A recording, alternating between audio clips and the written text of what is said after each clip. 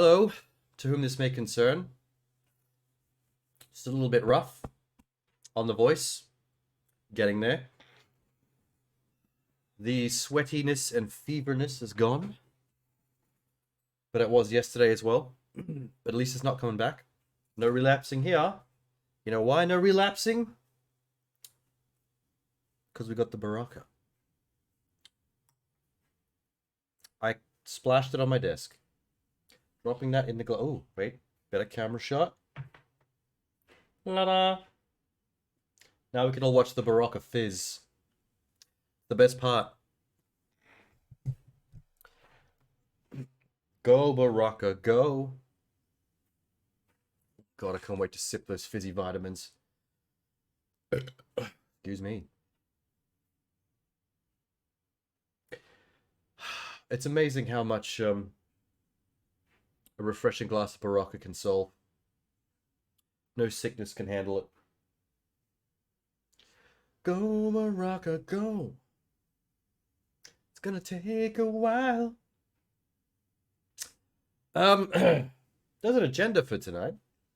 There's something I need to get to. I'm not gonna do it immediately. Do it a bit later.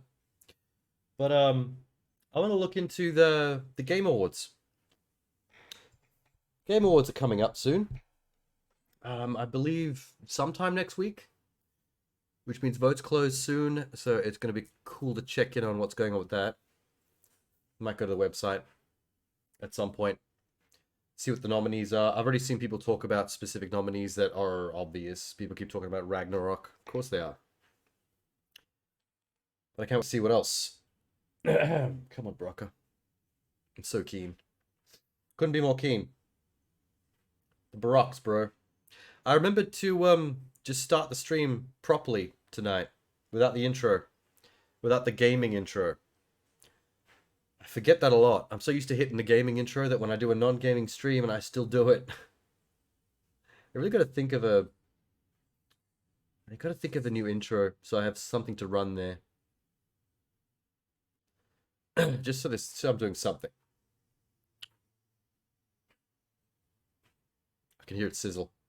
I can hear the vitamin sizzle. Ooh, baby.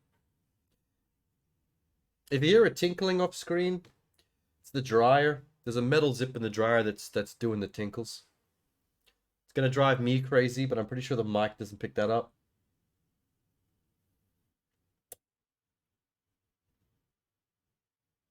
There is a noise dampener that that's going on through the OBS right now. It's meant to help with traffic outside. So I think that that's a level of noise that's similar to the traffic. So that should keep that held out, which is good. Come on, baby.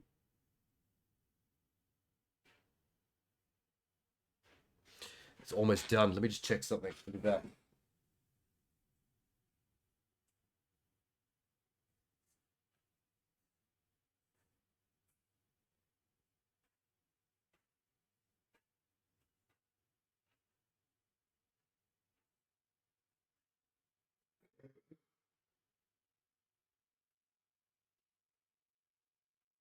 Okay. The aircon is indeed on. Need to make sure the aircon was on. Otherwise, I'm gonna toast in this. I don't like the aircon being on when I'm feeling a bit under the weather, but it's gonna be worse if I'm sweating in this Oodie.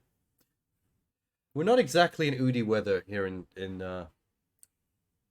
Australia right now, but here I am, Oodied up as usual. So.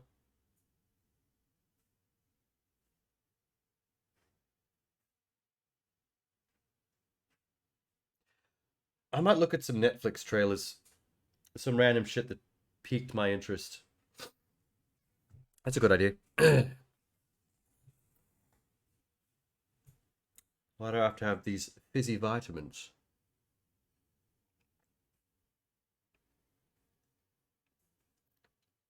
Ooh. That's fresh. Okay. Enjoying that. Okay. Wrong one. Try again. Yay.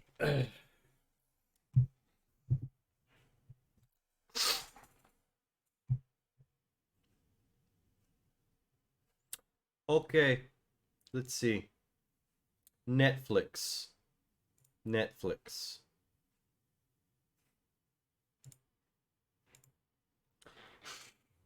Earbuds.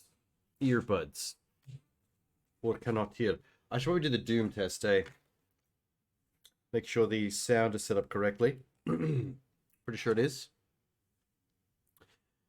But Doom test time.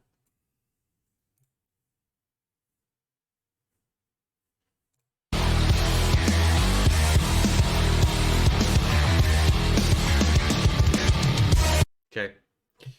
Doom test successful. Love it. Here's something called White Noise. Based on a book.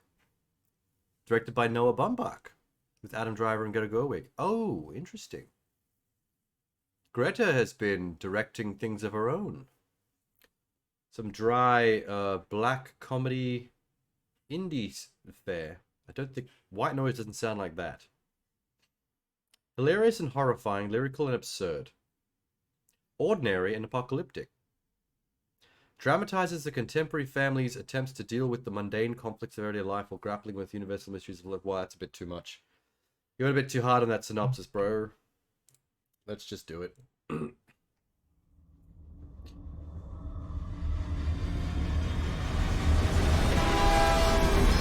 wake up, we have to leave. 5 more minutes. No more minutes. Whoa, Adam Driver looks old. Okay, roll film. Would you like that a protein? That stuff causes cancer in laboratory animals, in case you didn't know. Either I chew gum or I smoke. What are these children, yours? That's mine from How did they wives make 1 Adam and 3. Driver look There's so old? Babette's from husband 2. Wilder is ours. We're each other's fourth. Life is good, Jack. This is the most Jewish looking I've ever seen him as well. It's probably on purpose.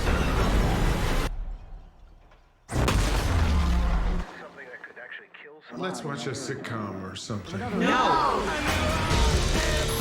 They're calling it the airborne toxic event. It won't come this way. Will we have to leave our home? Of course not. How do you know? I just know. Okay, what if it's dangerous? Evacuate all places of residence. Wow. We have a situation.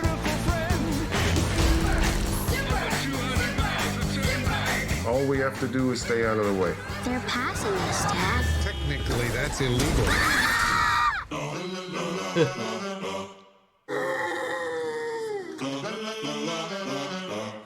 Do sheep have lashes? Ask your father. We're going sideways.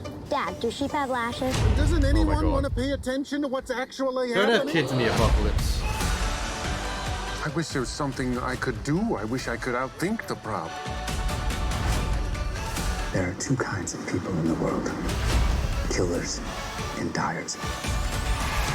Most of us are dyers. It's true though, most of us are dyers. Right now we're safe. As long as the children are here, they need us. Of some persistent sense of large-scale ruin, we keep inventing hope.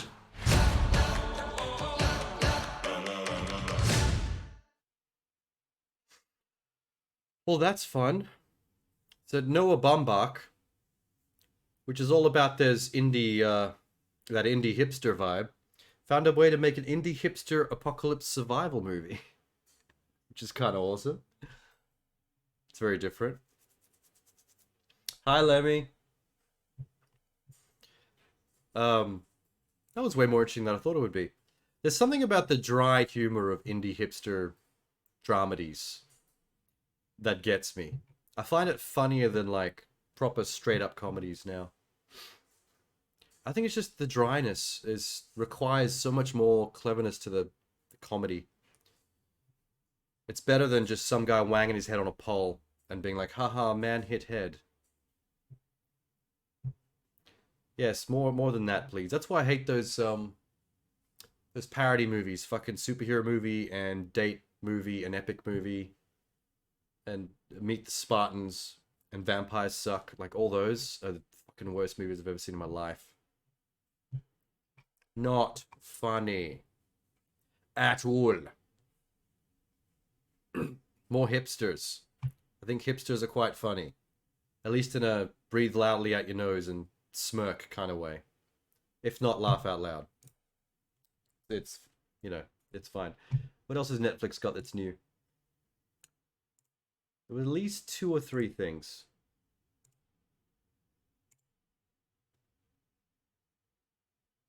Oh, they got an animated movie.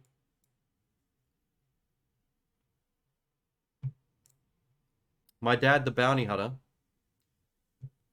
The hyperdrive adventures of 2 kids who discover their seemingly average Joe dad is actually an intergalactic bounty hunter, dodging dangerous aliens and laser fights galore. This family bonding time goes to the extreme. Cool beans. Why is there no starring? It's an animated film. There should be voices. Okay, well, I'll do it. Maybe I can recognize the voices. Listen, I just gotta make this run. I wouldn't be doing this unless it was an absolute emergency. I'm not recognizing the voices. Go with Dad to work. Oh man, he'd be so mad. Can I get a goodbye hug? Lisa, Sean? Wow, Dad's car can really rip. Why are the lights moving down?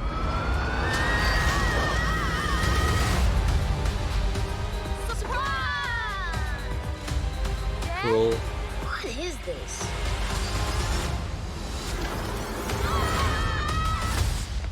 Daddy? Space is not a place for kids. Dad, please, can I just... Step into the spotlight. It's dangerous. Been a long time. Oh no, they got Run the Jewels on the trailer as well. This might be like the 65th trailer that has Run the Jewels on it. I know this is a lot to take in. Not bad. But here comes the thunder. Dad, wait, you're like a bouncy hunter? Target is on the move.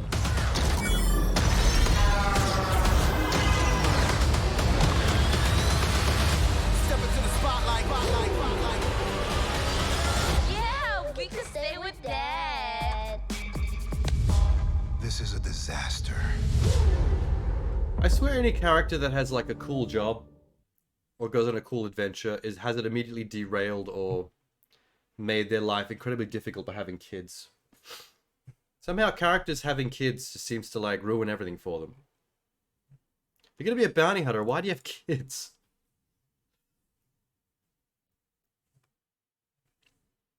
So is it just nobodies? Is that why there's no cast? Let me check. My Dad the Bounty Hunter. Pryor Ferguson, Jacob Swan, Russell Hornsby. Okay, yeah. Rob Riggle, I recognize. Yvette, I recognize her face. I must have seen her acting in something. But yeah, no big names. They didn't spring to get like Jamie Foxx on the track or anything. This is totally the kind of movie that if it had a little bit higher budget, they would have got a Jamie Foxx or equal as the lead dad bounty hunter character. Kind of like how they got was it Will Smith as the spy in the movie about the spy turns into a pigeon? I can't remember what movie that was. Spy pigeon? Oh my god, there's actual spy pigeons. Whoa, dude. I've walked into something here. There's actual spy pigeons. Oh, Spies in Disguise. That was the movie.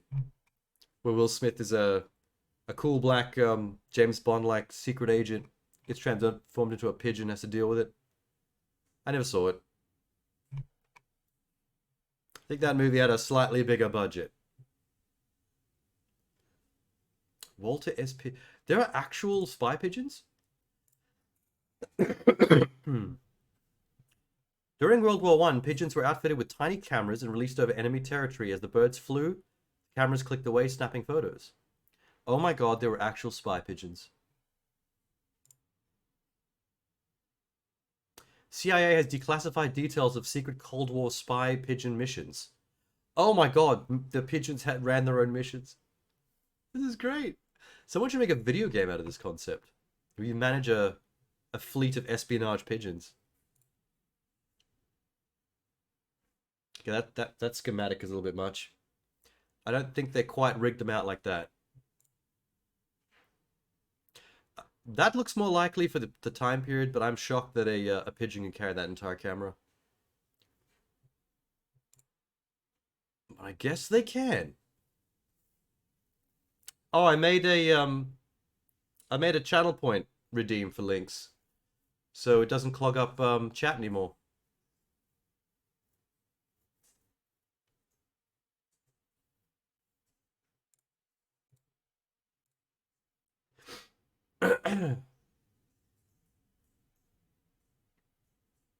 All right, wait. I had one more Netflix on the side here. Where is it? Whoops. Wait.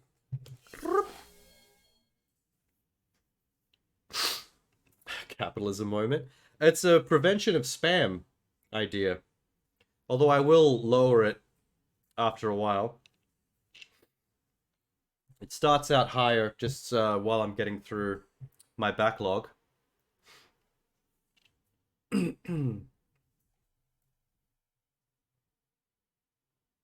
Also, it prevents the randoms who come in and try to trick us into watching porn as well.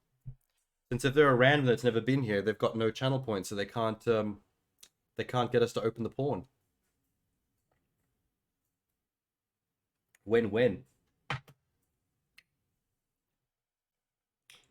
Okay, I don't know what this one is. There's another Netflix one.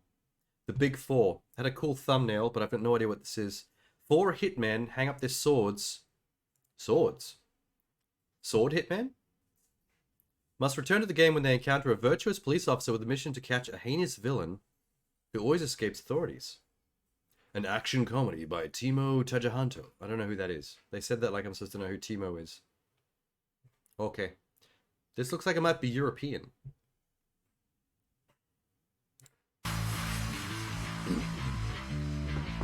Makasih ya, suster. Kita akan jaga dia dengan baik. Oh, yep. It's in a long language. Apa? Yang ini boleh langsung. Tidak usah. Takut. Itu kakak takut. Sekarang giliran kita. Orang mati nggak usah banyak tanya. God damn. Okay, it's got some choreography.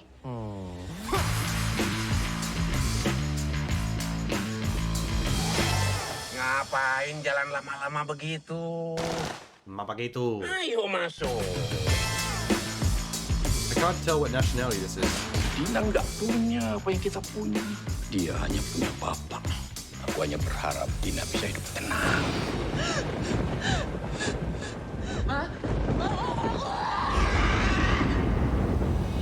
Welcome to my paradise. Selamat datang di Villa Paradise, di mana semuanya nice. Sebenarnya, wow, this trailer keeps changing tone. It's like kind of vibing right now. Lihat mereka di sini atau enggak? Enggak. Perasaan saya aja atau Mas Sopan pengen banget saya pergi ya? Para pengen agresif. Karena jengking dari Asia Tenggara. Kalau dia mau lu mati, mati. Lo harus terima yang ini. This is gonna turn into Smoking Aces. Just a bunch of badass assassins turning on each other. Bukan kita sudah pensiun. Amanin Dina. Topan makan kulit di tengkangan dia.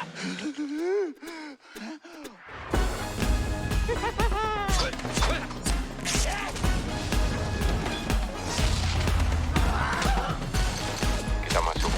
1, 2, 3. Kalau kita masuk, mimpi Bapak hancur semua berantakan. Semuanya, habisi mereka!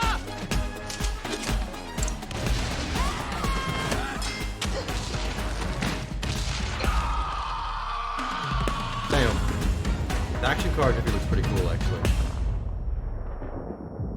I just don't know who Timo is supposed to be. But they seem to like to pimp his name.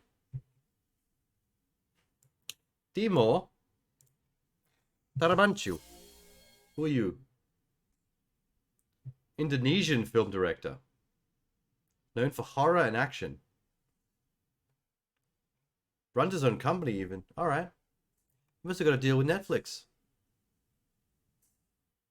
May the devil take you, the night comes for us. May the devil take you too. Macabre. Oh, he's done heaps. Alright.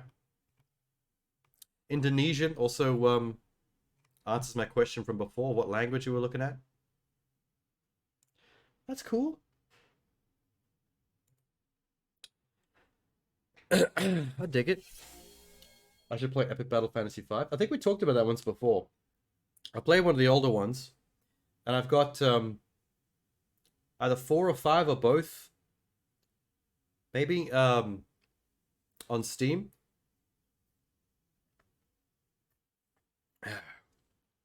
Part of a pretty large collection of unplayed games. So I probably will get around to it one day. Yum.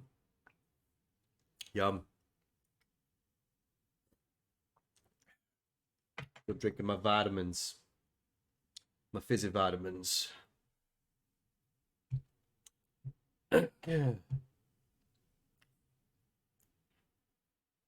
Oh, this... I just had Fortnite open. Has a lot of replayability for an RPG. I don't really look for replayability in an RPG, though, because I'm not going to replay it ever. I just want an RPG to be good one time through.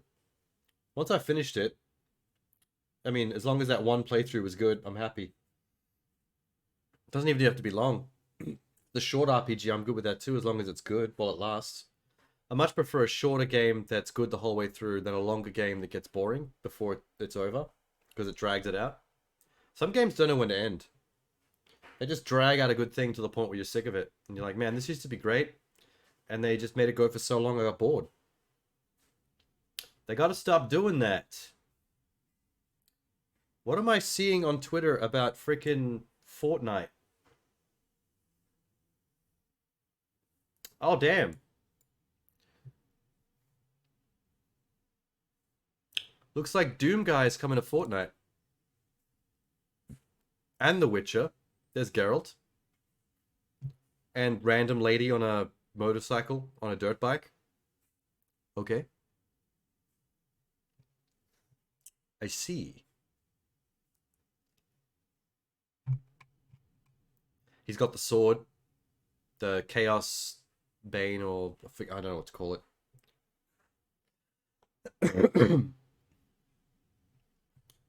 Epic Battle Fantasy can be either long or short if you go everywhere. I mean, that's most RPGs. It's like Skyrim can be a lot shorter if you just don't go everywhere. If you just follow the main quest and don't do anything side-based. It's it could be a lot shorter than what it looks. That is so random that Geralt and the Doom guy, the Doomslayer, are showing up together. Why those two specifically? They're so different. There's Doom guy floating through space. Why is he fighting a cacodemon floating through the void? There's a cacodemons, right? I can't remember what their names are. Oh yeah, here's the announcement. Doomslayer. Chapter 4. So Chapter 4 starts soon, does it?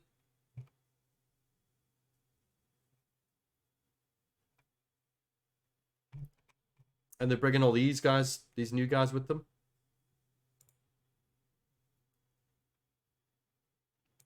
Fortnite Fracture. What is Fracture? Is that the name of the chapter?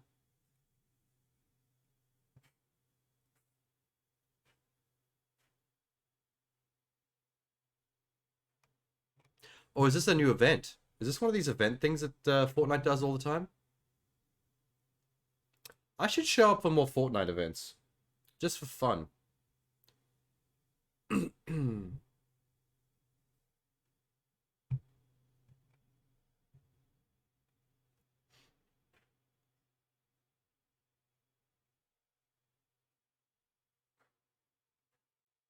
will most likely collab with Super Mario. That would make sense when the movie comes out, but Nintendo also aren't collab friendly a lot of the time. I don't think Nintendo would want Mario in Fortnite because that more benefits the Fortnite company that does Nintendo. Nintendo are a very greedy company, unfortunately. They don't play well with others. It's an absolute shock that they even let DreamWorks make this movie for them. That's like letting someone else play with their toys. I mean, they had a lot of control over it. DreamWorks were not doing whatever they wanted.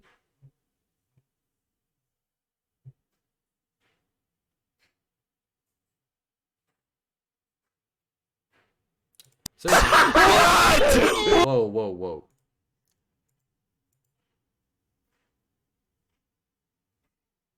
Is that Mr. Beast? Is Mr. Beast in Fortnite Chapter 4?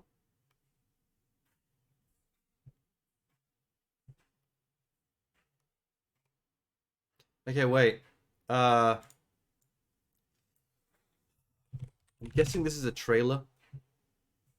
Where the fuck is it? I typed in Fortnite. Where is the actual Fortnite channel? Twitter channel.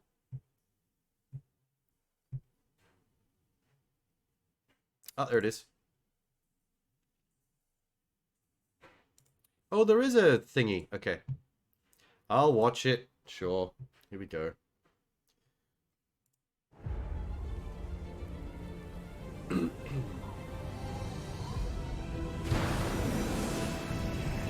I've done everything I can.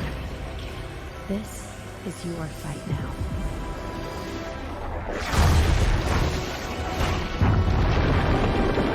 Yo.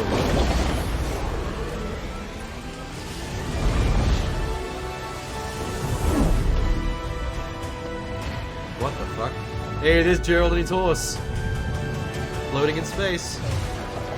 Confused as fuck.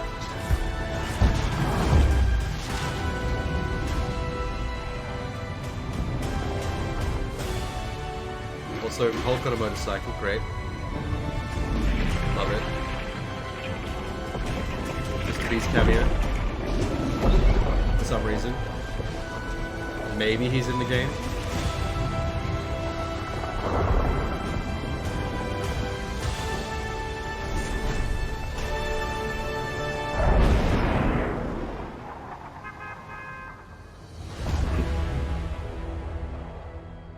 So don't get the chick on the dirt bike.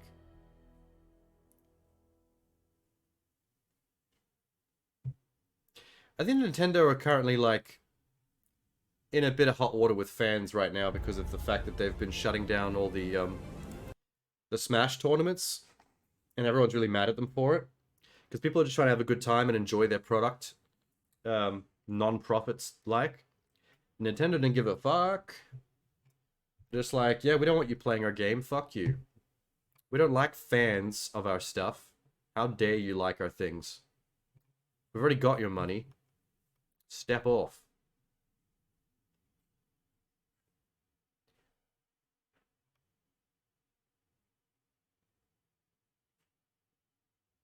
What is this? Nothing lasts forever. 3rd of December, 4 p.m. Eastern Standard Time. Wait, did an event just happen?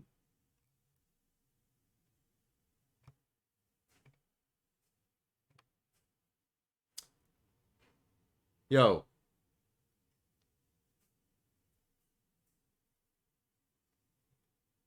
Pair of rivals for Aether? Play as Peter Griffin? I swear you can play as Peter Griffin in like everything now. Don't tell me this just... I think this just happened. Hang on.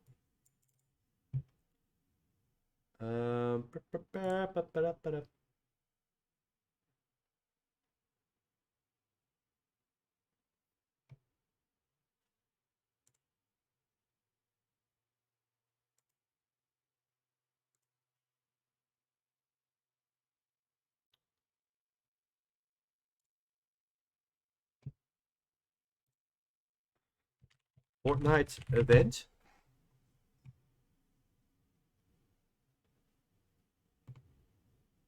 Oh, shit. Alright, it went down. Something went down already. Fuck me. I was just saying, like, hey, it would be cool to show up to more Fortnite events just to see these things for myself, first person. I think it happened yesterday.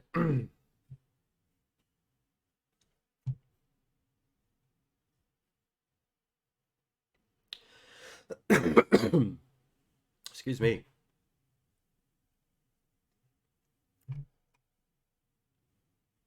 Shit. Wait. Okay, so Fracture was the event, and I think it just happened. 9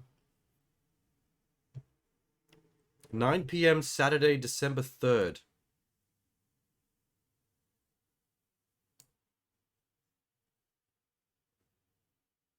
Fuck.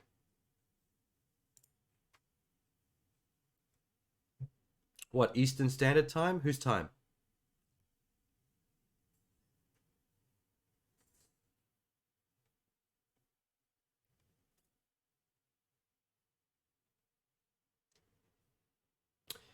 Damn it.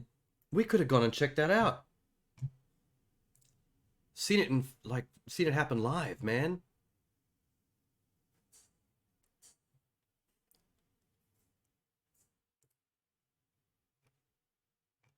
Does Fortnite has a YouTube channel, right?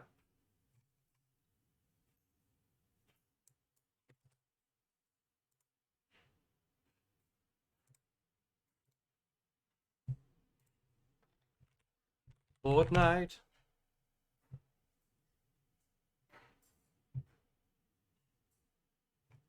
Well, there's Ninja. There's Ninja enjoying Fracture 11 hours ago. Oh, we could have done this yesterday, man. Could have been awesome.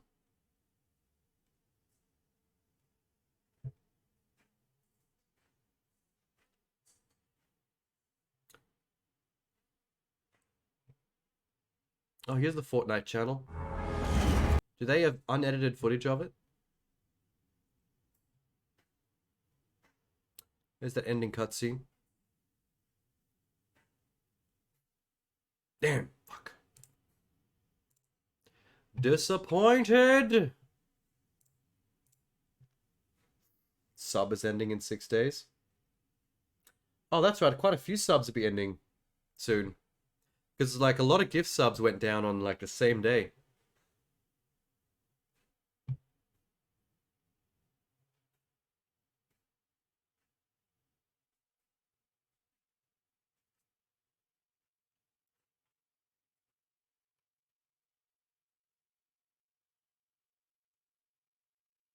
Oh, God. There's going to be a lot of people reacting to this. Hmm.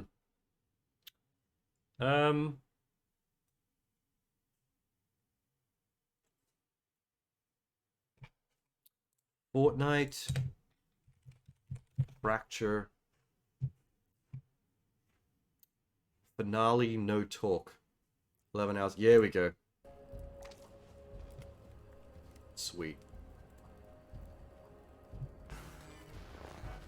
This reminds me a lot of what it was like when I attended the Ariana Grande concert in Fortnite. Just hanging out with some randoms waiting for it to start.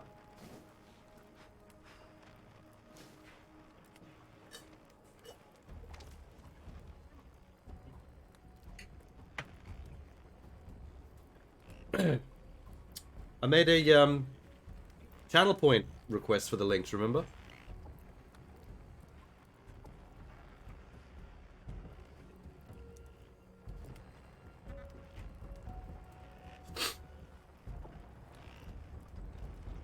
What's this dude dressed like a superhero? Nondescript superhero.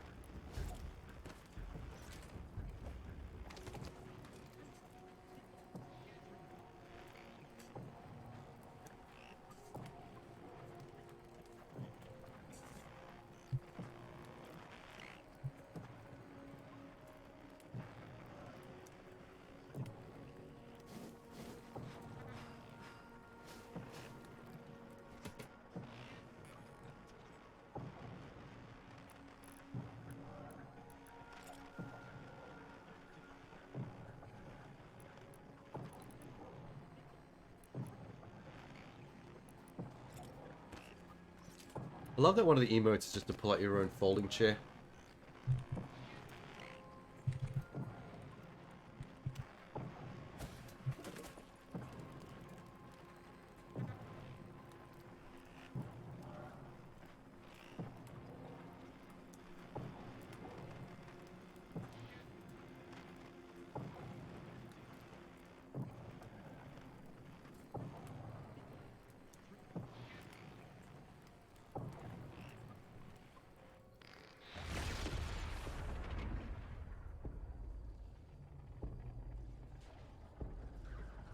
Ooh, shit's happening.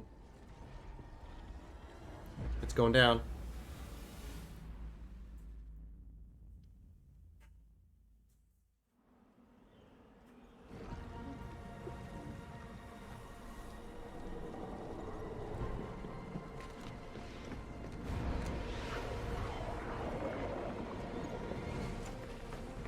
It's always so fascinating, even if I have no idea what's going on.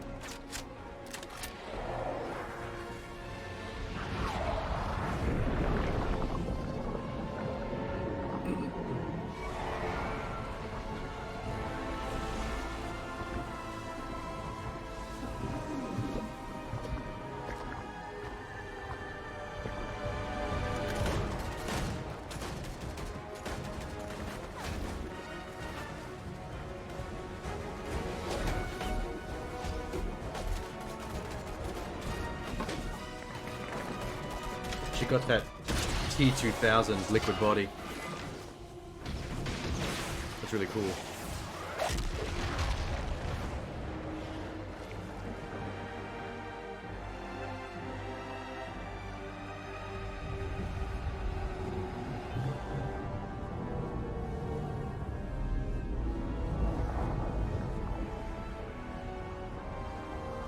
I don't even know who she is.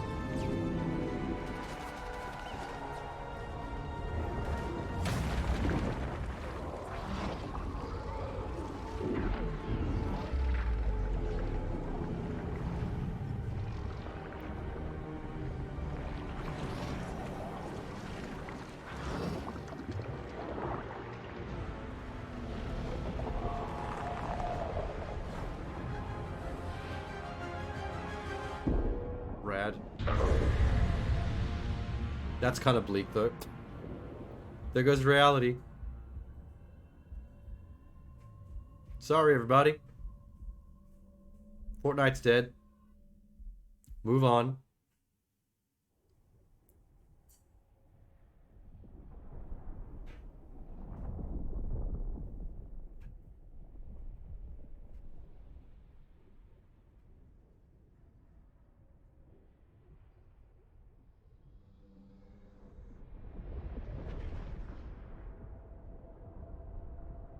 Where does the actual game kick in?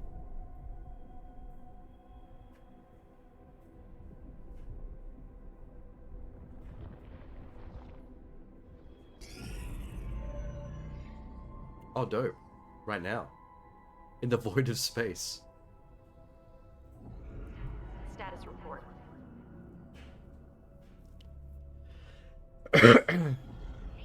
Amy, status report. Nav is down. 7 comms are fried. Everything's offline.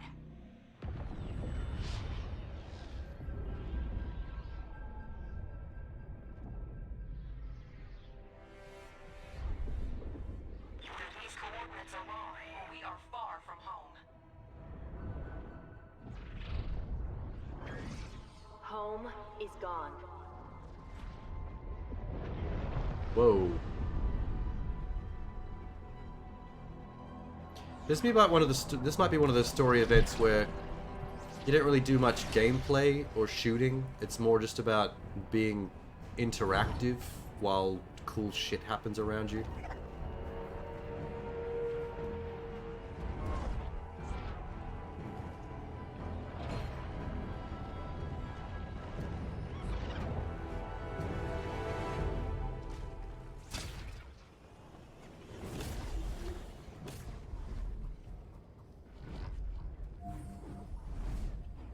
Oh no, maybe there's more game.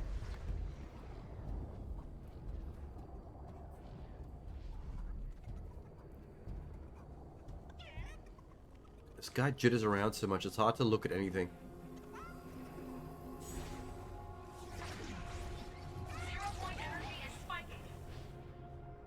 Whatever you're doing is working. Keep it up. They're collecting marbles, throwing it into a black hole. Find and collect all of the zero fragments.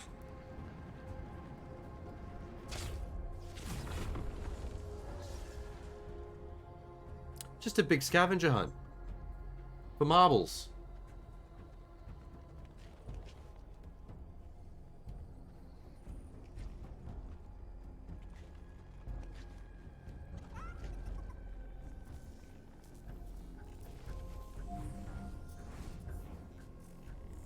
Locate matching flamingo. Oh my god, it's also a match 2 game. This one's weird. Out of all the Fortnite events that I've seen go down, this one's a weird one. Man's actually trying to match a flamingo while everyone else is looking for marbles. And there's Ghost Rider.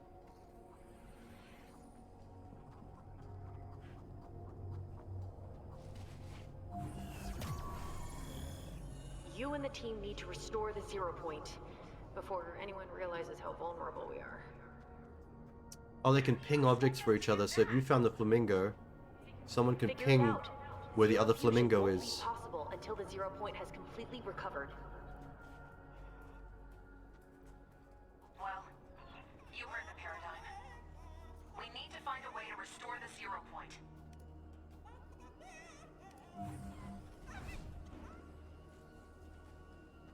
Avenge Farmer Steals corn. Oh my god. This is goofy as fuck.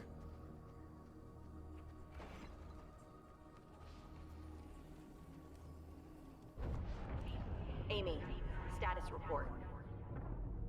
The 0 point's energy signature is recovering quickly. Good. Prepare my superfusion. Throw a chicken into the 0 point and bring back the proof. Disconnect. One of us has to survive. Like a fried chicken drumstick? You'll see.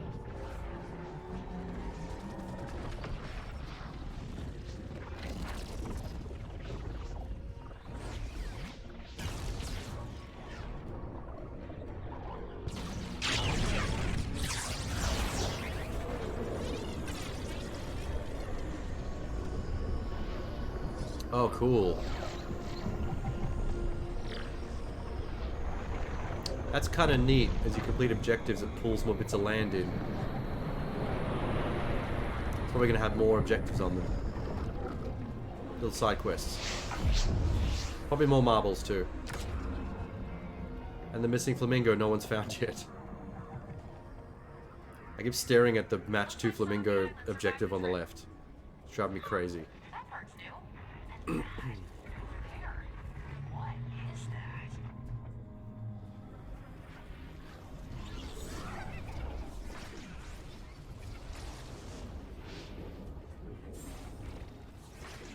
Some people are just dutifully going for the simple objectives, like just get the marbles.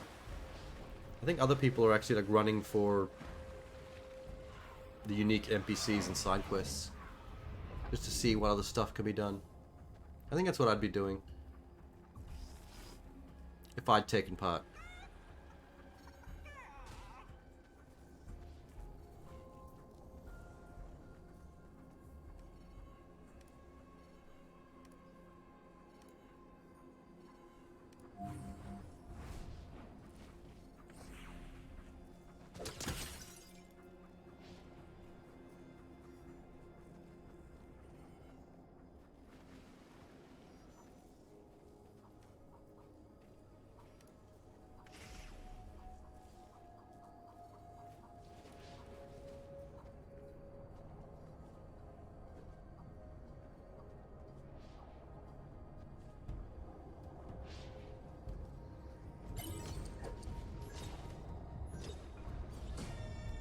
You can bounce snowballs off the orb.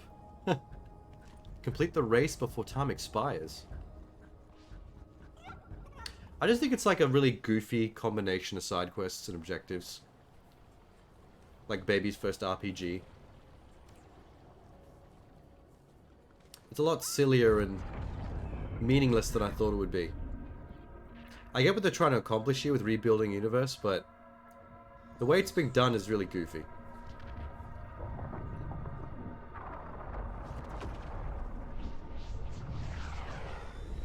Anyone gonna do the chicken thing?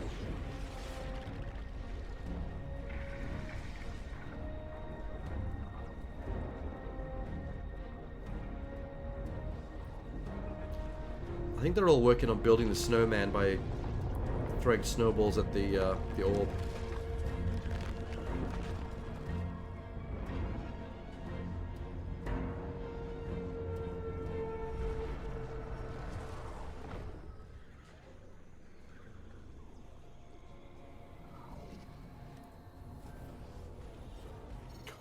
Oh no, there's bounties on players. They throw snowballs at the players.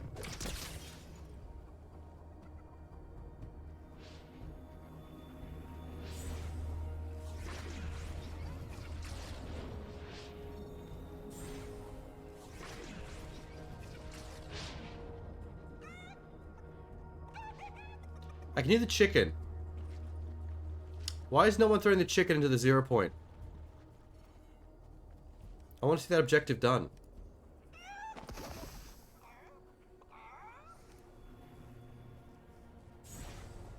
Scans indicate some of the zero fragments may be hiding. You'll have to coax them out. Search everywhere. Try everything. Do whatever you need to find them. I still haven't found that fucking flamingo. It's making me crazy. Locate the matching cooler.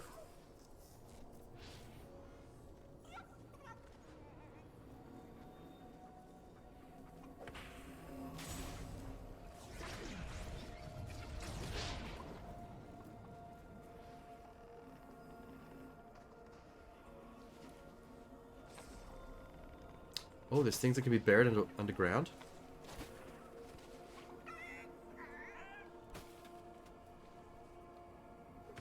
There's one dude who keeps running around with the chicken, and he's not doing the chicken objective, and it's pissing me off. The Bush Ranger is bothering me, and I'm too busy to deal with him.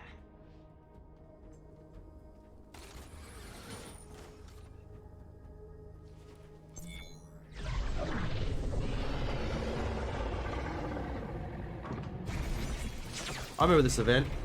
I wasn't there, but I watched this one as well.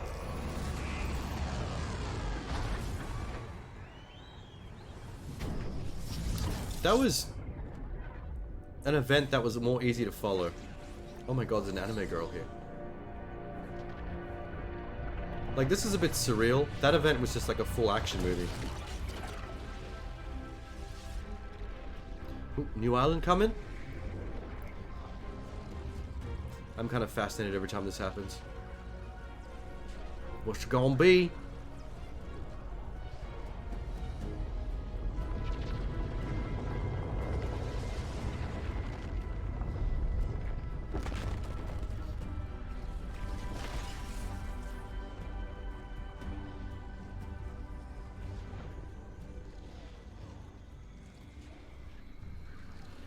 Check island for flamingo and or cooler.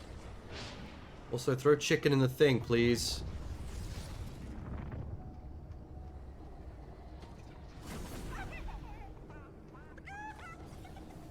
Did it work? I think you missed.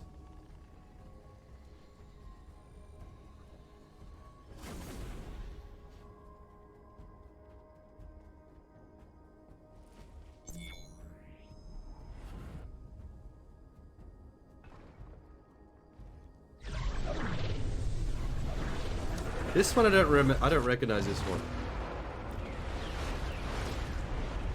This must have been from an event that I was not around for.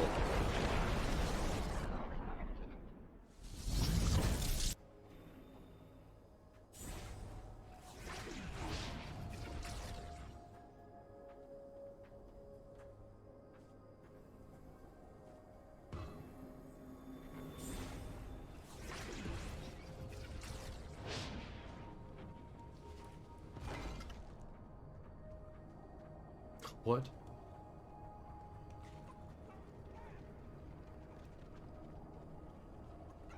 A bowling.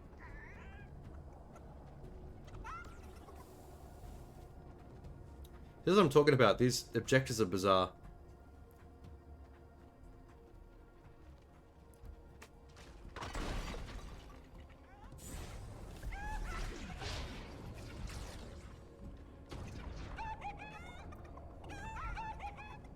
Everyone seems to keep missing the orb with the chickens. How's it that hard to throw a chicken?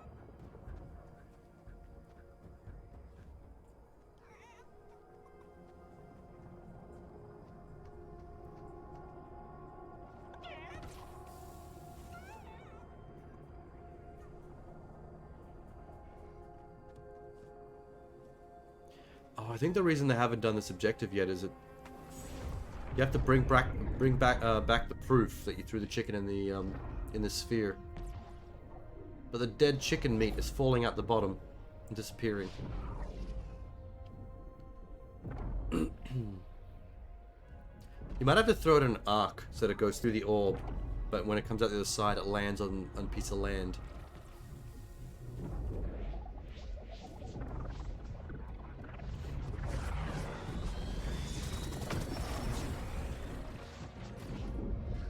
Oh shit, something fancy's happening. Everyone's floating.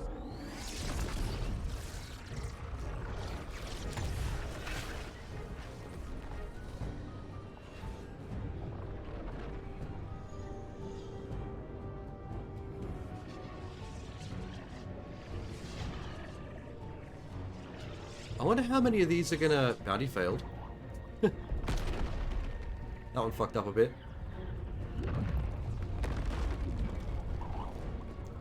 Like, how much of this is it going to rebuild? How, like, far does this go? A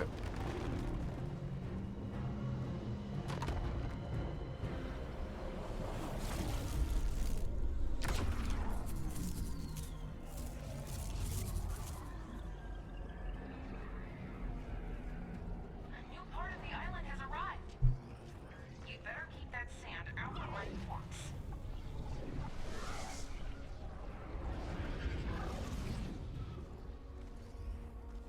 Oh, this is a Wild West chunk. I think they're trying to do a nostalgia trip with some of this. Like every other new island that gets pulled in, there's like something that lets you watch a flashback memory of a previous event cutscene.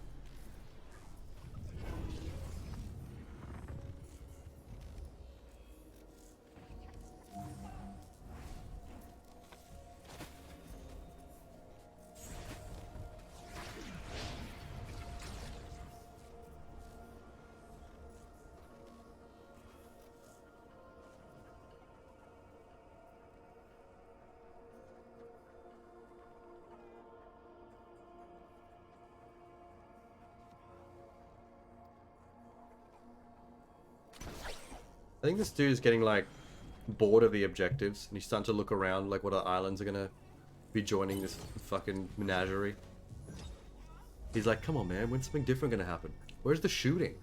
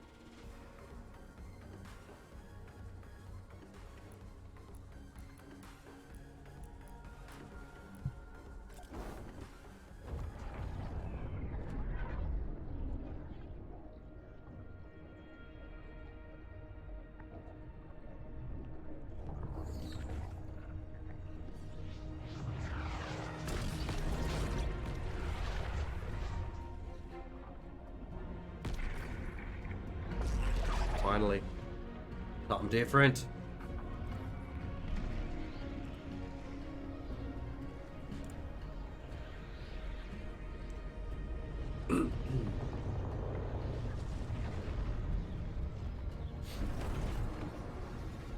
I remember that pink teddy head. Cool. It's getting a little elaborate though. These islands are starting to get difficult to... The geography's getting difficult. Exploring is starting to get a pain in the ass.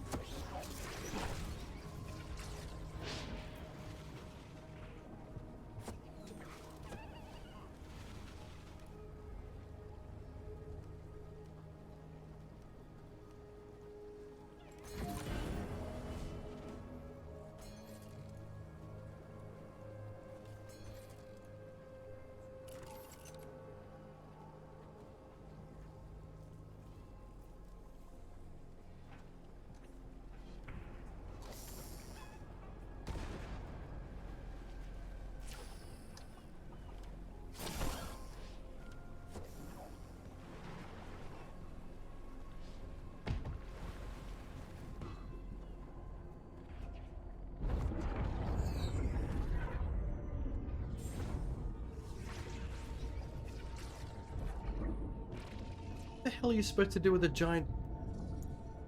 It's so confusing. Like, what do you do when turned into a giant beach ball?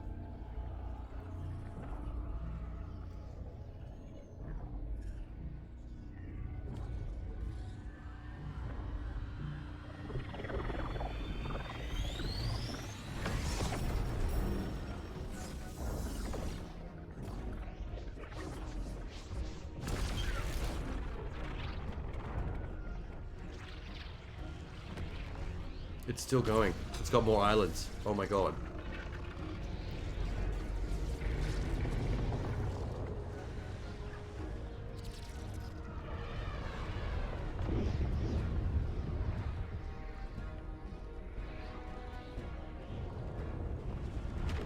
There can't be that many more, surely. How many more times can it do this?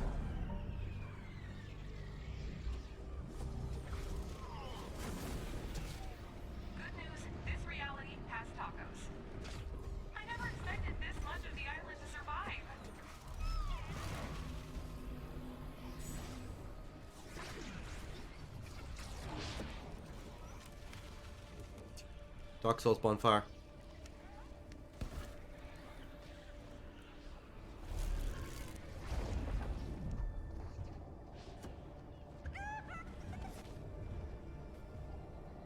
No one's actually figured out how to do the chicken thing. Or the flamingo.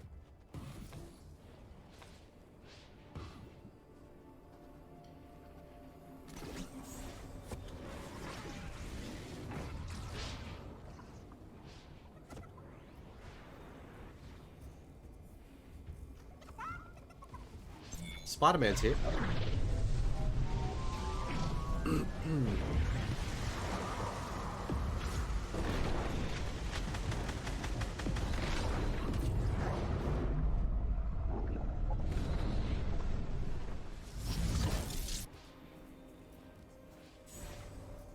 Just more flashbacks.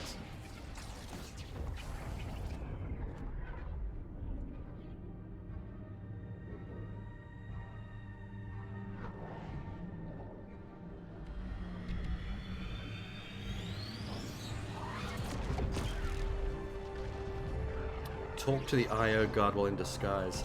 Disguise itself as the beach ball. Nobody knows what the point of that was still.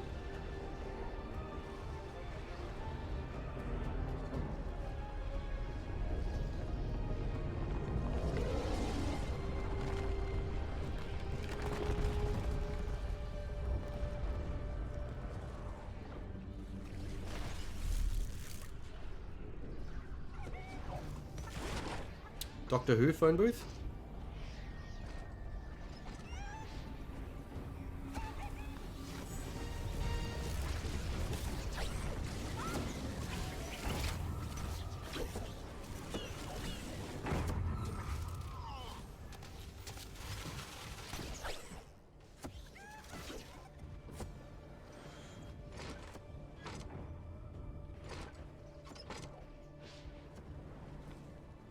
Oh, that's how you do the guard thing.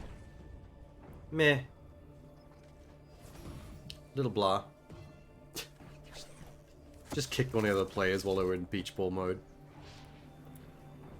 I missed what the point of the beach ball thing was. There was an objective attached to that.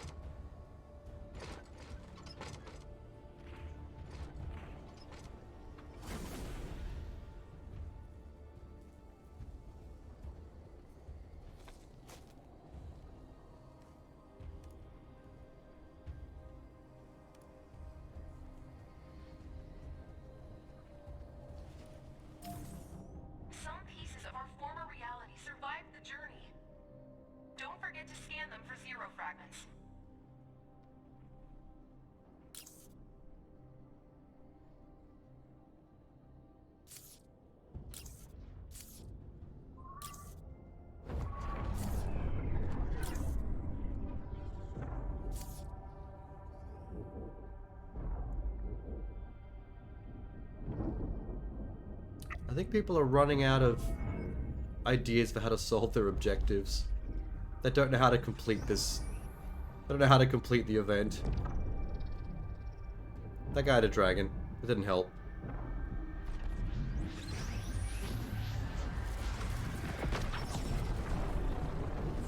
Oh well, they made some progress. Something's happening.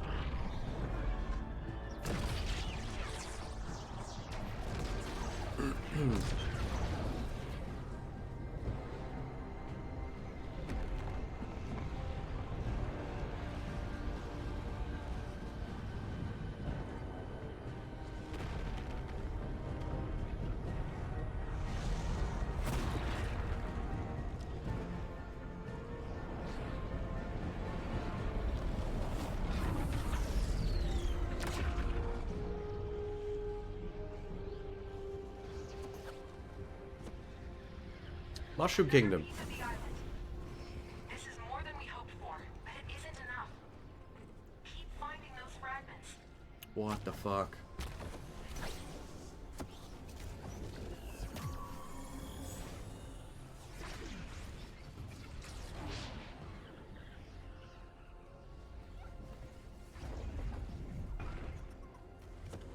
I thought that was a mime. She's a robber. Oh.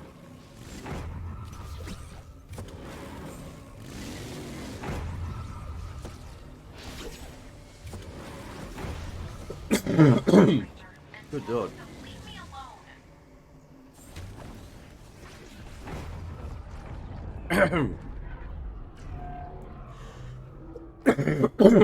Oh god. I should have got some water. Ah.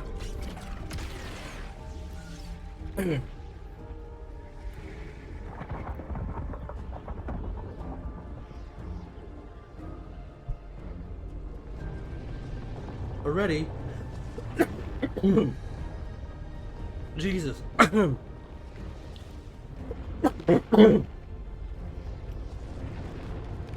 gonna get that water. Hang on.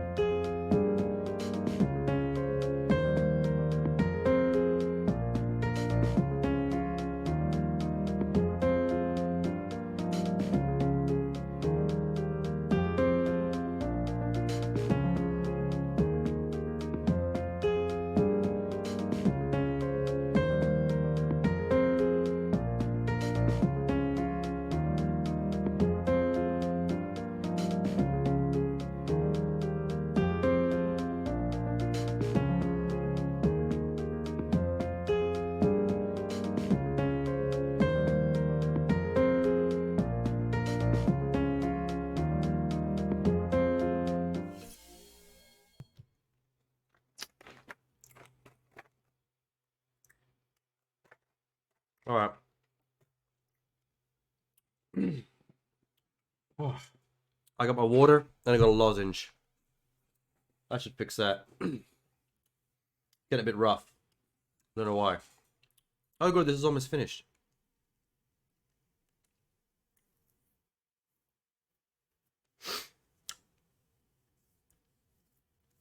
Oh, the moderator bot probably finally kicked in. I don't think I had it turned on properly before.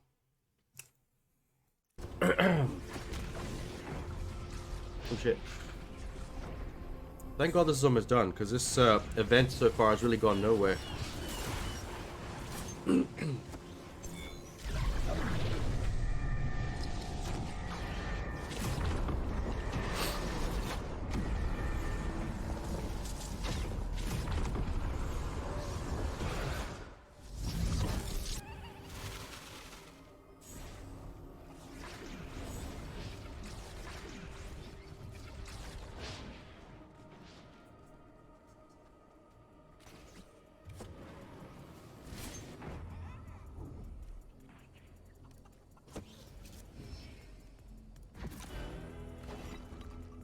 Pickpocket rapscallion with a fishing rod. Yeah, this is bizarre. I don't think they had much going on here. Is that John Cena?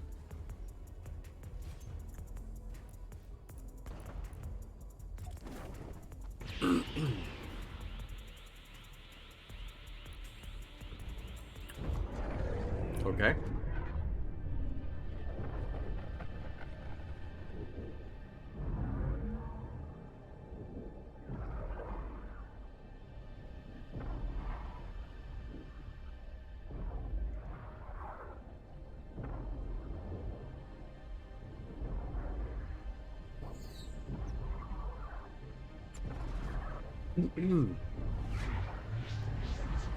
We're almost done.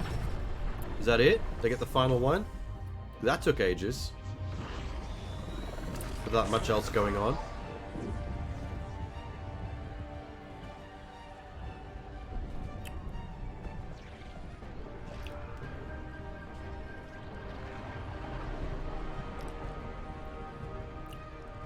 Is that the final chunk? That's the final chunk. What is it? Is it Frozen Land?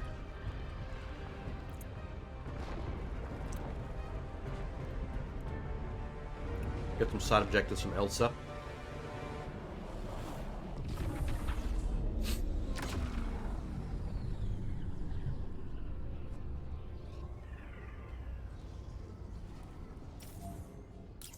Energy signatures look good. Amy, if you ever see the scientist again, tell him I understood the risks of zero fusion. Our survival is more important than my survival. Keep that 0 point gassed up and wish me luck.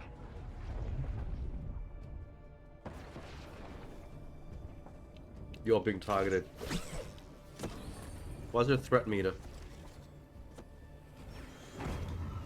Oh, that's the that's from the cutscene. The crystal chick.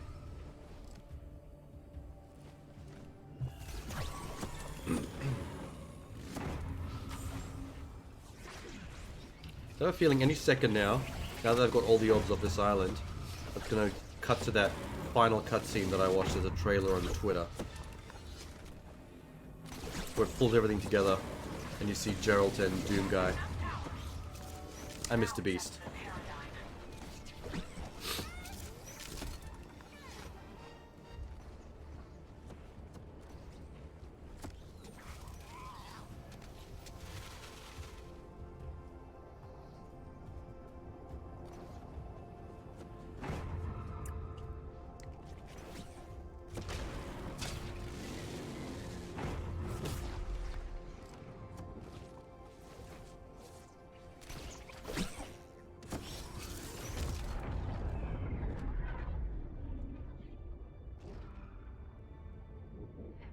Everyone. I hope to see you on the other side.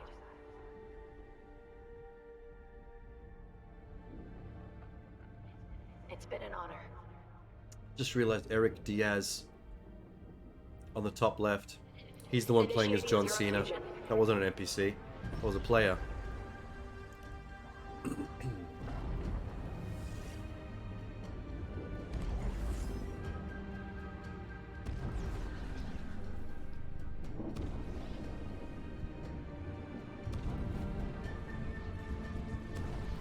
I like the score for this stuff.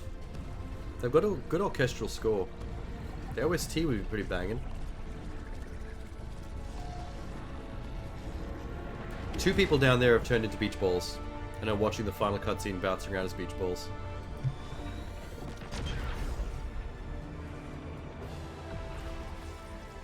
Alright, this is the ending.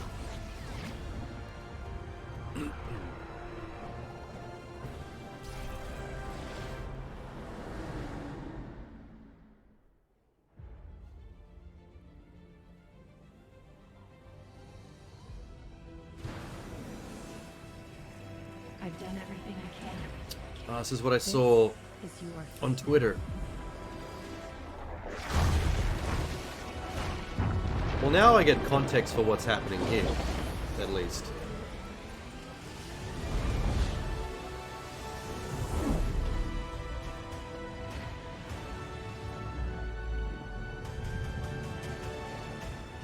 Is that a dinosaur?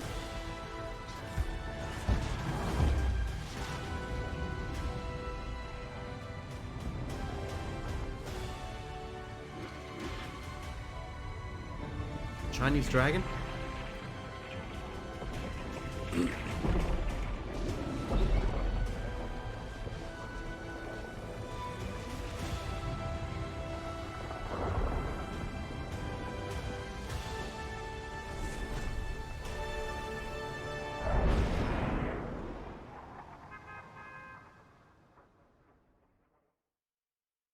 Well, there you go.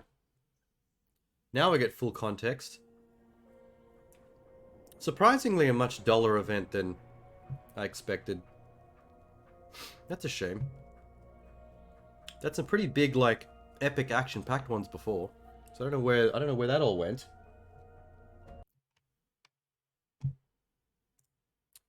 Blah.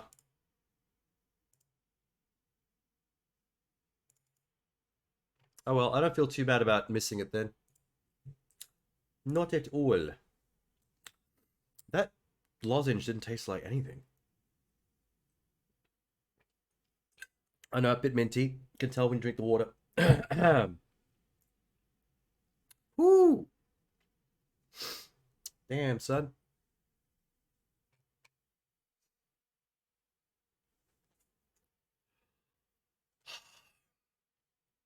Oh, that was different. Let's see. What else is interesting? There's a Grinch horror movie, I think, or is this a joke? Is this a joke? Steals a lot more than Christmas in this forthcoming horror parody sequel to the classic Dr. Seuss Yuletide tale. Terrifier 2's David Howard Thornton plays the titular green meanie. Oh, okay. Terrifier 2 is doing really well right now, so that's a good plug. Crystal Martin plays adult Cindy, you know who.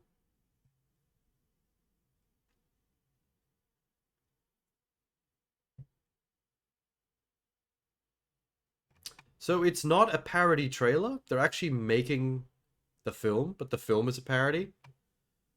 I thought this was just a parody trailer. Oh my god, I didn't know this was like legit.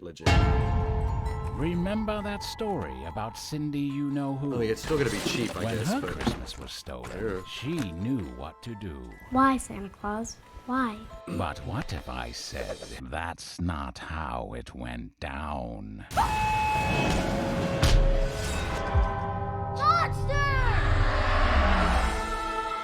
Wait, you beat the shit out of a little brother? Right now. No. Poor girl. Her mother was killed. Her mind snapped. Did you ever find the Christmas killer? Never got a reliable description of the man. Dad? Yeah, this is pretty cheap. Dad! But I mean, they would have done this without a budget. He's out there! What if the Christmas killer is back? This town cannot go through another Christmas killer thing. Not again. Us folks down in Newville We liked Christmas a lot. But that thing that lives just north of Louisville does not. What is it? The mean one. He's slippery, he's elusive. He's a mean one, that mister. I'm not going to be a victim anymore. Time to roast this beast.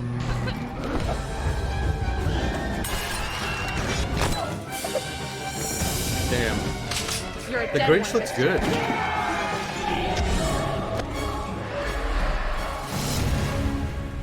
Don't know if I believe the monstrous screeching. But the Grinch looks good. I can't tell if the violence and the gore looks good because they were quick cutting through a lot of it, so I'm gonna say no. I mean, it's probably why they did that. If Jim Carrey would have reprised his role, this would have been epically terrifying. No doubt. This town can't go through another Christmas killer thing. Terrible line. This looks like a student film made on a $50 budget. Also agree.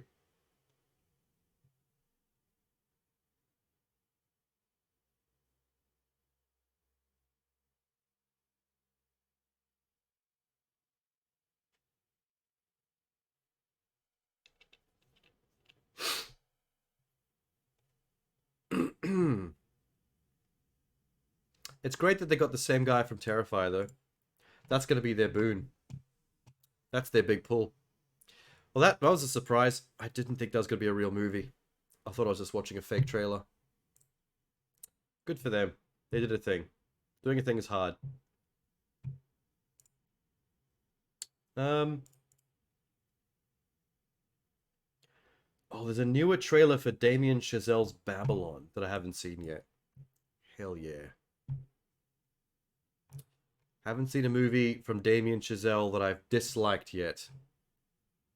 And this movie looks like an absolute madness. I think what we have here in Hollywood is high art. It's Party time! Sparkle time! If you could go anywhere in the whole world, where would you go? I always want to be part of something bigger. Yes. Let's go! Something that lasts, that means something.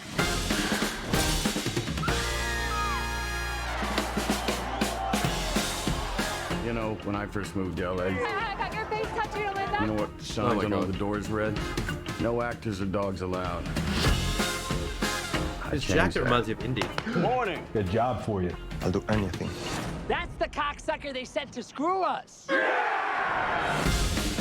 Bitch is stealing the scene right from Mimi. She's icing her nipples so they perk up through her dress. I ain't icing my nipples. This is natural. Where do you say we come in for my close-up now? She's so on coke right now. I mean, throughout this whole movie. For the future. Shouldn't stand in the way of progress. This is gonna be what it's gonna be. Here's the twist. Oh my god. The girl seems nice. She is. McGuire looks like he's been on coke for the last 30 years of his life. There's a new sensibility now. People care about morals. I've never done nothing except disappoint people my whole life. But I made it on my terms, not theirs.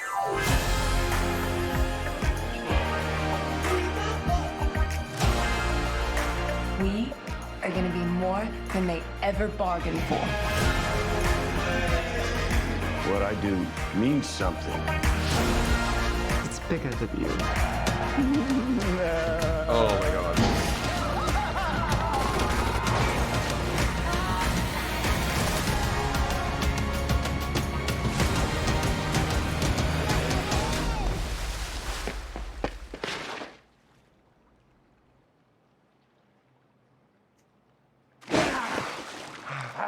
And I'm going to bed.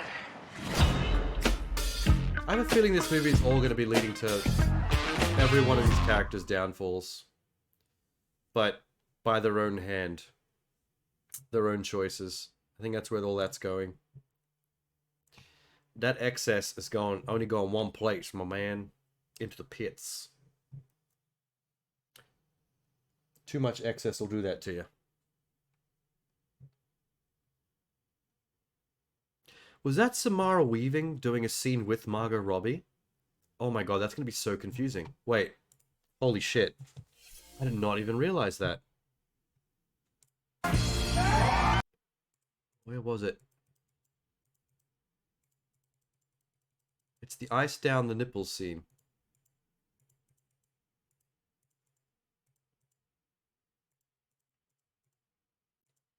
So that's Samara Weaving. You can actually, when she's pulling crazy faces, you can see Hugo Weaving in her face. It's going to be so weird seeing her and Margot Robbie in the same scene together. That's a trip. They look so similar. Why would you do this? Okay, well, I'm pretty sure that movie's going to be a banger. There's no chance it's not. No chance. Until Damien Chazelle makes a bad movie, which, you know, could be his first. You never know. I'm going to assume not. I have faith. Epic faith.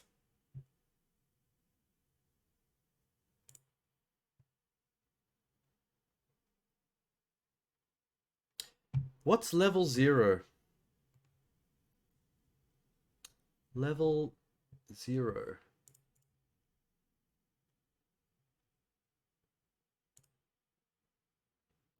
I think it's a horror game. Hang on.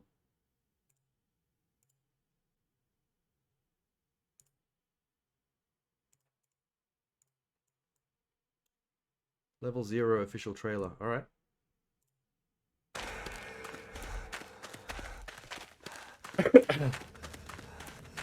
This feels like a pretend HUD. David, can you turn on the light? Wait, let me try the receiver. Let there be light! I'll take that. We'll go look for the repair kit. Be careful. I found a broken generator. Repairing now. Oh, this is a 4-player co-op thing. They're doing pretend player communications. Do they have to do like the fake gameplay shit though? Yo, man, I think I found something. The passcode to Sector B, 1673. Nice job, Nick.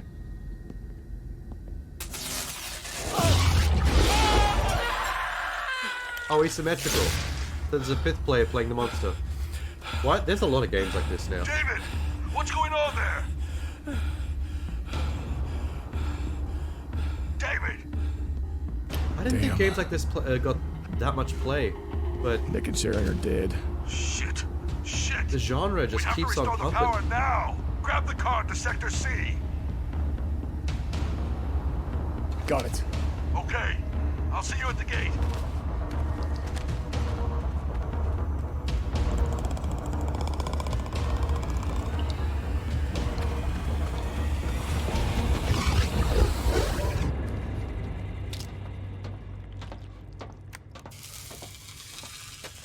What was that?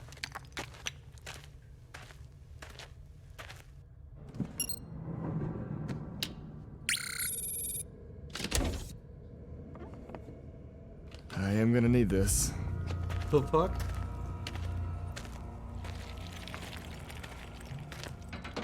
That was gonna be a weapon. It's a giant camera with a tripod. Oh, shit.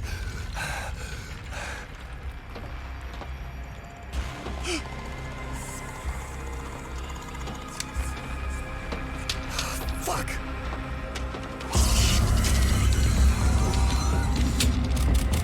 David, try to move with a flare. It hurts them badly. Roger that. So they're going for the asymmetrical multiplayer thing, but with a bit of a sci-fi phasmophobia I'm vibe. almost there. Sean, be careful. They're coming from your direction. Shit, David. I hear them. David, I need your help. Hold on just a little longer. I'm opening the gates.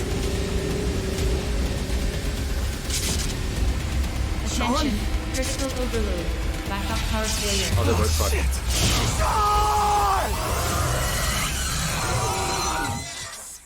Cool trailer. Cool trailer. It's super fake, but I mean, I get what they're going for, at least. We understand how these games work generally, from how we've seen the other ones play. Oh, here's a gameplay reveal. Okay.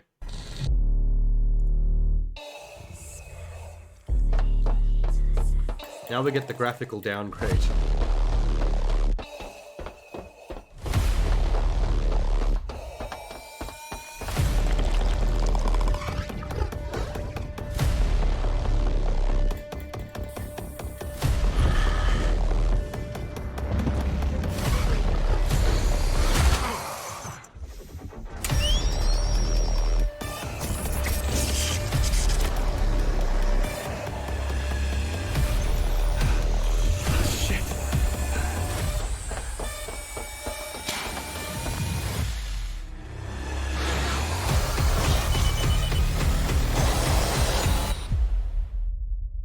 Cool.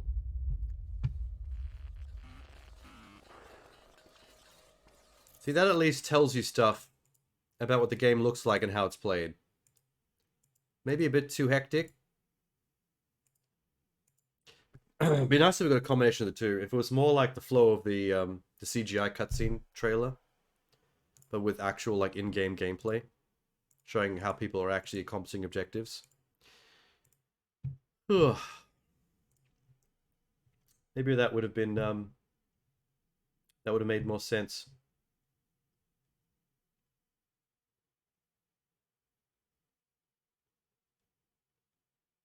Age of Mythology Retold. I remember Age of Mythology. Dude. That was like Age of Empires, but like Greek gods and shit. Man, it's been a while. Retold, I'm guessing they're remastering the original? Yeah?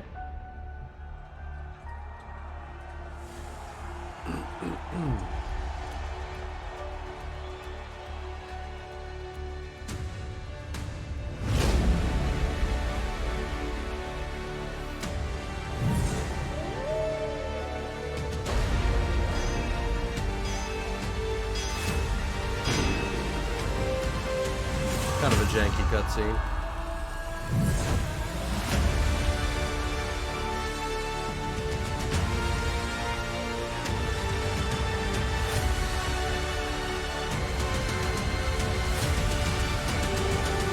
Oh, is this the whole thing? Was just a title announcement trailer? That doesn't tell you shit. Ooh, busy Game Pass. That's actually pretty cool.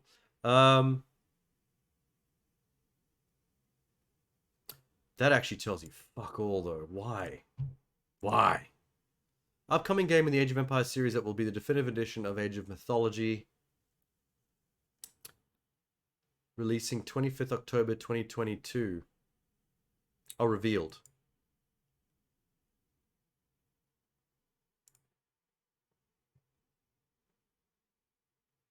It's remaster. Alright.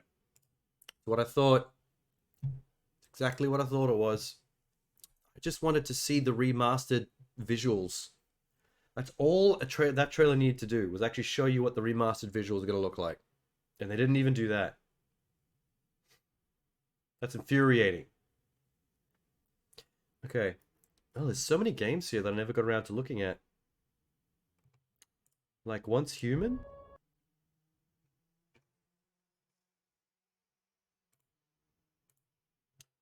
I don't know what Once Human is, but this looks intriguing. Does not represent the final look of the game.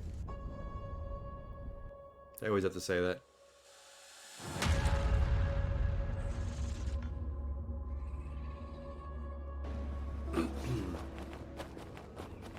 Oh, that's not what I thought it would be. Okay. There's gonna be some kind of story-driven sci-fi indie thing, but this might be a generic shooter.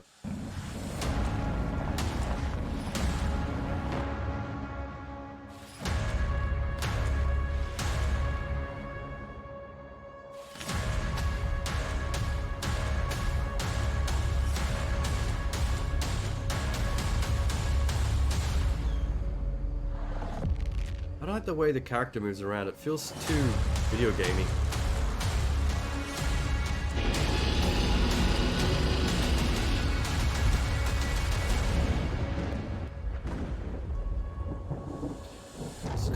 interesting though. Just conceptually.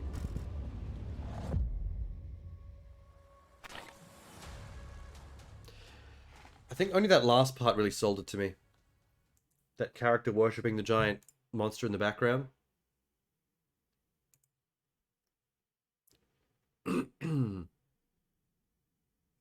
Okay, what's Pioneer? Pioneer official gameplay trailer, blah blah blah. Upcoming survival first-person action MMORPG that's being developed by Giffer Games. Former operative who survives in a world where they're after a technological disaster. A disaster that the Soviet island isolated from the mainland by a large-scale technogenic anomaly. Rescue your comrades, investigate the station. Okay. I'll buy.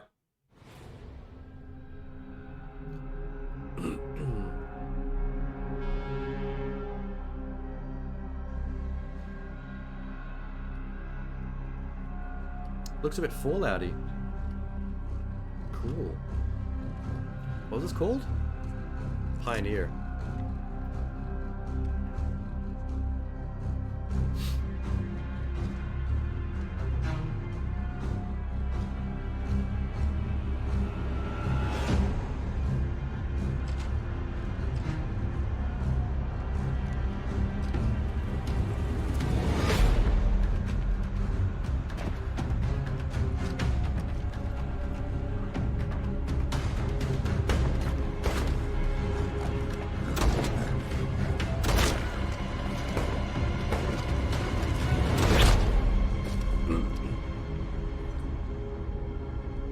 Pretty slick.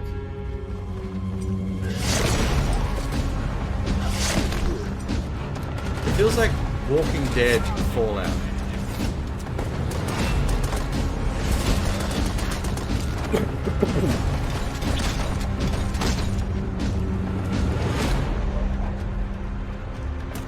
Oh, not the puppers. Oh, I guess the mutants. What are you gonna do?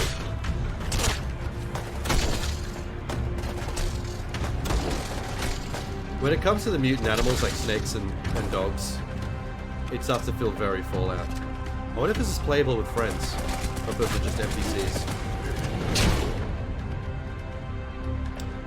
They need to make more games like this for VR.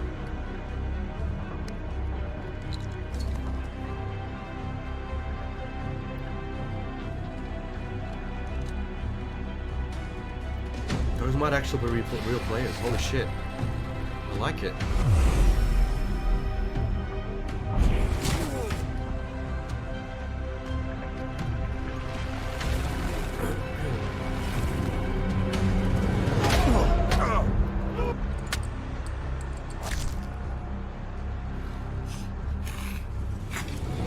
Gross.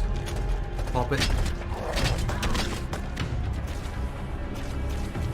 I'm trying to figure out whether it's 3 or 4 player. I keep seeing 2 other humans. It might be 3 player.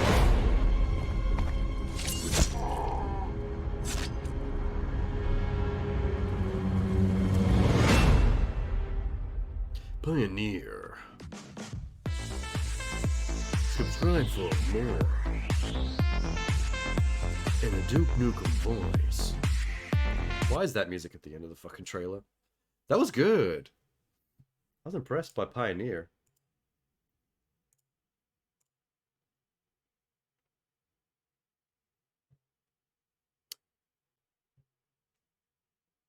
I'm guessing that is just a Steam thing. Did it show platforms at the end?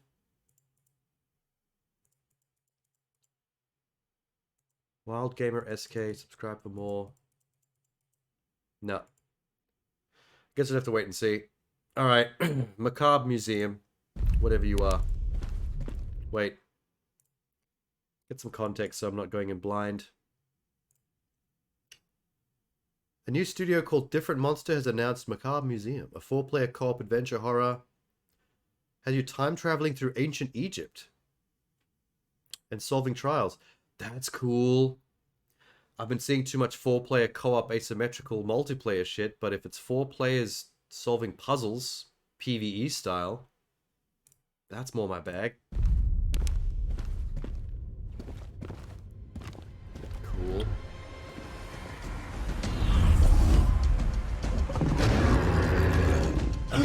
artifacts travel you back to different time periods in the museum.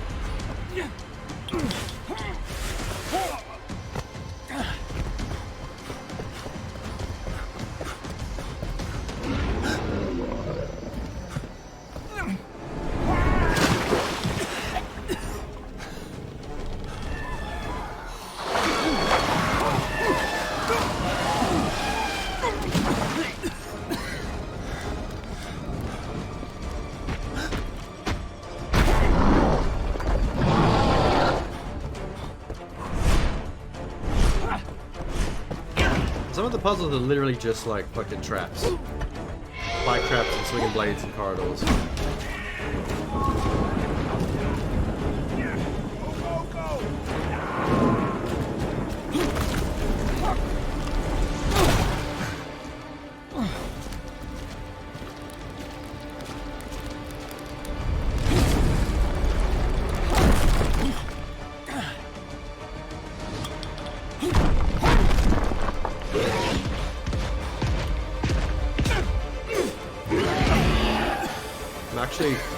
It's actually hilarious how much this trailer is going off right now.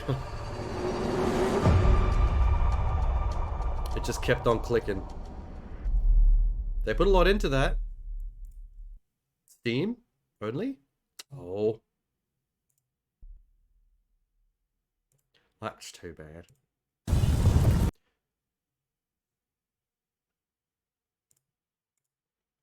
Okay, I'm liking Macabre Museum.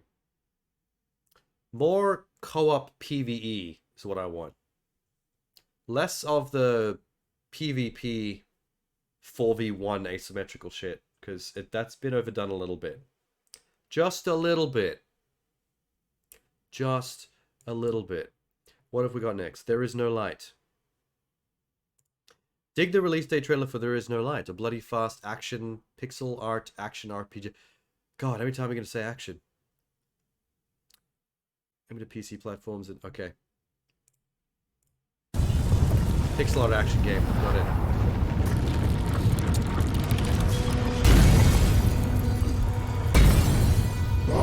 High level pixel art. Jesus.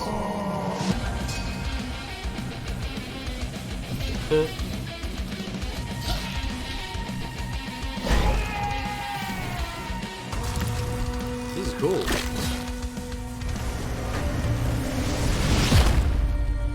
And bloody.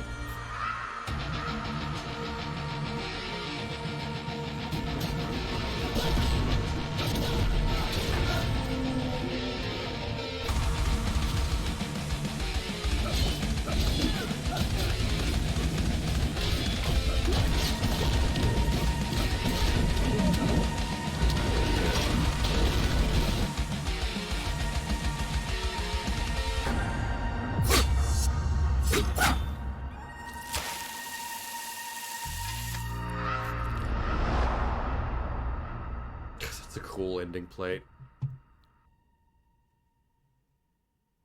That was gruesome for a pixel art thing.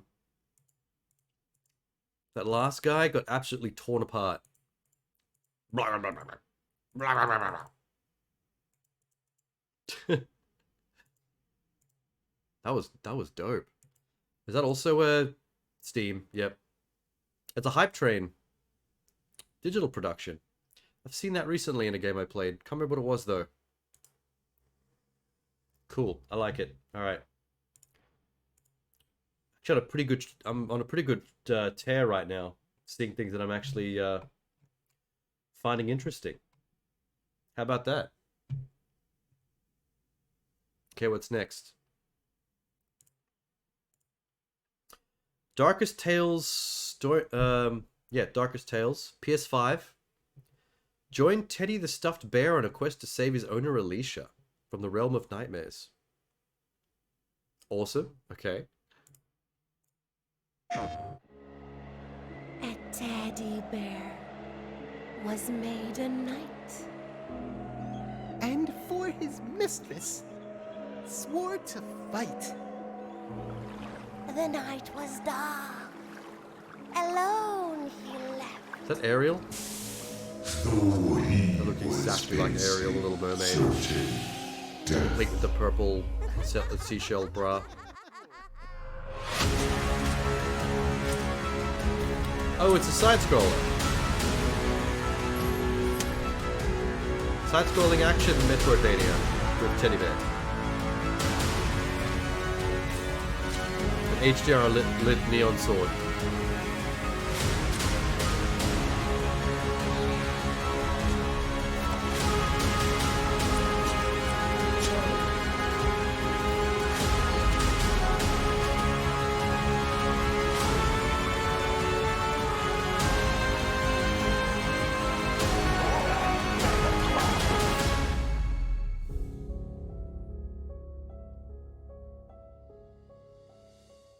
I mean, the game seems pretty straightforward.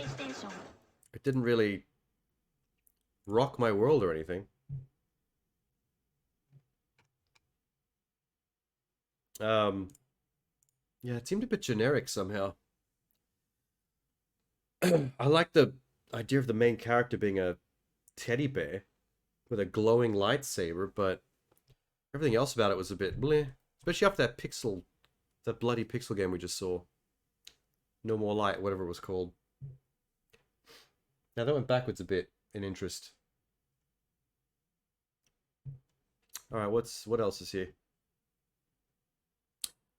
Project Perceiver. That's different from Project Relic? What?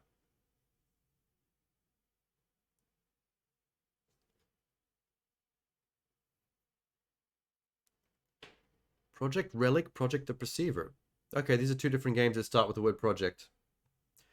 Perceiver. Check out this action-packed first trailer for the upcoming open-world action game, Project the Perceiver, developed and published by... Okay. First look at the story and some combat in action with an intense boss fight. They're just describing everything I put in the trailer for you. That's nice. Okay. Thanks for that.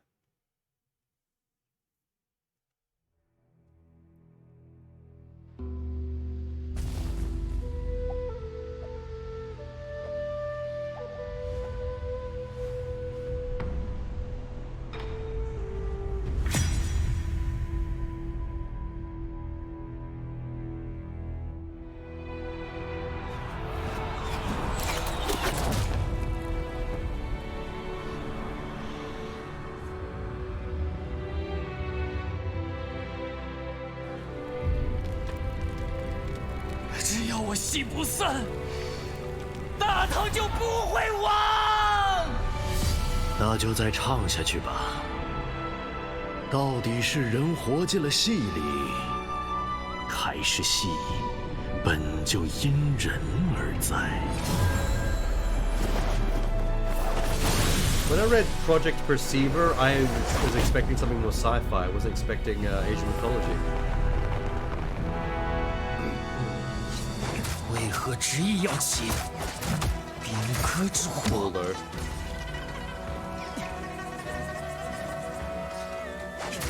这把剑，我本不想沾血。 Oh, the swordplay looks smooth. Any melee combat game that doesn't have a decent parry system is fucked up somewhere along the way. If you got swords, there's some good parrying. 杀戮之苦。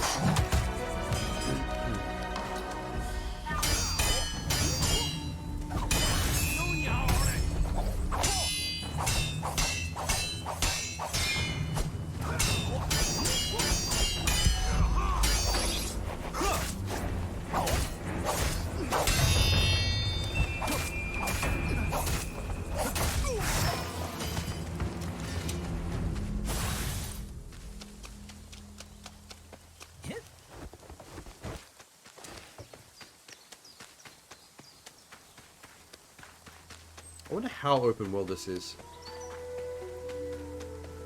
It seems like fully. 你来了。 But not all open worlds are created equal. Sometimes they're more like gated by story. and abilities, so it's more like an open world Metroidvania. 汤已经灭了。 Pootie Tang is no more. No, not the Pootie Tang. I will defend its honor. Vengeance for Pootie Tang. 天下易主，救星不存。你还能为何而战？ One-on-one boss fights with like equal swordsmen are gonna be so dope. 则汤不灭。 We don't get enough sword clashing in action games.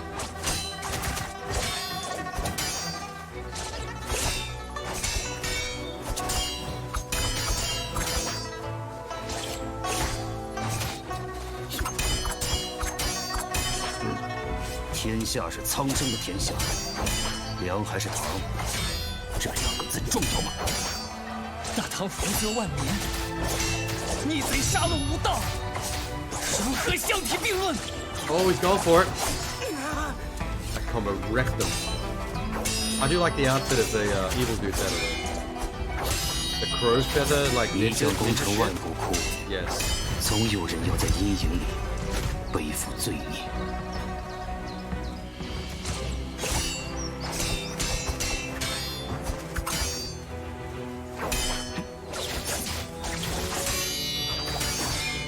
你那戏里的糖，真是你心中所念的糖吗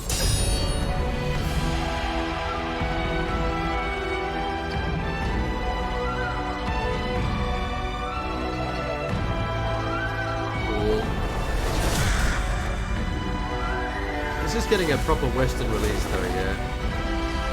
We're not being teased by a game that we'll never see for the next 6 years.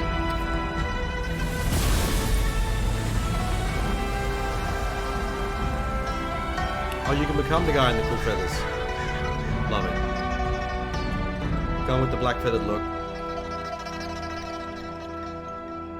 Put my foot down right now. That's my shit. 戏仍未终了，而戏中之人 Oh, it's still going. 早已不知你我。 This trailer is not anywhere near over. Oh my god. I thought that was it. And now the farming simulator aspect. You get to grow rice. Oh, we get to see some of the open world in like different weather.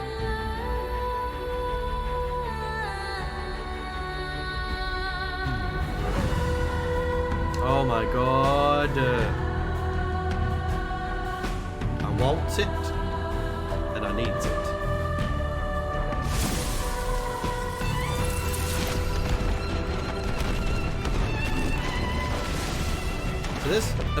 There's some mystical aspects as well. It's not all just grounded swordsmanship.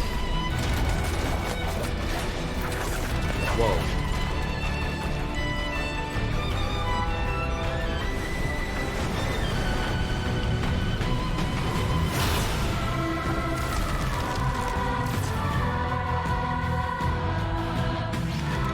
The guitar's going in.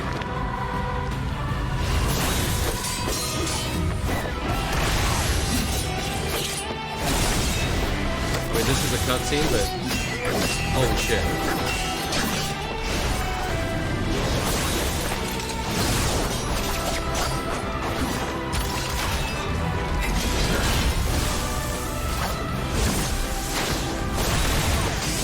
Holy shit.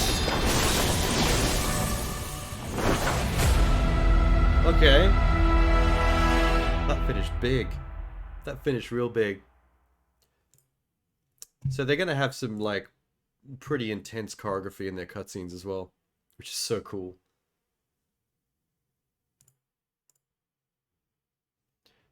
Alright, so that was a lot, but a lot of it looked amazing. When did this trailer drop? November 10.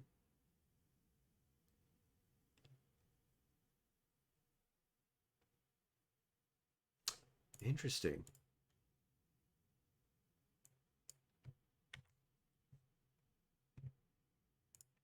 I'm going to drop that in a chat or two. Hang on a sec.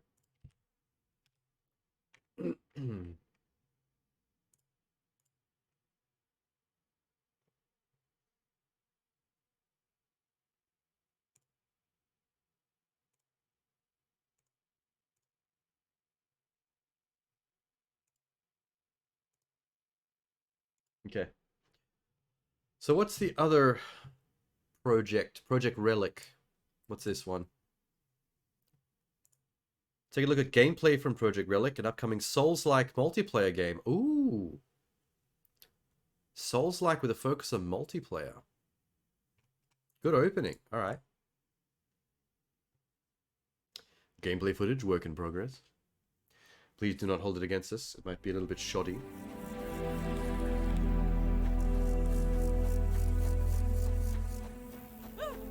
It's a very quick Souls-like. Guy moves like a rogue.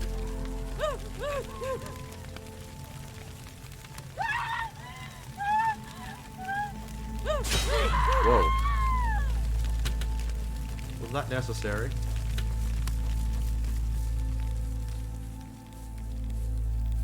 Don't know what's going on. They give no context for the gameplay. It's just a dude doing stuff. And women screaming. Quite blood-curdlingly, which is very unsettling.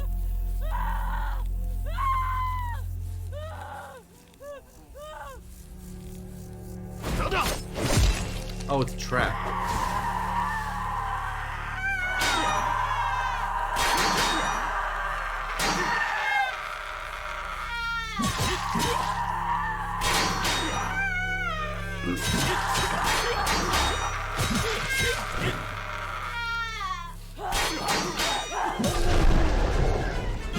Jesus. That just happened in one shot, or was that a cut? Might have been a trailer cut.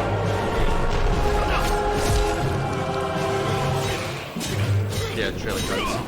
Where's the multiplayer? I see the Dark Souls.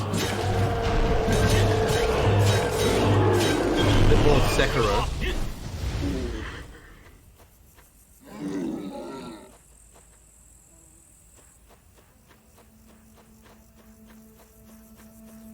But the thing I was excited about was to see some multiplayer Souls-liking.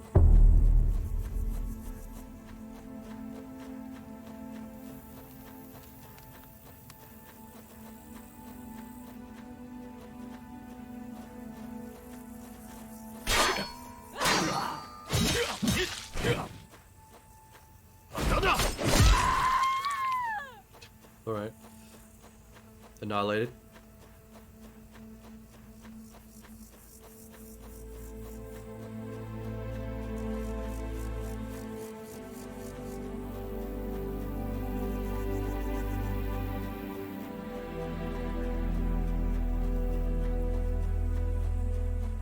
Good time to shout out the 3D and VFX artists while we're hitting them vistas.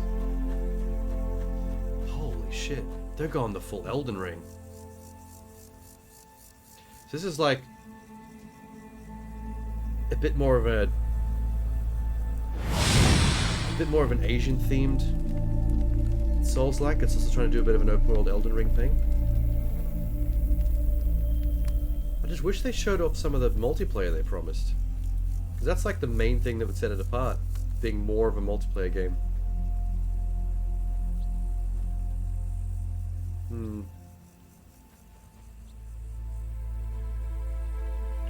Project Relic.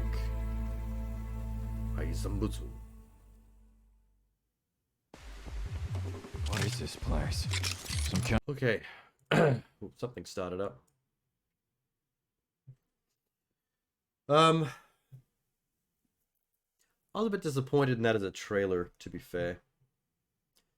I know it was a gameplay footage reveal, but you could have fashioned the gameplay footage into more of a trailer that was actually telling you stuff.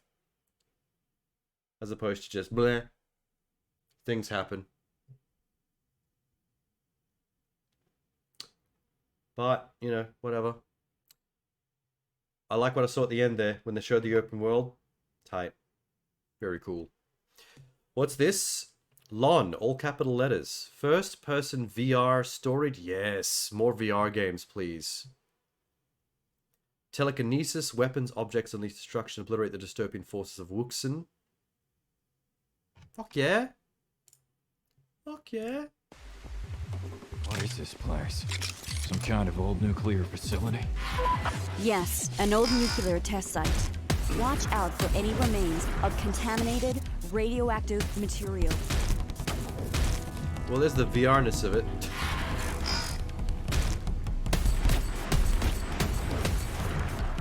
This feels chunky though. Be careful and keep your wits about you. Like Half-Life for toddlers.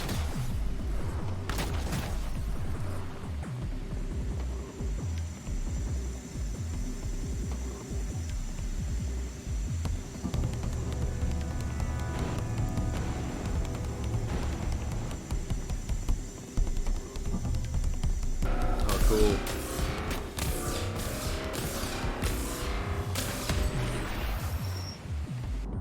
It's a weird shaped riot shield though. I don't know that really how that helps anybody.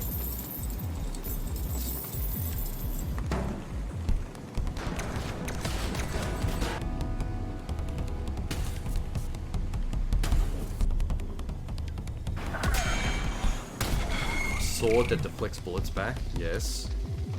That's good in VR.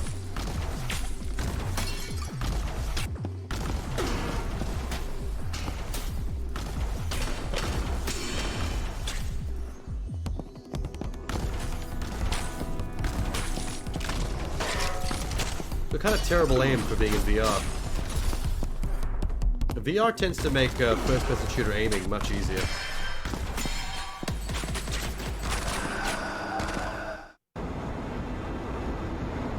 I like the blocking bullets with the sword while firing your own pistol back. That's great.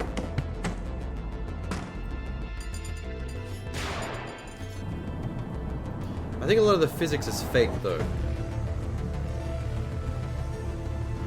Like the slicing those orbs in half with the sword back there. That wasn't real physics at play.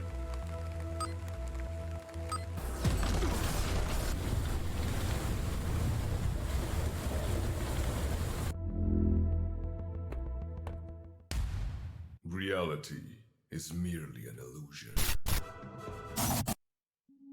Beam struggle. You get to have a telekinesis beam struggle with another telekinetic in VR with your own hands. Sold. I'm into that shit. Damn Skippy. What else we got in here? What about, what is Warhaven?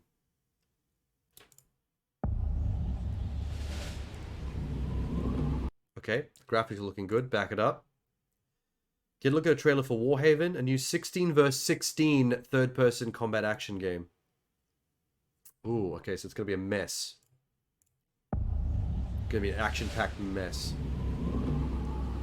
When this war first broke out, good graphics though. We weren't even born. And yet still we struggle with everything we have. Crisp graphics, good lord. Some fight for riches, fame, glory. Some fight because we truly believe. Oh, it's medieval. Unshakable faith 16 in the vs face 16 of medieval despair. melee combat's pretty good. That's what drives us.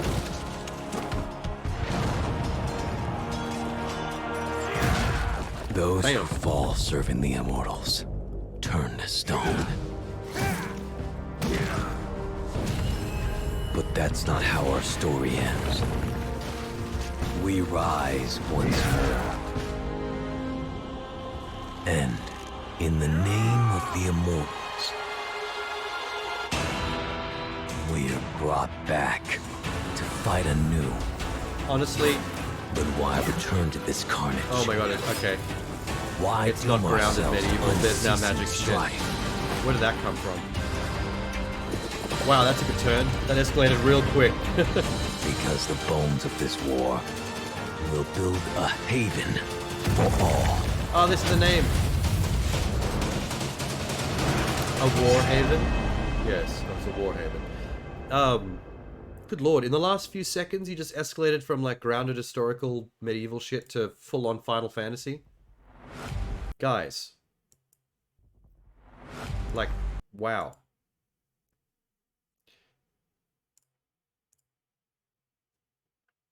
That escalated real quick. I like the idea, I don't know where it went at the end there. You should have stayed grounded. They have a really great graphics engine. Still not really my cup of tea. I like story stuff, but yeah, we're going to hold that against them. Why do I have another trailer for something called very similar? That was Warhaven. Here's something called Warlander. Get ready to battle in this new medieval freedom. Oh my god, it's another multiplayer game that's medieval. With almost exactly the same name. Are you kidding me? How is this even possible? Toy logic. Okay, this one's not going to take itself as seriously. Warlander. Yep, this is goofy as hell. This is going for the Counter-Strike, but swords and shields. Not Counter-Strike, Team Fortress.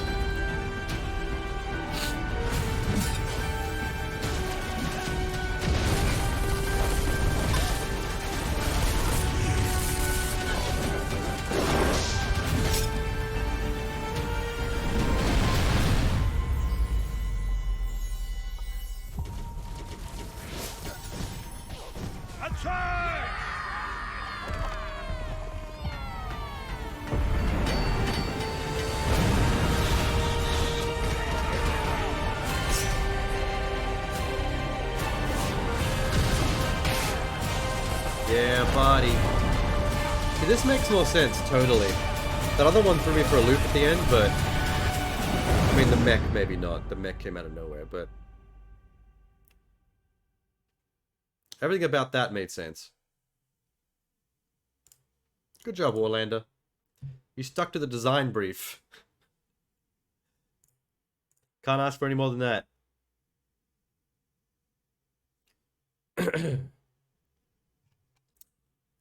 Alright, Ravenbound. Peggy 6. What has Ravenbound got? Fear everything and nothing, for death brings you closer to victory in this challenging open world action roguelite. A roguelite in an open world? Really? Interesting. As a vessel of ancient power, you must use steel and skill to complete your mission in a fantasy world. I don't understand how that works. I don't understand this genre. Okay. Peggy 16. I understand roguelite. I don't understand how you do an open world RPG roguelite. This land is not for the weak. I mean, the world is nice. Most of us wouldn't last a day. But we know you're different. It's pretty. Even the Raven could see that. The Raven looks. I can see what? That's why it entrusted you to wield its power. You could fly the Raven? To be its weapon. To meet the darkness. She was cool. So that the cause does not die when you do. Oh, so you only have one life. The Raven imbues the next person with the power if you die.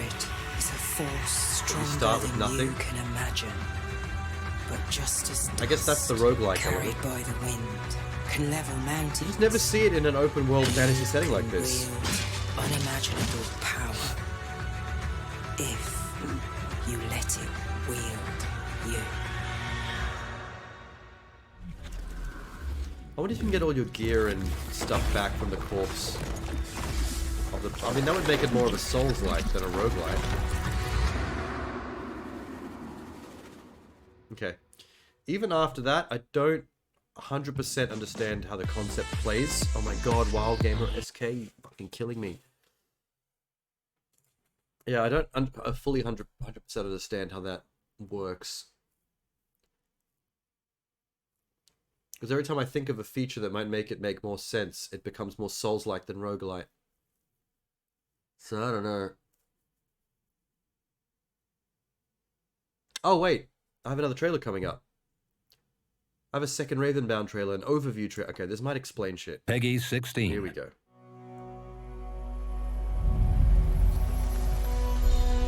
Ravenbound is an action-packed open-world roguelite set in a deadly, beautiful fantasy realm inspired by Swedish folklore.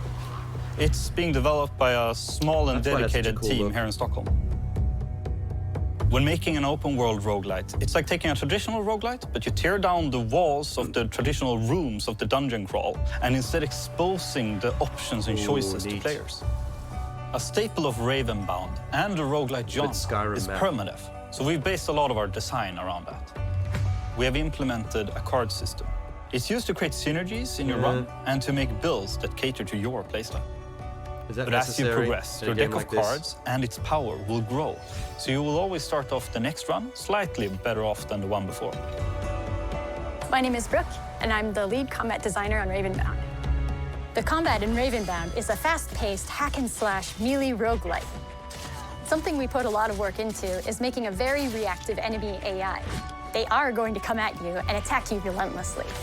For example, the Warden fights. Those turn into a dance where the AI is forcing you to move around, and you have to use your entire arsenal of dodge and guard to be able to defeat them. In contrast, the Tuftir attacks in hordes. When fighting them, it's all about managing their chaos with knockbacks, using dodge to spread them out, or use the perfect timing of the guard to knock them down all at once. Then we have a massive troll who is slow and has big, wide, sweeping attacks. The key to defeating it is to read its attack animations to make sure you can choose the correct response to whatever pain they're trying to dish out. In Ravenbound, you're going to die. Something will murder you horribly, and everything will go wrong. Since we designed around permadeath, we really wanted you to feel a sense of triumph when you win. Hello, I am Josephine, a narrative designer on Ravenbound. I'm guessing you fly as the crow. We've taken our inspiration from the very core of Scandinavian folklore, the creatures that scares us from going too deep into the woods. When you look at folklore, it's essentially just stories that people tell each other or what they don't know or understand. Freaky, it's not about mighty heroes or warrior gods. It's about how the world is dark and dangerous, and these stories work to both entertain and warn people. We wanted to bring that feeling into our fantasy world and make it about the people and their experiences and the dangers of straying from the path. The world of Avalt is a world of two ages existing side by side, the old and the new. In times of old, the gods were always present, the heroes were mighty, and the craftsmen made amazing things. But all of that has been lost. The new world is more grounded. It's a world of struggle and survival. The monsters have been twisted and have reclaimed the wilds and are an ever-present danger to its people. I like the fawn lady. Through the blessings of the Raven, half fawn, you get half access Medusa. to a history that has been lost to the people of Avalt. You, the vessel, get the full picture of what the world was and what happened to its inhabitants. We are really excited to talk about Ravenbound with you. You can find us on Discord or any other social media. Come talk to us. I mean, I don't want to go talk to you, but you could have explained a little bit more about the game.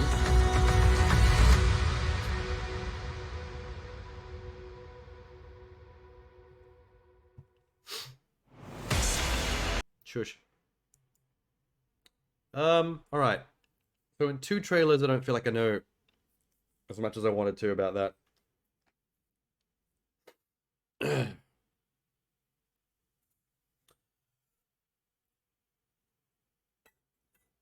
It's more interesting than I originally gave it credit for. I still don't understand why they had to go with a card system for the permadeath respawning character thing. Alright, what's Dubium? Get an updated look at Dubium, the trapped on a spaceship social deduction multiplayer game. In this gameplay trailer, we'll see a character sneak into... Oh, okay, social deduction. So it's realistic Among Us.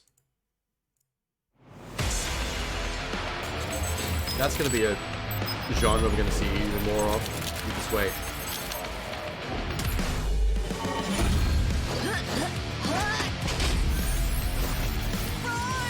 What the fuck?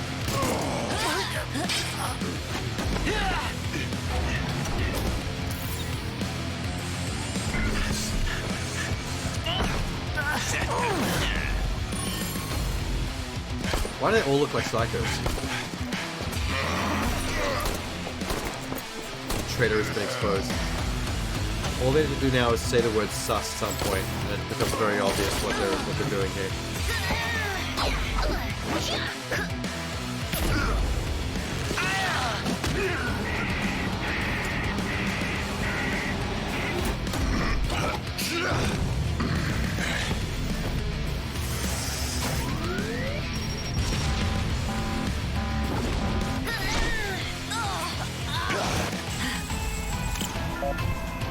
The visual style is neat, though. A lot of personality. I guess they're trying to form their own Among Us niche by going with character design and animation as their main focus. That guy's ripped.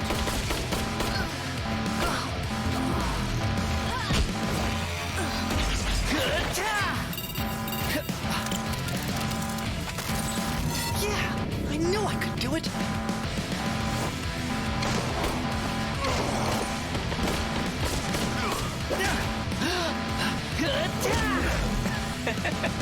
What the fuck? I mean, it has so much personality, though. I reckon it could succeed just on that. It is just a little bit cringe. Seeing games jumping on certain trends lately. Like the Among Us trend is just kind of obvious, I guess. But hey, like, when I read the description, I was like, meh. When I saw the trailer, I was like, not bad. Yeah, see? People in the comments are very similar. The expressive animations on the characters are great. So it's all about personality here. If they can't win on the personality front, they got nothing else, really. It's just Among Us.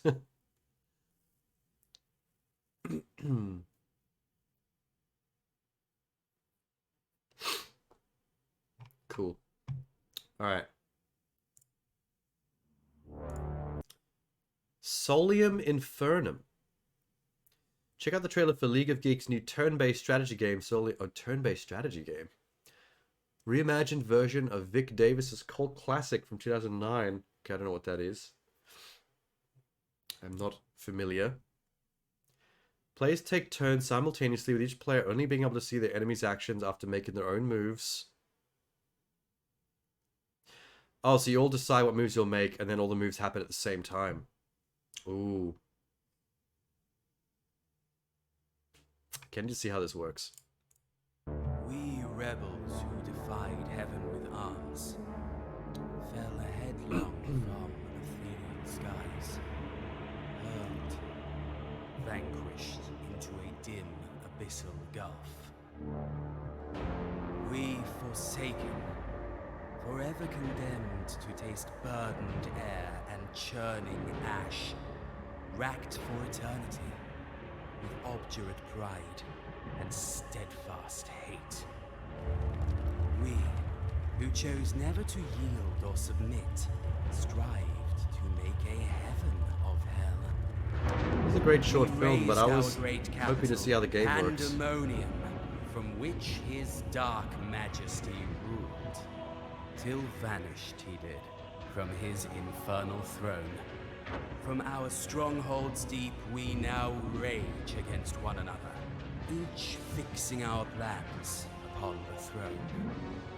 Here, at last, I shall be free to reign It's a his cool worth cutscene. ambition. Though in this place Really of cool. darkness made visible, better to rule in hell than serve in heaven. That was a straight-on flavor trailer. I didn't get to see what the strategy game looked like or how it's played. Well, that's too bad. That's really the only reason I wanted to see that trailer, was to see what they were talking about in the description. And I didn't get to see any of it.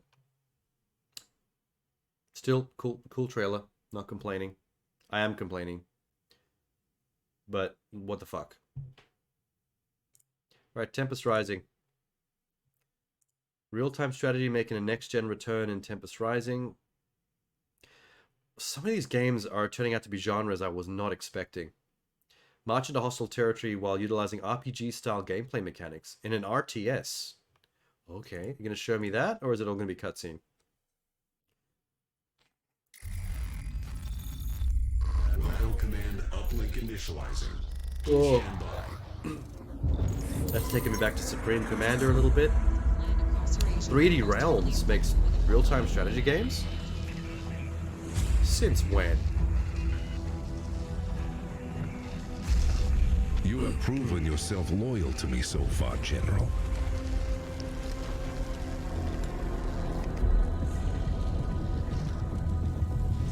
Our dynasty has waited long enough. Show me that my trust is not misplaced. Braces for the inevitable retaliation.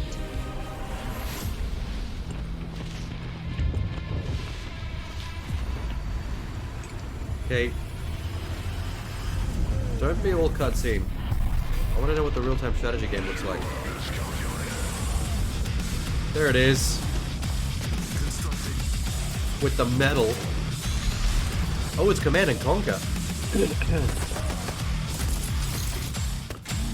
It's straight up Command and Conquer. Strong though they may be, they are still flesh and bone.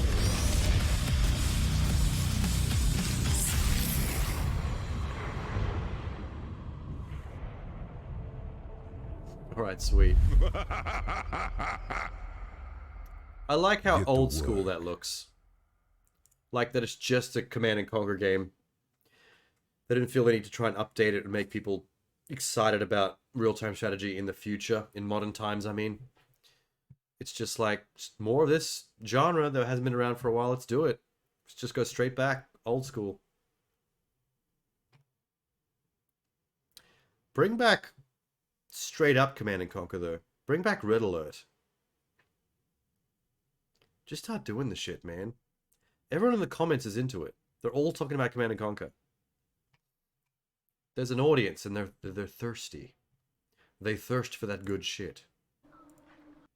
Alright, what's next? Vorax. Take a look at some alpha gameplay, including crafting elements and creepy enemies that you'll face in Vorax. Open world survival horror. Coming to Steam. Alright. Alpha gameplay foot. Okay. This might be a little jank.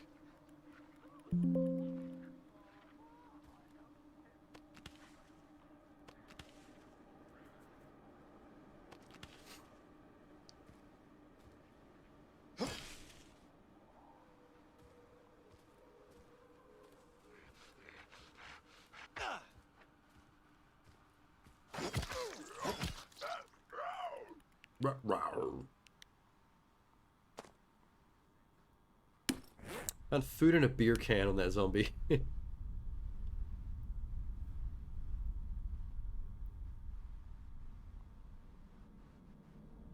Oh my god. Take forever.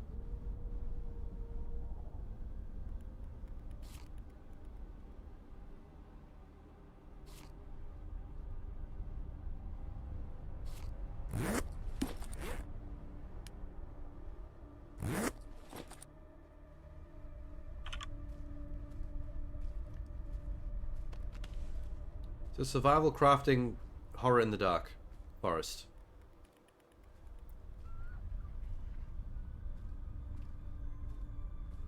This could be fun.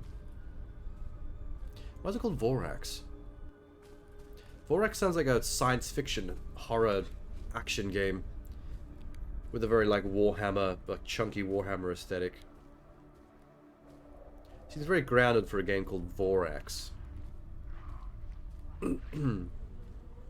Jesus Christ.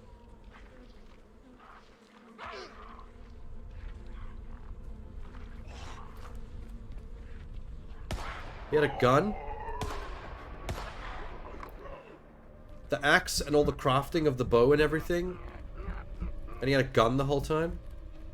And now he's in shit.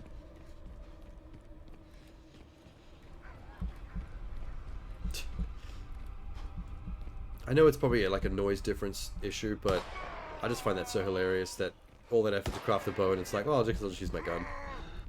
Here's something I prepared earlier that's much more effective.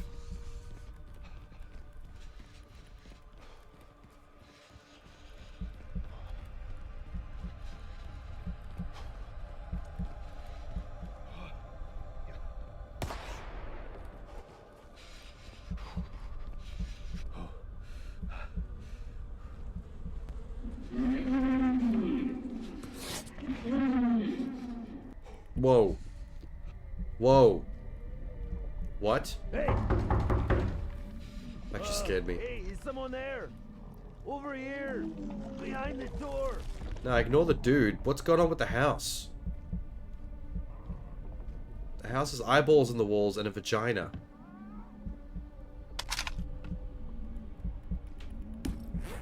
This is more cosmic horror than I thought. Oh shit. I was originally just thinking like fucking zombie. Straight up zombie horror. Like basic.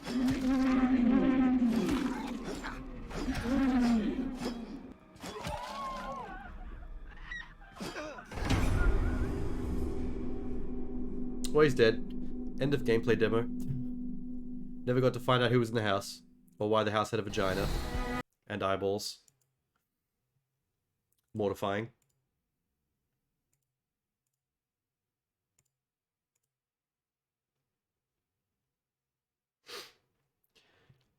I mean, it's pretty jank. I mean, it's alpha gameplay, so you cut it some slack, but still. It does feel a little bit like a Steam game still. Terra Genesis Operation Landfall. Watch the launch trailer for Terra Genesis Operation Landfall. Space survival and city building simulation game. Space survival and city builder simulation. Does that mean like survival as in first person like we were just seeing with the horror game? Borax? But building cities in space? Oh, it's a very short trailer. It's not gonna tell us shit.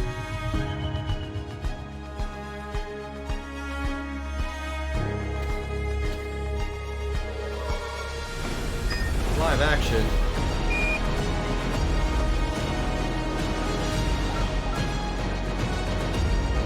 Okay, cool though. If you can do this with other players, that's fun. Oh, App Store, Google. It's a phone game. That's why it's got a live action trailer and isn't half obvious what it's about. They snuck a phone game trailer in on us. God damn it. No, thank you. I've been bamboozled. I've been bamboozled. Gonna ignore that game's name now. It's struck from the record. Out of my brain. Recreation. This looks like a Burnout. From the developers of Dangerous Driving comes Recreation, arcade-style racer with a focus on course creation, high-speed races, and automobile destruction. Releasing on all the consoles and PC. The speed and carnage of Burnout, the physics of Flat Out, but the track building of Trackmania. This sounds like the best thing ever. Say what? Breaking news here in Sledgehammer County. I hope County. this trailer lives up After to a how sharp good that increase sounds. of car racing activity I in miss recent Burnout. days, authorities now report a staggering amount of items and racetracks popping up out of nowhere. Jan, what do you make of it? Well, Bill, it's like you say. Random bits and pieces of racetracks, along with all different kinds of items, have been emerging all over the county. And, wait, I'm just getting word that these pieces now seem to be rising into the air, forming an ever-expanding aerial racetrack and eclipsing the sky above Sledgehammer. Bill, I've never seen anything like this. It's live track building. You have to wonder, who is behind this, and I think while you're driving around in the game, other players can just build track around you. What a wild concept. I hope that's what it means. I might be a bit misreading everything. Targets in their sight, running out of life. Who chose to drive the tractor? The absolute madman. Your unit. Red moon on the rise. You say your last good night. While I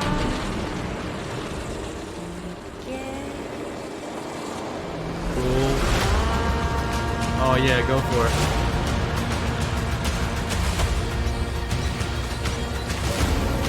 trailer's eating it up right now.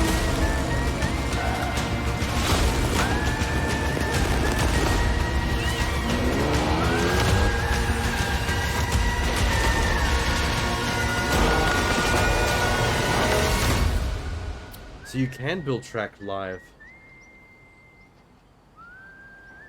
in front of each other. It's a bit of a shame that it all looks very like Hot Wheels tracks in the sky, kind of like GTA. People do that in GTA 5 a lot, build those tracks in the sky. I'd prefer it to be a bit more grounded than that, honestly. But yeah, that went off. That trailer went off. The way that kicked in partway through with actual gameplay. It's not quite the Burnout return that I was hoping for, but it's got something going on, and I'm into it. Awesome. Moonshine Inc. Is this a moonshine simulation management game? Prepare to learn the art of moonshining in an upcoming strategy management game, Moonshine Inc. This extended Moonshine Inc. gameplay trailer gives us a quick glance at the entire process. Okay, yes. I love games like this. Let me build a moonshine empire. Moonshine Inc. Learn the art of moonshining. Yes, please. Set up production. Fermentation. I want to make the kind of moonshine that could run a car engine. Distillation. And bottling. Build a secret base. In the mountains. In the forest. Oh. Even in the swamp. Swamp. It's a swamp. Set up distribution. You gotta have your moonshine in the swamp. Take your ride. No, the and road hit stuff. the road. Need the General Lee. Become the master distiller. Welcome back. Mix over 50 ingredients. I think it might be all menu based. Discover over 100 recipes. I don't think you get to walk around in first person and Unlock actually new do the stuff. technologies. Earn clients' respect. And remember, nothing is illegal till you get caught.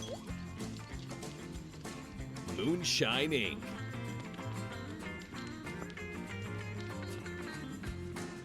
Available October Girl in the 27th sweater is always on holding an Steam. apple. Like she's mad innocent, even though she's part of a moonshine business. Don't trust her. She full of shit. Alright, so I was hoping that would be like more like those Steam simulators where you're actually in first person, walking around, building the stuff and doing the jobs and then driving the truck. I think it might be more menu based, that one. But that's okay, it doesn't make it bad. It's not quite what I thought it was, though.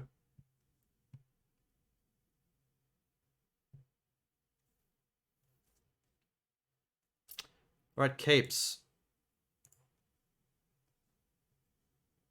What is capes? Check out the capes reveal trailer for the new superhero strategy RPG. Oh, we saw some of this at, I was either TGS or the other game show this year. The Summer of Games Fest. It was at top-down, the isometric strategy game with superheroes. They talked a bit about this. We can create any power set you wanted in your hero creation.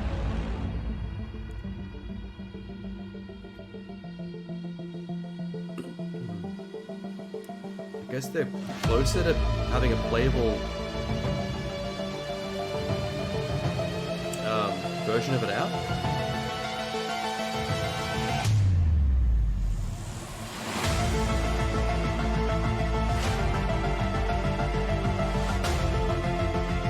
Oh, there's the game. I can't tell from the turn-based footage they've been showing if it's like XCOM or something different. Doesn't seem that XCOM-y.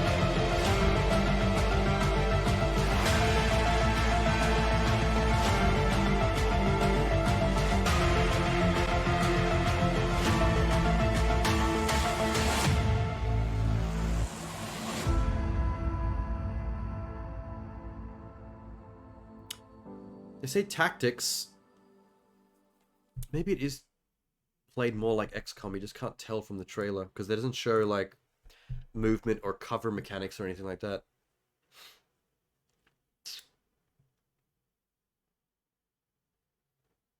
I mean, I guess there's not much more to glean from more trailers of that game.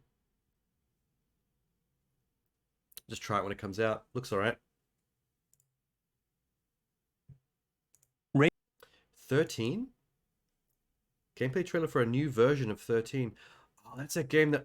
Okay, I remember this. Back in the original PS2 and Xbox, 13 was a first-person shooter designed to look like a comic book with full cel-shaded, thick, ink-bordered comic book graphics. New art direction and various technical improvements like 60 frames per second and more. I don't even know what happened to my copy of that. I think it got stolen by somebody. Someone kept it. Rated mature. Oh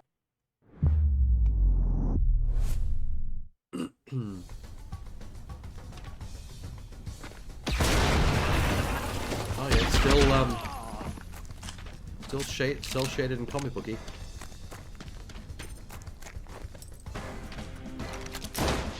Still comic book panels coming up, telling a story. Yeah. Although it's missing something. There should be like little words coming up going bam bam bam bam bam bam. Like how a comic panel would show gunfire.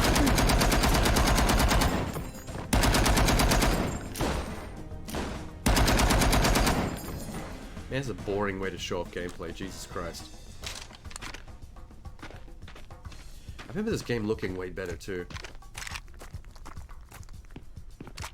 If this is a remaster or like a whole reskin with a new graphics engine, I don't think it did enough to make it, to modernize it.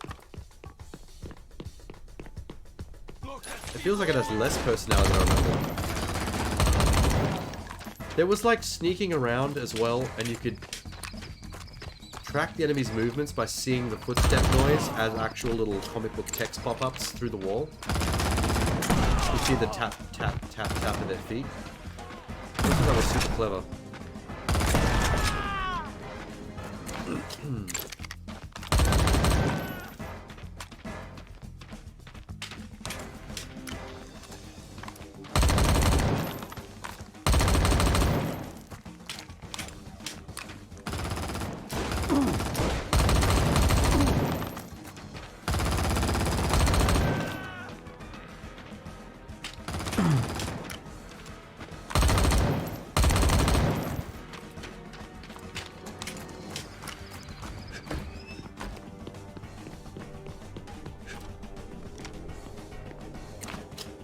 Bad news.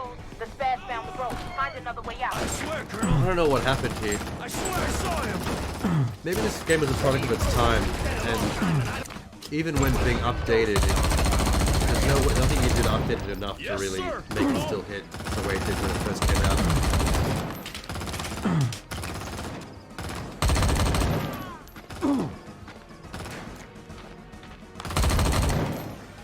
Funnily enough, I don't remember anything about this game. I played through the whole thing back in the day on the original Xbox. Don't actually remember anything that happened in the game.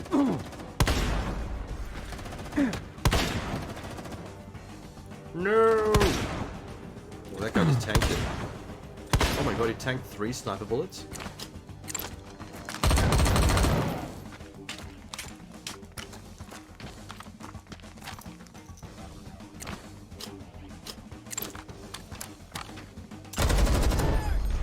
They should have showed up some of the stealth. With the throwing knives and the looking at the footsteps shit. I don't think that holds up well. I know it's... And it makes it worse that it's like... It's not even just the original game upscaled. It's like a new... They've like literally remade it. And it's not holding up well. With a new graphics engine. Like, Jesus, what have they done? I feel bad about that one. I feel really bad about that one. PlayStation. PlayStation. What is this? Earth Revival. A lot of semicolons turning up in game names tonight. Stop auto-playing. New Versus Sci-Fi Newverse keeps coming up as well. That Asian company has been popping out the games. Sci-Fi Open World Survival. Interesting. As long as it's not for phones, I'll bite.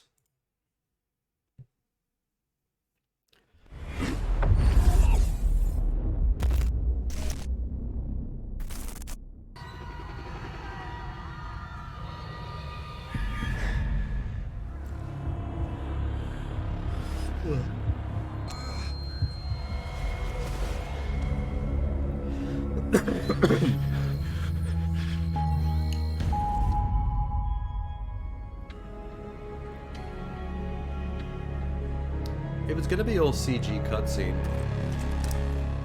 it might be a phone game.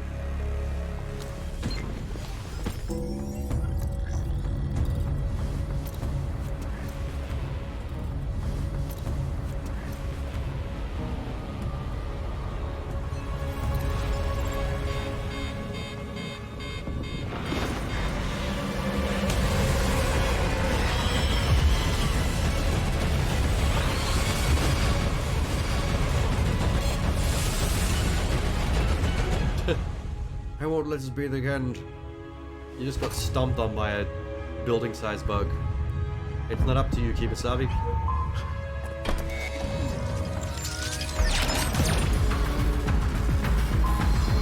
I feel like they're cramping on Death Stranding a little bit.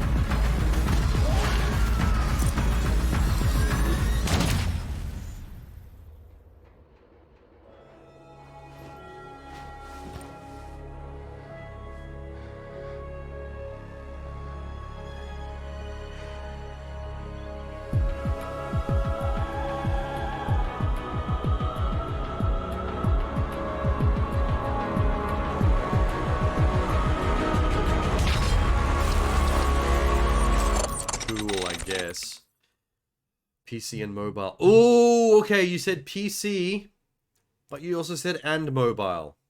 Which means it's a mobile game that just happens to have a PC port. I fucking knew it. I ain't trusting that Neoverse company again with no shit. Tired as crap.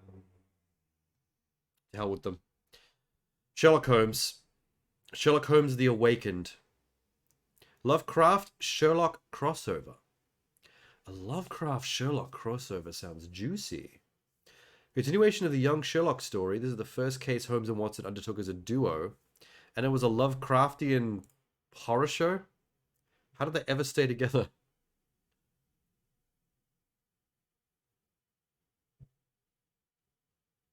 Wait. The game is a full remake and substantial rewrite of the 2006 release as being rebuilt, rewritten, and remade in Unreal Engine 4. Oh, this is a game for 2006. A full okay. Cool. I'm curious what that original game looked like.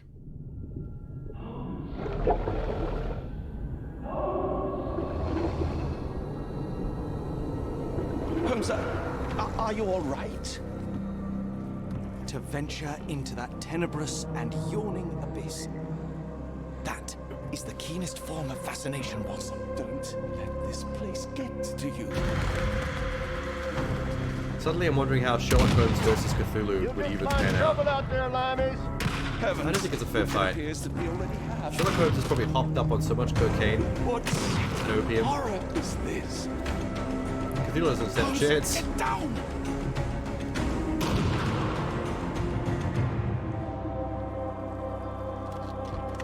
Take it easy now, boys. They'll be dead soon enough.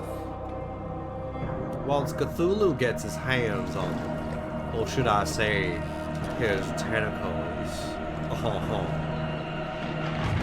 Goodbye, Mr. Holmes. Welcome to madness.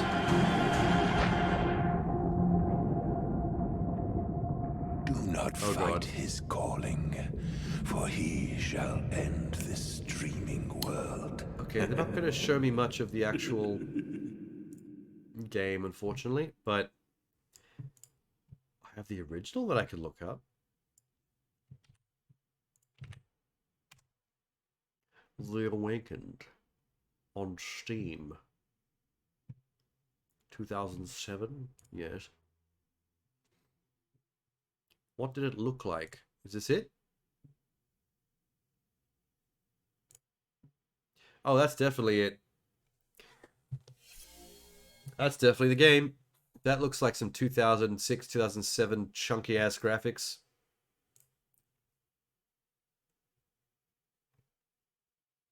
I had no idea a Sherlock Holmes game like this was out back in those days. Is this what the new one looks like? Fuck yeah. Stoked for that. Sherlock's the Awakened. It's not a very big map. Who made this originally?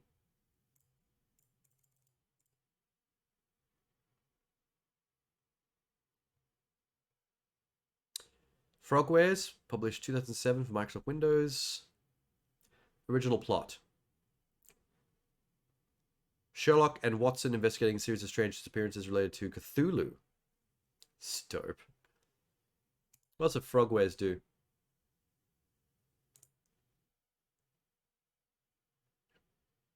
All the Sherlocks from 2002 onwards. Mystery of the Mummy. Journey to the Center of the Earth. Sherlock Holmes in the Case of the Silver Earring. 80 Days. Is that like Round the World in 80 Days? It is. Sherlock Holmes the Awakened. There's the one we're talking about. Sherlock Holmes versus Arsène Lupin. Cool combination. Dracula Origin. Cool. Sherlock Holmes versus Jack the Ripper. The Testament of Sherlock Holmes. Mag Runner. Dark Impulse. That's very different. I know that game. First person puzzle action game. That is one of the games that came out after Portal. Trying to jump in on the Portal fad. I guess they took a sidestep there to try something new. They went back to Sherlock Holmes Crime and Punishment. Sherlock Holmes the Devil's Daughter. The Sinking City, which is not Sherlock Holmes, but may as fucking well be. I guess they went back to the Lovecraft thing, but was like, let's try that Lovecraft shit again, but without Sherlock this time. Sherlock Holmes Chapter 1. This came out last year. Sherlock Holmes origin story. So they have a niche. Frogwares has a niche, and they seem to love it. They love their own adorable little niche. Good for them.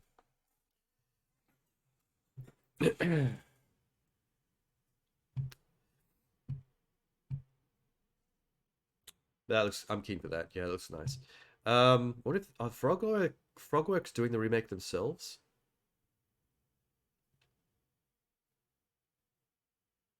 They are. They've just jumped at the Unreal Engine. Like, let's just make one of our old games again. Look, they get lazy. Can't come up with game design ideas. Jeez. Age of Darkness Final Stand. Meet Edwin, a sword-swinging hero of the survival RTS Age of Darkness Final Stand. Survival RTS. Edwin okay, I'll buy it because I want to know what this is. I want to know what a survival RTS is. I guess that's Edwin. A veteran Knight of the Order, Edwin has years of experience taking on the nightmares of the Vale. While his strong moral code often puts him at odds with the Order, none can deny his explosive combat abilities and inspiring leadership on the battlefield. Edwin is a durable, close-range champion. Wielding a flaming greatsword, he attacks relentlessly with fire-based abilities. His presence on the battlefield can embolden nearby units as they keep the darkness at bay. Edwin's passive ability, Enlighten, grants nearby units emboldened experience bonuses. This bonus continues to increase as Edwin levels up. Edwin's first active ability, Inflame, ignites his greatsword, increasing the damage Edwin can inflict. Inflame attacks deal damage over time, increasing in duration as Edwin levels up. Okay, great for Edwin, but is it an RTS? Do you just build a bunch of Edwins? Or is this like from an RTS perspective and you control like one or a group of specific dudes? As Edwin gains experience. That's a lot of... Whoa. Finally, with Flame Shield, Edwin's body is engulfed in flames. That's a lot of gremlins. Granting a shield that reduces the damage he takes by 50%. If the shield is depleted, Edwin's Flame Shield explodes, causing massive damage to nearby targets. Thanks for watching Edwin's Hero Spotlight. Okay. To keep up to date with Age of Darkness, head over to the official Discord channel. Don't really get Age of Darkness, but that voiceover lady sounded a lot like the Virgin Airlines announcer lady. Age of Darkness. Such a generic name.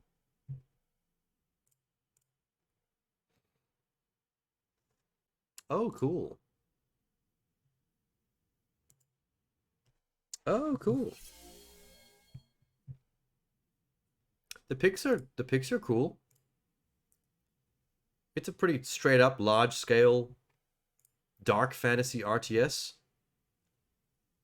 with hordes of gremlins piling onto castle walls. That looks neat.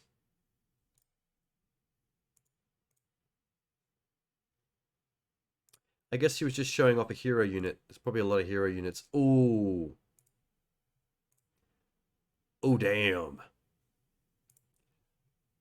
That's a lot of bad guys. Okay, cool. More RTSs making a comeback, I suppose. I'm amazed that there's been more than one in one night that have popped up. That was very unexpected. Is that Team 17? Oh, neat. The Worms developer, of all people. What's Outbreak Island? Take a look at some terrifying enemies and more on this action-packed trailer for Outbreak Island. Pendulum? A free version of Outbreak Island. What? Island in a survival game? Outbreak Island. So Outbreak Island is a survival game and Pendulum is a free version? I don't get it.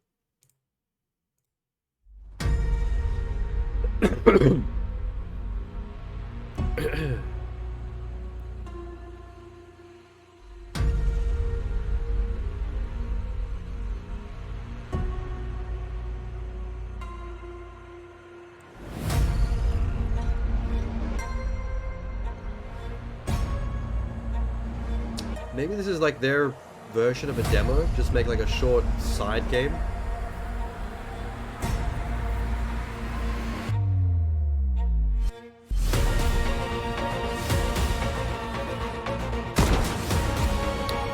Oh yeah. Now it looks like an apocalyptic survival game. Very Stalker.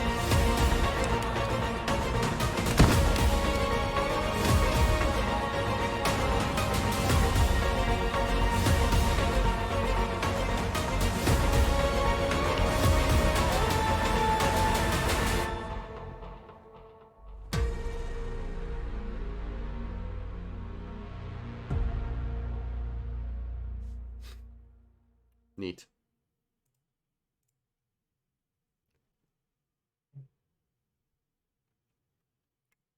In a world of video games, this is certainly one of them. You said it, buddy. That was a little generic. There's maybe too many Stalker-style apocalyptic survival games with mutants and gun shooty shoots. I'm shocked at whatever this Outbreak Island game is has its own little offshoot already. How are all these so popular? Alright, what's Lunar Abyss? Lunar Abyss... Lunar Abyss is a bullet hell FPS set inside an alien megastructure. Coming to PlayStation. Okay. Dope. With an arsenal of weapons, advanced mobility, and traversal mechanics, this bullet hell FPS send players to the depths of a natural space. Okay, now they're just faffing on. I'll just watch the damn trailer. Welcome to the Abyss. Due to your unfortunate circumstances, you have been incarcerated here, on the Bastard Moon. Damn. I recommend making yourself comfortable, as you're going to be here for a very long time. I need you to take control of my remote wardens and scout the depths of the abyss.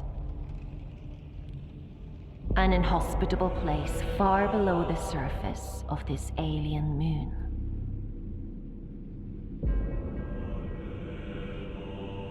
I should warn you. The abyss has a tendency to attract undesirable Oh my things. god. This is some Hellraiser shit. My best advice? Try not to die.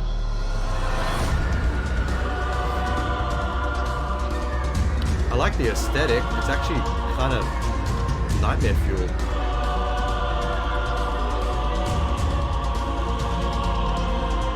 I wonder if they got the idea to make this after Returnal. Oh, and I almost forgot to introduce myself. My name is Aelin. Oh. And I'll be watching you. I thought you were the hot chick that you showed us earlier. That's not what I thought was talking. Ooh. Yeah, because that's pretty much Returnal, except that was in third person. This is first person. And this is more horror.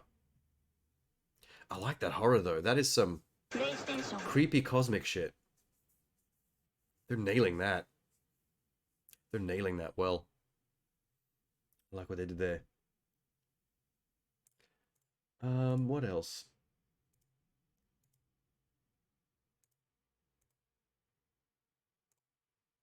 It's not what I thought. That's not what I thought that was going to be. Not at all.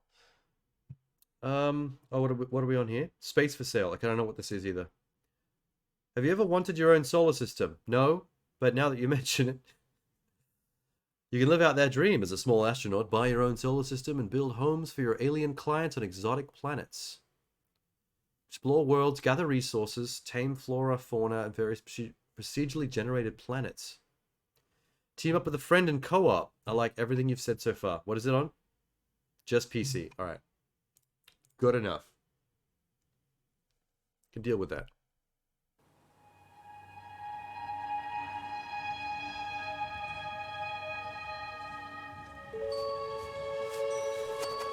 What?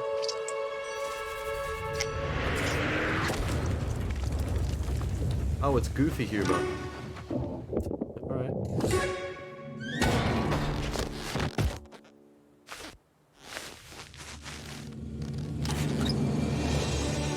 Oh, it's isometric. Okay. I thought it was going to be a third-person action-adventure. Like No Man's Sky.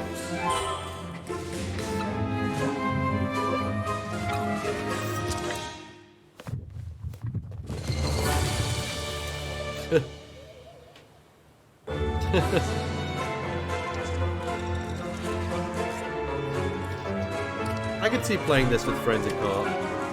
This seems awesome.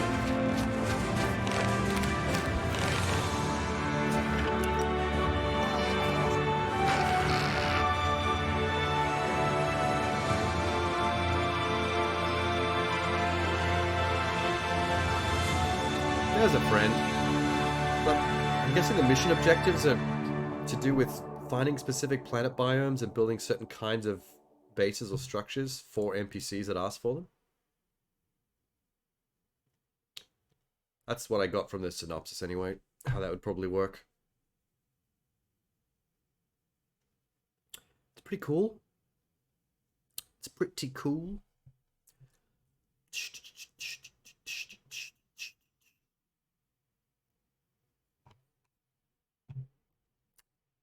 Pretty much every trailer I've been watching for the last hour or two has had something about it was not what I expected. Either it's a different genre or it's a different type of camera angle. At least it's been interesting. Jagged Alliance, that's something I know. I've played the original Jagged Alliance, Jagged Alliance 2, a long time ago. This is a sequel to the 1999 Jagged Alliance 2. So I've played the one even before that. Pre-1999. These are cool though, because I liked games like Commandos back then, so Jagged Alliance was like the next big thing. Next best thing. Home. Once it meant my father's mansion, but now it's gone. After he was elected president, it meant his vision for our country. But when they took him, the guy's a they peg leg. robbed us all of that dream. Cool. 2 of them had peg legs. We need our home back. But I can't do it alone. This is not... Why would I want it? This is promising. I've heard my father mention them. They got comedy. Good day. We have tracked your location to Grand Chien. How may we be of service? I am Emma Lafontaine. I want my father back. Understandable. Somehow I feel like Miss pop-ups, How would this spam, work exactly? First and online step is to hire a scams team. wouldn't lead to like a Then legit they get mercenary to group. work. You just have your money stolen by somebody.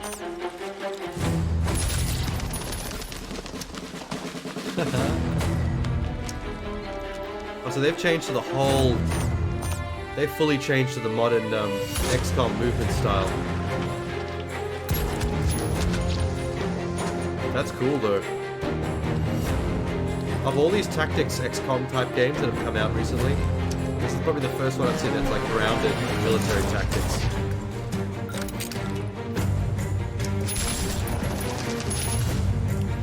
Like just regular soldiers with guns, not sci-fi shit.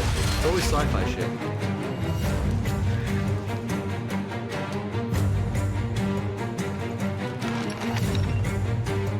Is her name Buns?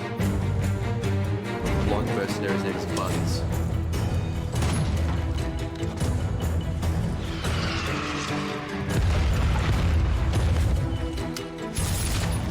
Yeah, that's definitely the XCOM movement system. Where the grid on the ground shows you where you can move. The different colored section showing you where you can move even further, but you give up your right to shoot if you move too far. Father, I will save you. And I will get our home back.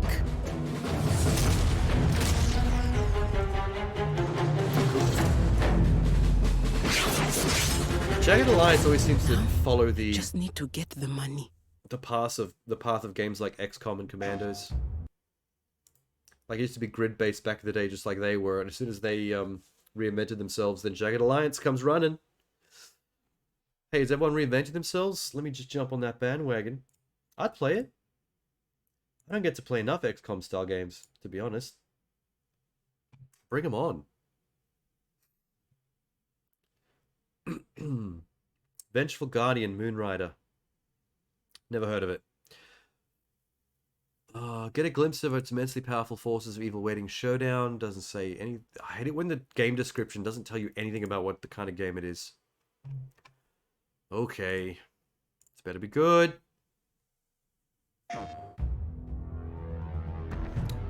Cool. I'm on board.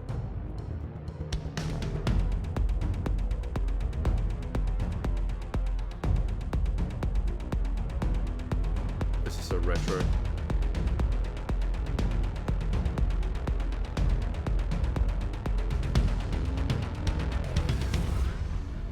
Okay, Samurai Robocop. Wicked. Oh, it's a just straight up 2D side scroller. From the Sega Mega Drive era. That I did not expect. More surprises.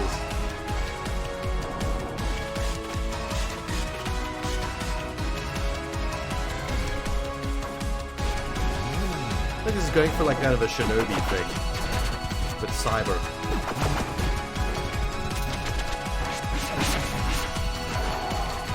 Motorcycle sequence, yes. I'm gonna play this now.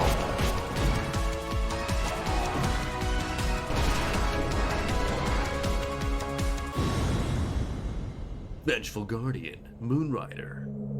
Just keep adding words to the name until it sounds cooler. That's fucking awesome. PlayStation.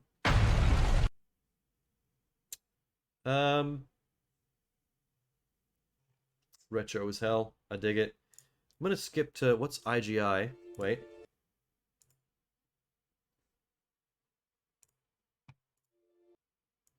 This sounds familiar.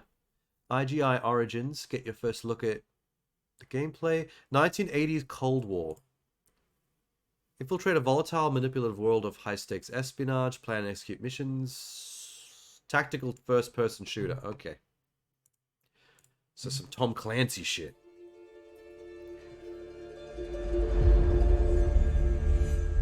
Someone's doing You their can own give a Tom man a Clancy gun shit. and make him your weapon.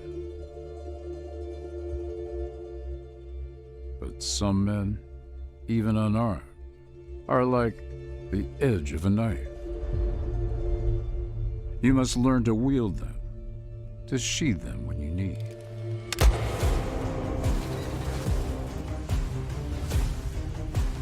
Never forget, caution is prudent. Knives are razor sharp.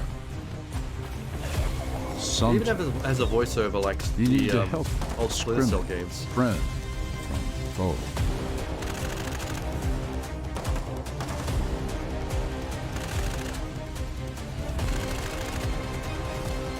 It's a little bit generic, but I guess it's hard to make any kind of military shootery thing not generic nowadays. Well, work to be done, eh? We still have a mission to complete. What IGI stands for?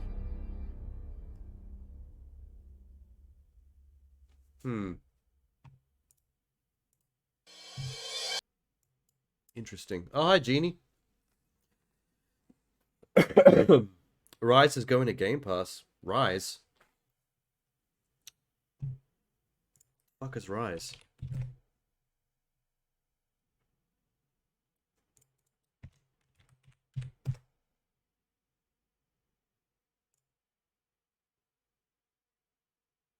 Oh, Monster Hunter Rise. Okay. I was like, wow, that name is so simple. I'm not entirely sure what you're talking about.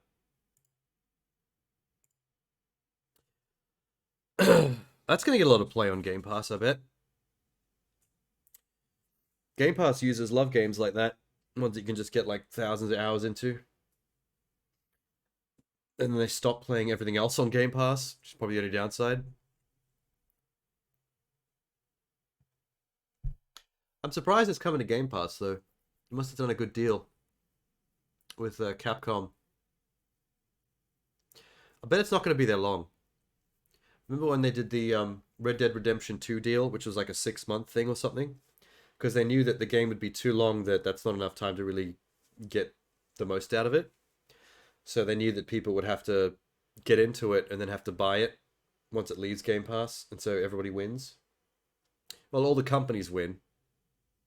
Because they get all the money. They want to have haptic feedback and adaptive triggers.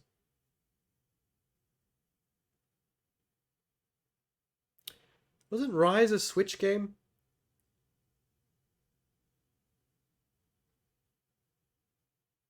Was I thinking of a different Monster Hunter?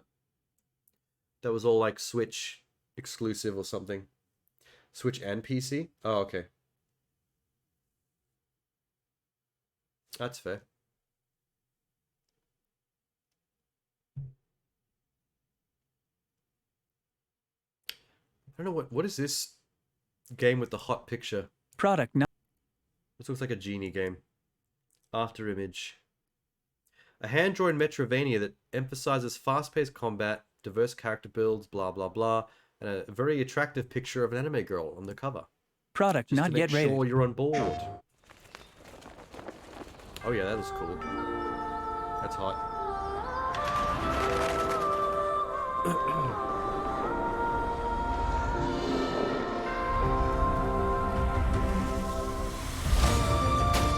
Oh, cool. This is nice. Look at that animation.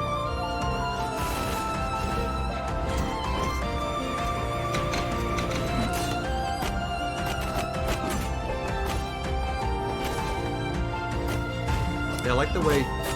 I like her art, the way she's animated. Even on this menu. They went above and beyond to make sure she was attractive at all times. That was a bit quick. I could have seen more of that, I think. They skimped out on showing more of that shit.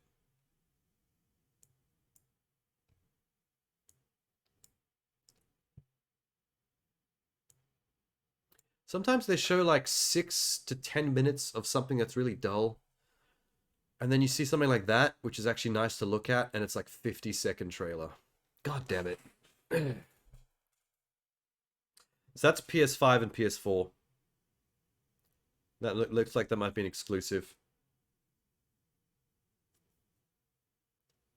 Or if not an exclusive, it's only saying PS5, PS4 because we're on PlayStation's channel right now.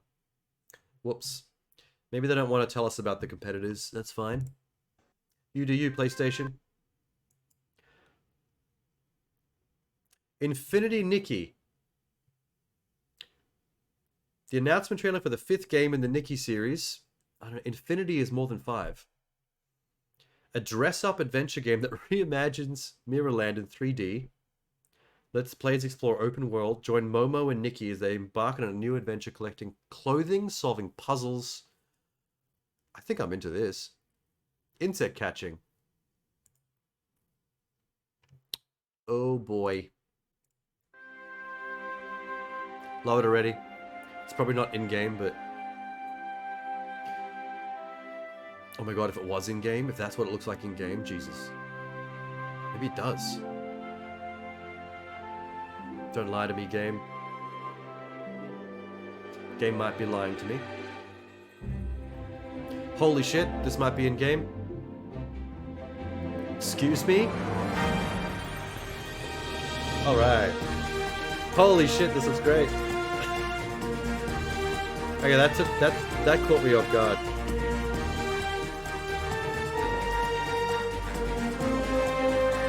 This legitimately went from looking like an in-game... like a CG movie cutscene to actually being in-game.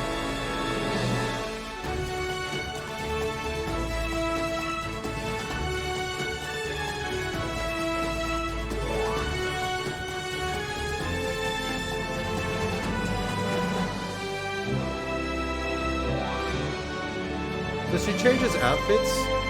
Oh, that's a good outfit. I like that one. She changes outfits to use different skills. There's the tiny outfit, the Ant-Man outfit, the Quantum Realm outfit.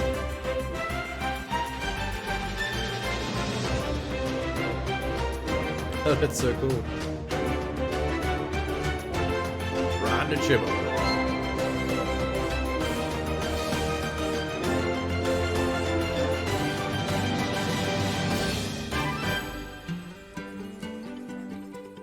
Fishing outfit, kind of boring. Still looks pretty though.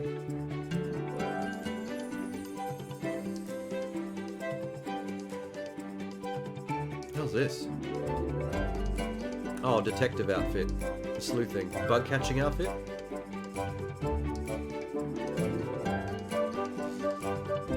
A duck conductor outfit.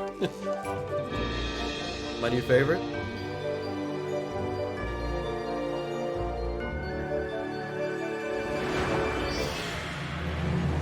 To fully customize every single outfit.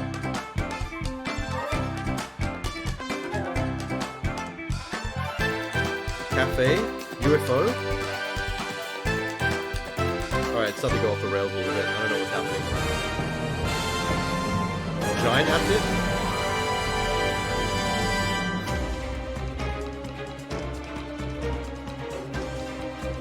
Oh, there's actual combat. For a second there, I thought we were going to get through this whole thing and there was going to be no combat.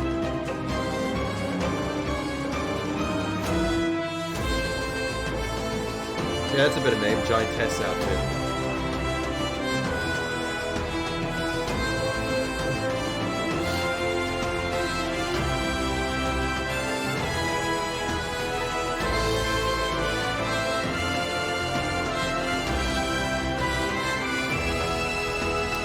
Very floaty when she jumps. She just kind of glides around.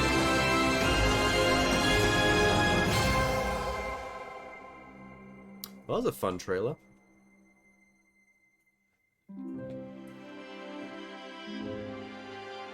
It's a lot more interesting than I was expecting it to be. I didn't expect like such a gorgeous, fully open world job class system based game. I would have been fine with there being no combat though. Like, you don't need combat in the game to make it interesting.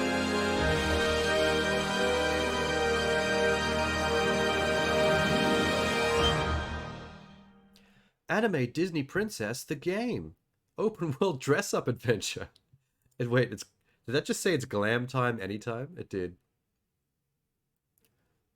Cool. That's gonna be expensive. They always sell games like that for a premium.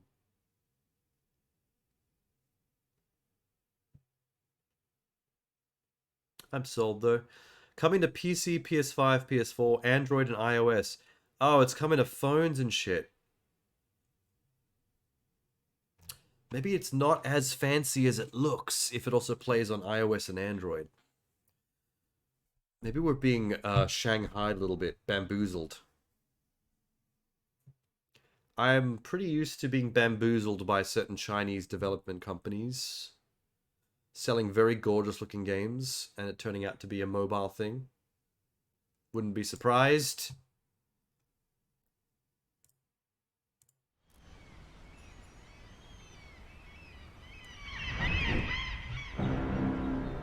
Oh, wait, what's going on here? What is this? Terrifying creatures, gameplay, and peek at the world of Mortal Right, a third-person action RPG featuring Souls-like combat. Kickstarter campaigned. Alright. Kickstarted Souls-like with female protagonist. No.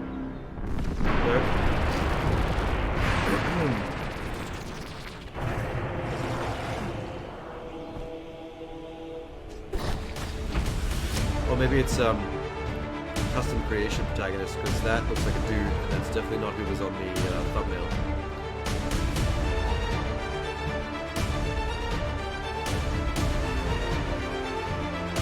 Where is the redhead from the thumbnail? Who is this barbarian?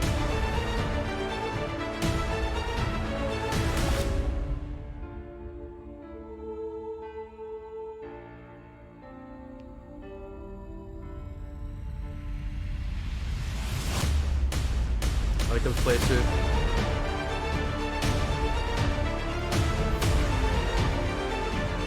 So it's co-op, and the other player looks totally different. Big hulking black man. So I guess you can pick your character or custom create it.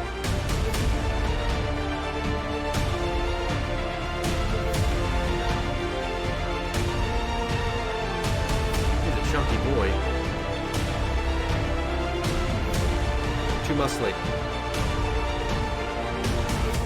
Oh, the character transforms, you reckon?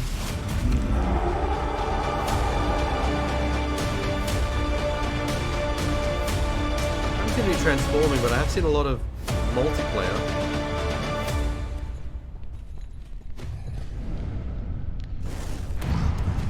There she is.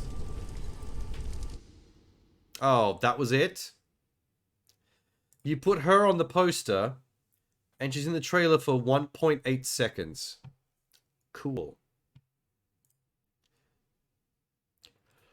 I don't see any evidence of transforming there. I think it's just different character archetypes you can pick, and then help each other in multiplayer. Not the one you were thinking of. I mean, games like that, a lot of them really do look the same, though. It gets very confusing. Wait, what? Wingfeather Saga. A story with the magic of Narnia and the sweeping epic like Lord of the Rings. Ah. That is a huge fucking shoes to fill that you've just set up there. Good lord. Experience the official teaser for Season 1 of the Wingfeather Saga and stream the series on YouTube and Angel Studios. Oh, is this a show? I thought this was an anime game. Wait. Maybe it is? Just give me a sec.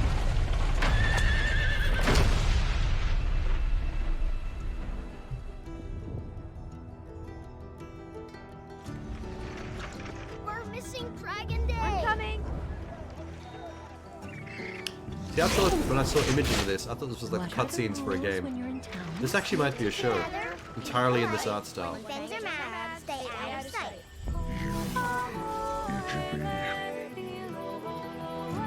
We are truly indebted to our brave and magnanimous host. Tink, you can't just run off. Rumor is, black carriage. Alright, it's kind of charming, but they straight up said Narnia and Lord of the Rings in their description. Like, I think you're a bigger bit. You guys are being a little up your own ass there. Where'd she go? Wait, the largest crowd-funded kids animated series of all time. Is that what we're dealing with? Okay. Based on a best-selling book series. I could have predicted that, because the art style has this feeling of something that's trying to match some kind of pre-existing style. Like the cover art on the books or something. Or if there were storybooks, had this kind of vibe and they wanted to capture it in 3D. We have to get out of sight now. Pretentious? Yeah. Well, it's pretentious off the bat when you write a description like that.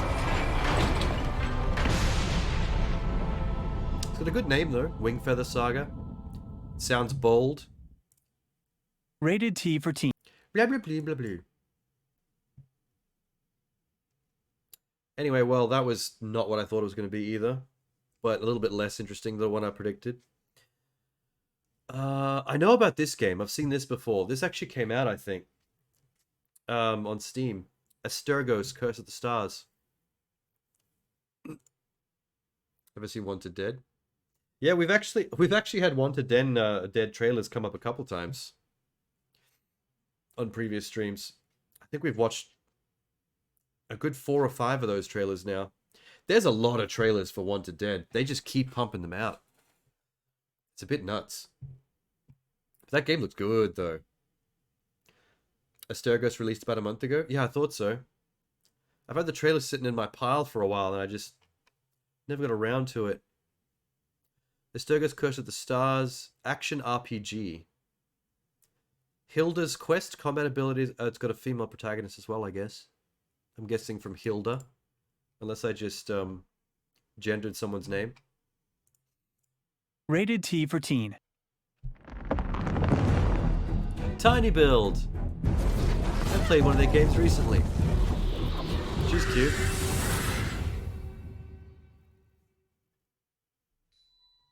For a second I thought it was going to be the whole trailer. Welcome to Astergos, Curse of the Stars, an action RPG inspired by Greek and Roman mythologies. Play as Hilda, a young warrior of the Northwind Legion who is trying to find her father in the lost city of Athens. I like the look, that feel, it is that time dash. to learn more about the gameplay features you will encounter in Astergos, Curse of the Stars. The game takes place in the legendary city of Athens, favored with October 8th was when this trailer came out. So Divine grace of the gods, it's set at the financial and political apex of the entire world, only to crumble in one night due to a single curse. Athens has seen many adventurers like you over the 1,000 years, so beware of the danger lurking within the city walls, or you'll meet a similar fate. Hilda's training in the Northwind Legion allows her to simultaneously wield 2 of the 6 weapons she has mastered. Just a no-nonsense, Seamlessly straightforward, switching between weapons in combat relatively creates linear a unique action chain of adventure attack RPG. and defensive moves.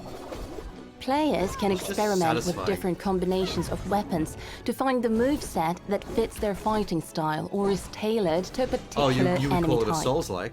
I didn't realize Some that. inhabitants of the shelter will That's be a able to furry. help you improve your weapons and gear. You got a furry if you blacksmith. can provide them with the materials Cool. needed for the work. The 6 base weapons available to Hilda are a sword and shield, daggers, a spear, a hammer, Spear's kind of shitty looking. enchanted bracelets, and a magic staff. Each weapon and combination of weapons changes combat vastly. On top of that, Hilda possesses the ability to bestow her weapons with great elemental powers. Use magic, fire, frost or electricity to vanquish your foes. Or you can also traverse locked paths to new lands, shortcuts and secret areas hidden away. Players start their journey with the ability to power their weapons with magic. The other elements will be discovered as the events of Asterigos unfold. Be warned, weapon and element combinations have the potential to turn any battle in your favor. Or if you're not suited to that playstyle, provide a great advantage to foes. The world of Asterigos is inhabited by many dire beasts and creatures that stand in your path. Mighty minotaurs, armored lions, fire dogs, deadly scorpions, and cultists that can turn into werewolves, to name a few of the foes plotting your demise. The real challenge begins when you encounter one of Asterigos' bosses. There are many of these formidable foes that stand in the way of you and your destiny. Defeating your enemies will grant you experience, and once you level up, you will receive attribute and talent points. Attributes control your passive bonuses to health and arcane points, as well as raw attack damage. While talent points can be spent on learning new skills that can change your playstyle, allowing you to hone in your fleet footwork and learn artful fighting moves. With the horrors you will encounter, mastering combat is essential to your survival. Hilda's goal in Asterigos is to reunite with her father and his troops. However, as the story unfolds, she becomes focused in uncovering the truth behind the city's curse and why the once great Aphis is falling to wreck and ruin. The world of Asterigos is rich and full. There is more to do than slay hordes of enemies. Like? Gather hundreds of collectibles to uncover deeper secrets of the city of Aphis, whilst you explore the world. Be warned, tread with caution when necessary. The choices you make here have consequences and can affect the outcome of your adventure. Every video game The bravest warriors can complete challenges and forge their destiny with an iron will in the new Game Plus mode. Will you rise to the challenge and take on the cursed city of Aphis? Are you the hero the stars foretold of? The one who will uncover the darkest secrets, defeat formidable foes, and decide the fate of the city and its people. Asterigos Curse of the Stars will be available on PC, Xbox, and PlayStation on the 11th of October. She has a nice character model, but she looks a little bit like one of those character models that you find for sale in the Unreal Engine store.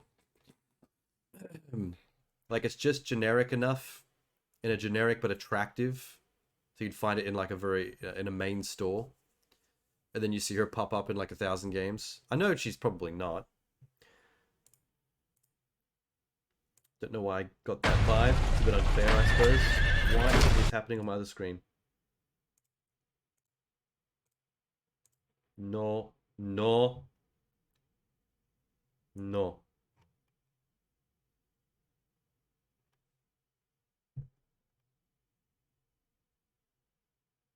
WrestleQuest? Wait.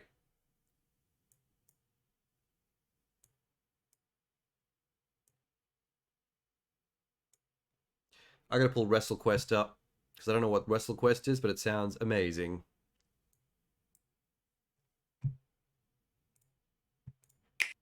For Nintendo Switch. Pro Wrestling RPG Fantasy Collide in Ultimate Pixel Power Adventure. Macho Man Randy Savage and other icons offer guidance as you powerbomb your way to glory. The hero's journey ain't just epic quest, it's WrestleQuest. So classic wrestlers like Macho Man Randy Savage are your NPCs in a wrestling RPG? I hope that's what that means. Oh my god. And it's pixel graphics.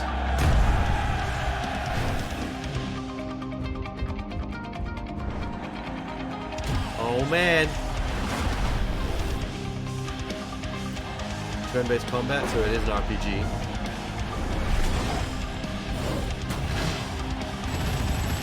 She is using a motorcycle in a wrestling match. That's not fair.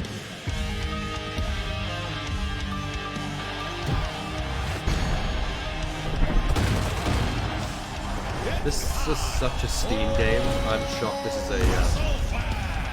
is a Nintendo exclusive. That seems hilarious, though. That seems absolutely hilarious. Would play. Would play. Okay, doc. I wonder if it's anything like Golf Story on the Nintendo Switch, where it's like a golf, it's like a 16-bit RPG, but just the main gameplay mechanic happens to be golf because it takes place on a golf course. I have a Switch now. I should play that. Should stream that game. Yeah. Sure, no one would care, but I would. Looks exciting. Evercore Heroes. Action-packed announcement trailer for the upcoming competitive PvE game, Evercore Heroes. Developed by Vela Games, a studio featuring former EA and Riot veterans. Riot? Pedigree? Players hop into 4v4v4 matches and work their way blah blah blah blah. 4v4v4v4. That's different. Okay. They've got something unique going on, it sounds.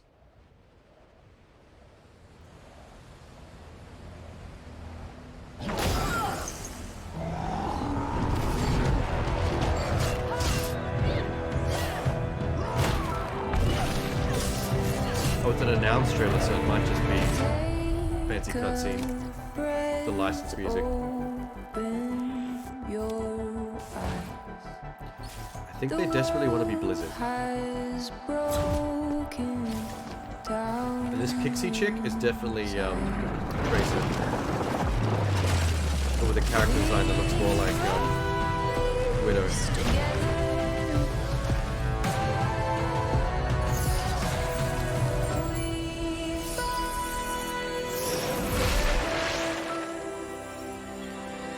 Oh, Babanushka.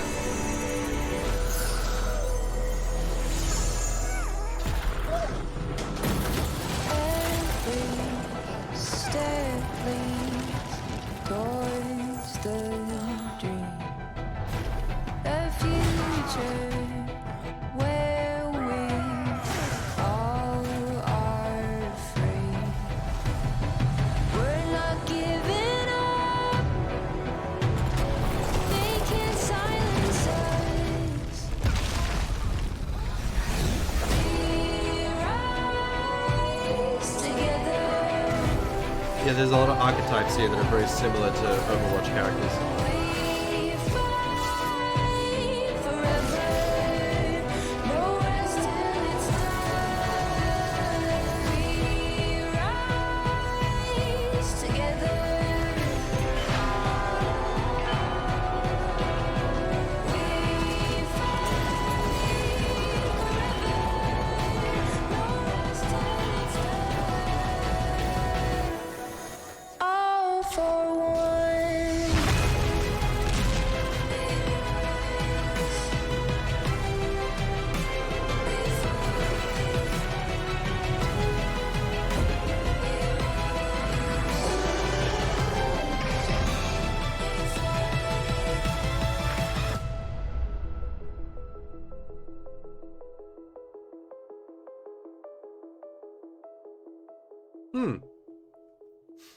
They put effort into that.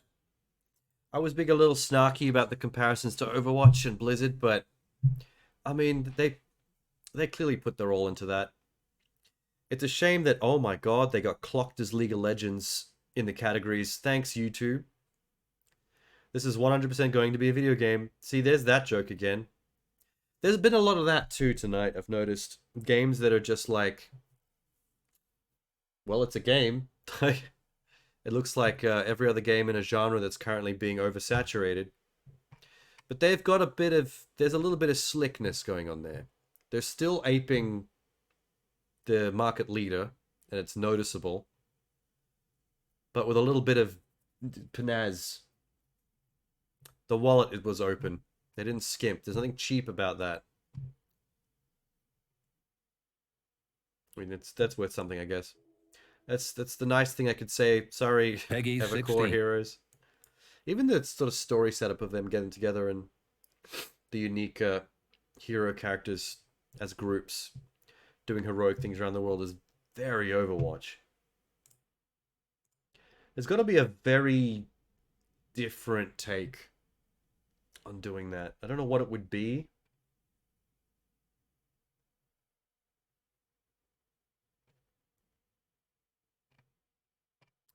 Yeah, I'm not sure what that would be, but there really has to be a completely different take on doing that kind of thing at this point.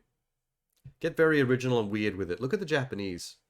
They can twist a genre like nobody's business. They can do some weird shit, man. What's this? The Last Oricru. The Last Oricru is available now for PC, PlayStation 5, Xbox Series X. Watch the launch trailer. See the factions at war? Explore the sci-fi medieval world of Wardinia. So sci-fi medieval. Those two things have been colliding a lot lately. Take on the role of Silver, a somewhat cocky human who crash lands on an alien planet. They happen to be at war. Okay. Okay, yep. Peggy 16. I hope you can hear me loud and clear. I can. I just need you to recover the cradle. I can't really leave without it. And I'm the only one who can get you out of here. I'm the first in command. I need to finish the mission. I couldn't sabotage it by telling you all that. You have chosen well. Lord of the Rings. First things first. To get to me, you'll need a boat.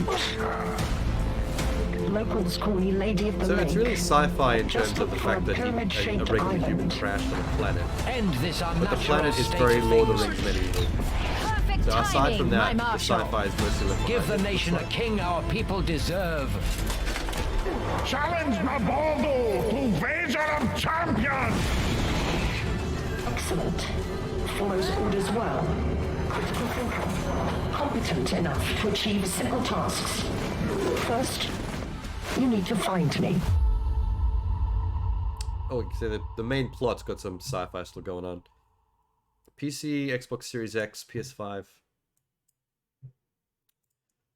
Oh, a little generic. I don't know. I think we've started down the generic rabbit hole. Oops. Yeah, most of the really good stuff I think has been cleaned out. What's this? Honor of Kings World. Once again, keep finding these semicolons tonight. Honor of Kings, semicolon, World. Normally it would be something like World, semicolon, Honor of Kings, but they've flipped it. I don't like it, the fact that a generic word like World is coming after the semicolon. That's awkward to say. Open World Action RPG. Okay, we've got a lot of those, but that is a good genre that I enjoy. Not going to poo-poo it yet. Asian mythology incoming.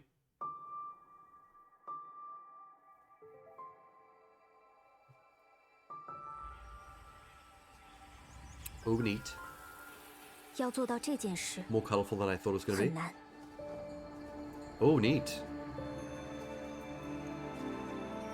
不过其实来之前 I thought it was going to be like the bleak, muddy, feudal Japan samurai shit again, but this is 只有奇迹才有这样的力量。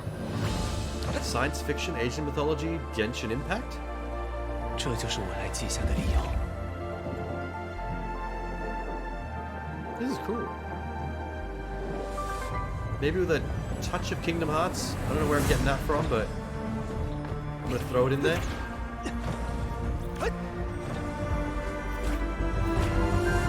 我一直在做这个梦。以绝望窥见。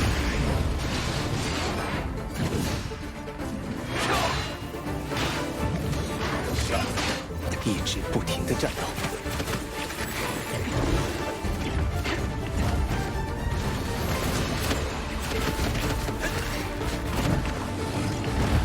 上青天，揽星辰。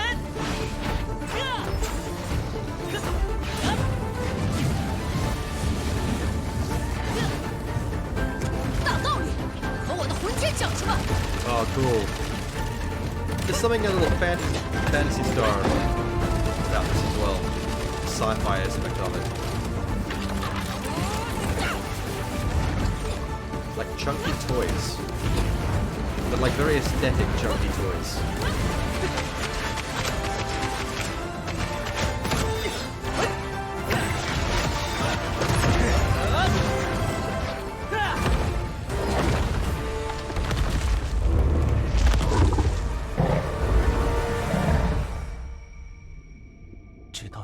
I wonder if you have to play as that boy. Or if you have an option. In this sandboarding in the desert. This game has everything. Just drop that on us at the end. Little Easter egg.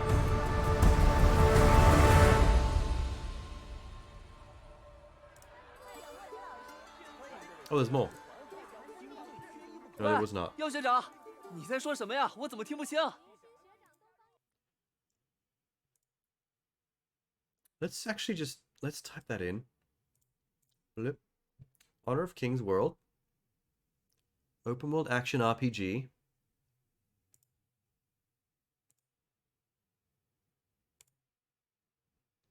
$2022? Announced. Okay.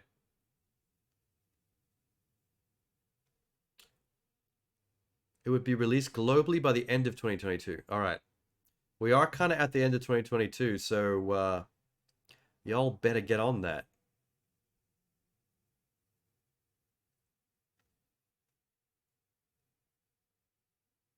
Honor of King World's most played mobile MOBA. So maybe okay, Honor of Kings is a mobile MOBA. Honor of Kings World that we just saw is an open world action RPG for PC. Alright, I thought I almost got fucking bamboozled again by a phone game. Why is it so easy? Why is it so easy to get bamboozled? Far out.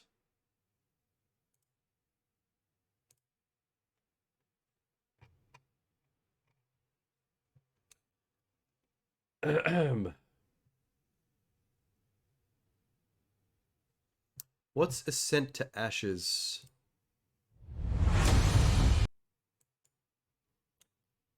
A colony sim set in a post-apocalyptic dystopia. Build and defend a base, manage survivors, engage raiders, aliens, remnant soldiers in real time with pause combat, or use stealth. With a massive... It doesn't say open world, it just says massive world. Interesting. Okay, that's a lot of interesting elements.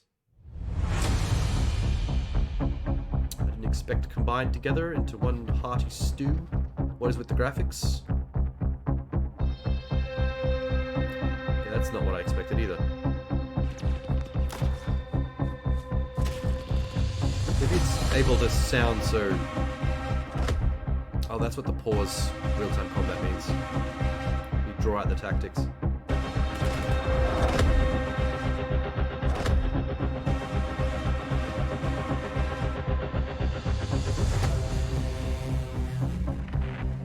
It's probably able to be so open and robust and customizable with the colony building and management because it's got such a simple graphics system.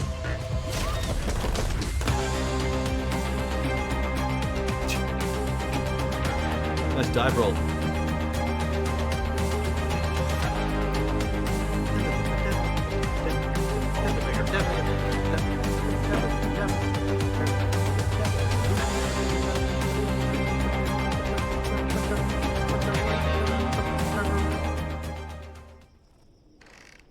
Oh, the music just kind of ended. When you bring the camera down this low, though, and do little story bits like this, it looks terrible. Shai Halud.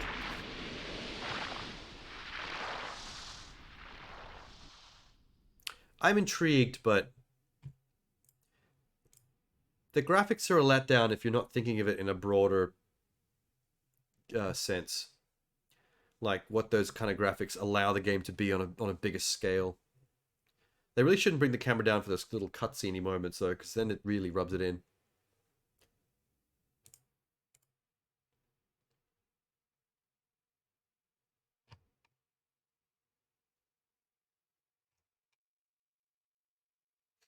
Okay.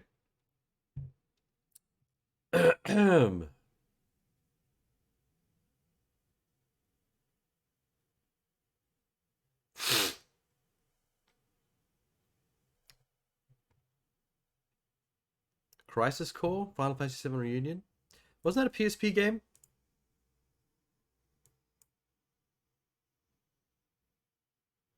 I could have swore this was a PSP game. Watch the launch trailer for Crisis Core Final Fantasy VII Reunion to learn more about story, combat, more. Get ready to play as Soldier, Operative Zack Fair, trigger the events that lead up to Final Fantasy VII. Okay, Crisis Core is definitely what I was thinking then. I remember Crisis Core from when I was younger. I think it was either a PS2 or a PSP game that was a prequel of 7. As Zack, the guy with the black hair. And I guess the reunion in the name is them based their cute way of saying this is a remaster or remake. Violence, blood. Kinda. Not that much. It's Final Fantasy. Chill. Those wings. I want them too. The company has decided to eliminate Genesis and his cohorts. This includes Angeal as well. That sword represents our family's honor. I see. No wonder. I've become a monster.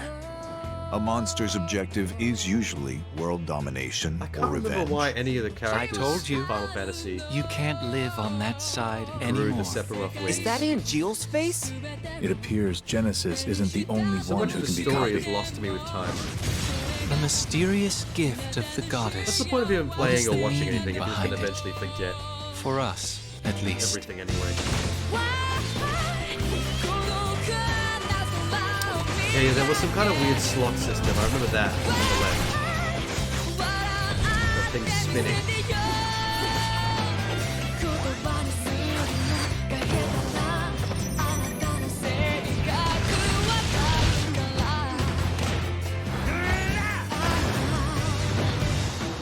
Those soldier people are kind of weird. They fight. And they love it. If only I were Soldier.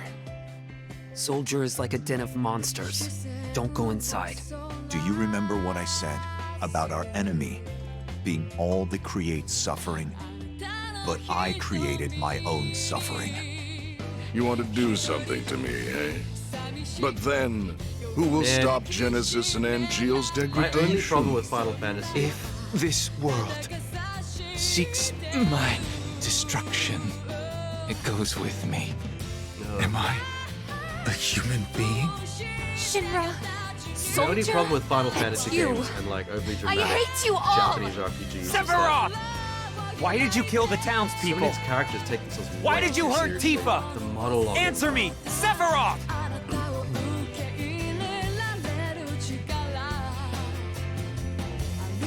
Sometimes you just want people to act like people, like human beings, Sephiroth! instead of mouthpieces for someone's like dramatic The army's emo level of mobilizing. poetry. Find the targets before they do. I want them alive. You hear me? Roger. All right, let's get going. Hey, that's a clip from Advent Children. Will I see you again? So's that. Hey, Cloud. I have to go to Midgar.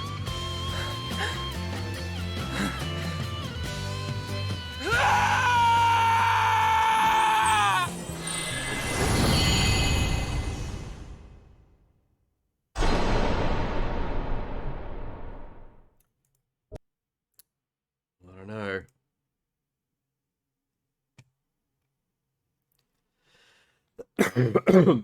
Good God.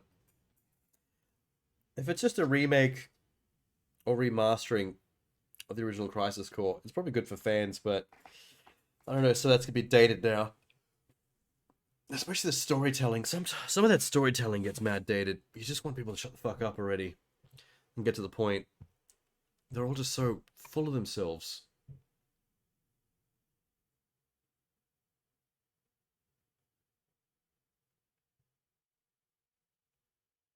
You know what? One more game trailer. I'm curious as to what Do Not Open is. And I'll stop game trailing at that point. I think that'll be enough. What is this? Oh, it's coming to PlayStation VR? It's got VR? Ooh, creepy survival horror game influenced by escape room mechanics. Oh, of course it's in VR then. VR loves escape rooms. Under immense pressure in the terrifying and oppressive environment, Michael J. Garang, an infamous zoologist and an epidermologist, is trapped within a warped version of his own house. His wife and daughter are in severe danger. Escape the house while dealing with a mysterious panel. So it's a literal haunted house escape room. Okay. Pretty unoriginal, but if I could smack on the VR headset and do it, hell yeah.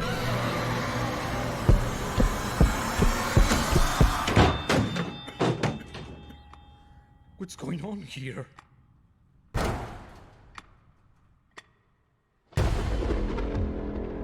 Hun, where are you? Cool. Julia, wait! Hide? This is my house, but there's actual at the same time it's not. action stealth elements? I thought it should be an escape room. Oh my god.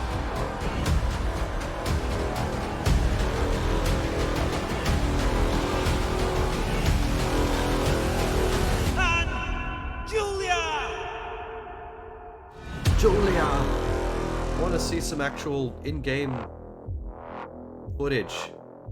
Especially VR version. I can imagine though, horror game, VR, escape roomy. They're usually all quite similar. It's a nice little teaser trailer. A little We Exist trailer, but didn't really show us shit. Too bad that's the last game trailer for tonight. Would have liked to go on something more of a bang. I thought that was going to be more of a bang because I loved what I read, but it just didn't show enough. Eh. What are you going to do? Oh, okay, let me turn off this aircon. I'm getting very cold. Back in a sec. I'll have to pee as well.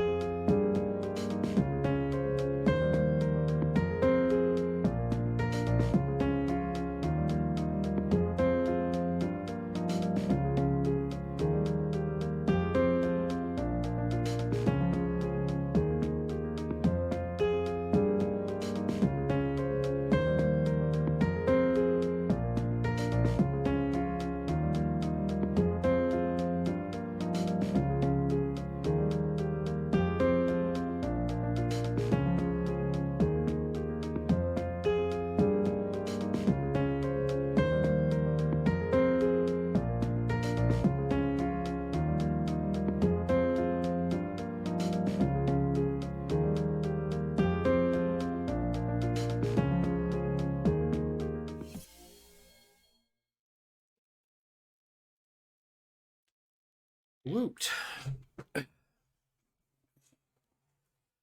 Okay. The second time I've had to go to the toilet tonight. The one stream. What's the deal? I used to be able to go through a whole stream without going to the toilet once. Son, bitch. I lost my thing. I lost my the skip of my step. Okay. Alright. I've been waiting on doing the big trailers of the night. Not games, movies. Some huge shit dropped the last week. Now I finally get to check it out.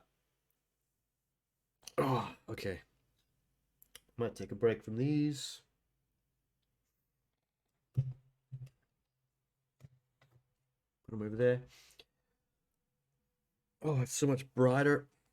I'm trying to avoid all these bright lights and now it's smashing me. Alright, what's been out? I have a list.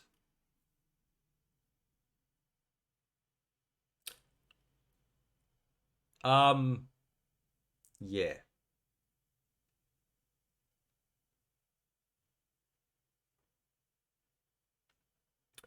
Guardians of the Galaxy. That was it. That was one of the most important ones. Holy shit. How could I forget? We gotta do Guardians of the Galaxy. Blah. I believe this is the teaser that they described after the D23 that we read a few nuggets about. Alright. I think I'm ready. Let me just shuffle. Oh god, my eyes are so tired. I'm predicting choice soundtrack. For quite a while. Not for the movie, no matter what happens obvious, next, but trailer. The galaxy still needs its guardians. I'm not sure I like them in matching uniforms. We the come Guardians. in peace. It's a regular ass Earth suburb. Don't get a drag. Come on, Drax. Seriously, dude? No, Oh, I got my chest. I was just about to say don't give it a Drax, because that's what's going to happen, and it immediately happened. Oh, there's the fucking... They're already dropping bangers. Where we came from. Aw. Baby Rocket. Running broke my heart. our whole lives. Pete, I'm done running. Three Among Us colored spacesuits.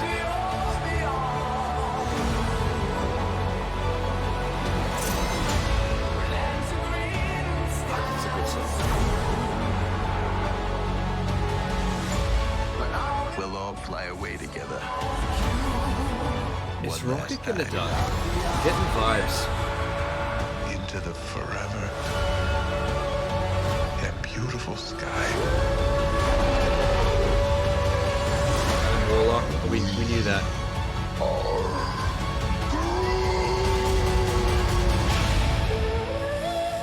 Groot can use multiple tools to control multiple guns. Why did I have done that before? And we'll kill anyone who gets in our way. No, not kill anyone. Kill a few people. Kill no people. Kill one guy, one stupid guy who no one loves. Now you're just making it sad.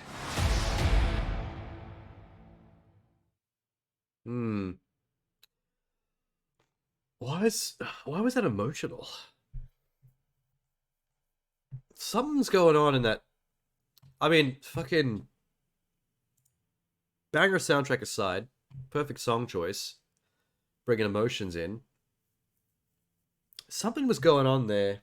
Someone's gonna die, and Rocket seems to be very high up on that list from what I'm seeing in the trailer.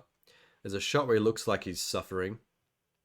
They show the baby Rocket shots, which are obviously setting us up to feel feels. Once you start getting a random character's origin, you're like, oh, they might be closing their arc soon. It's not going to be Groot, because he already died once. I feel like it's not going to be Mantis, because she's fresh. She's As of Guardians 2, she's new to the team. Nebula has been through a lot as a villain. To make it onto this team officially and then to just die, I don't think so. It's 3 options. It's either Rocket, Drax, or Star-Lord. I feel like Drax and Rocket are the highest because I know Batista was already not planning to ever come back again for Drax. And talk some shit about Disney. So they might be getting rid of Drax.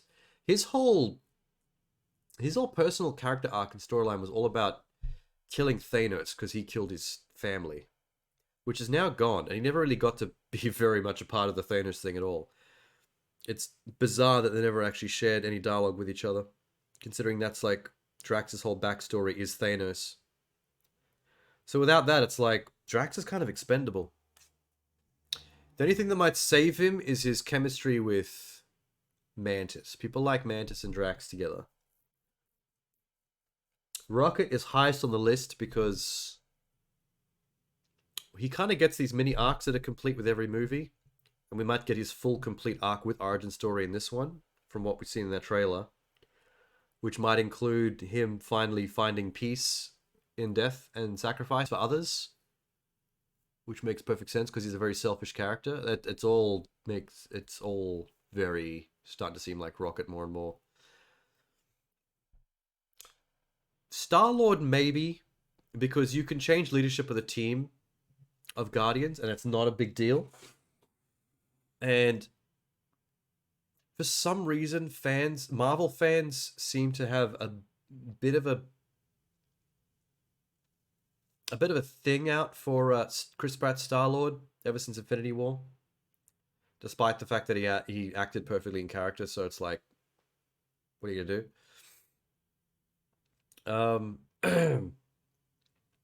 And I think it would be a good curveball on the terms of the story to lead up to as if they're going to kill Drax and Rocket, and then have Peter pull a very big leadership move, very big responsibility move, and do something that saves them but gets himself killed. So that's a bit of a rug pull. They build you up, not sure who's going to die. Suddenly very sure it's going to be Rocket or Drax. And on the cusp of it happening, flip it Star-Lord because of something Star-Lord does to fix things. Unless that'd be too similar a beat to when he takes off his helmet in space to put it on Gamora in Guardians 1. Which he survived, but that was a self-sacrificial for the team. I don't know how many times you can repeat these same beats. Anyway, I need to poke away at this. Let's not play any more copyright music. There's a barge.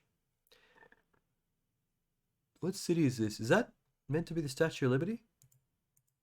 She rebuilt? After what happened in No Way Home? I'm guessing the Nova Corps gave them these. Oh my god. There are a lot of different alien species living in this one stupid suburban street. Why is it so suburban? This looks like a fucking screen from a nightmare. I don't get this at all. That thing is nightmare fuel. I'm glad Drax killed it. Good job, Drax. They're all mortified. One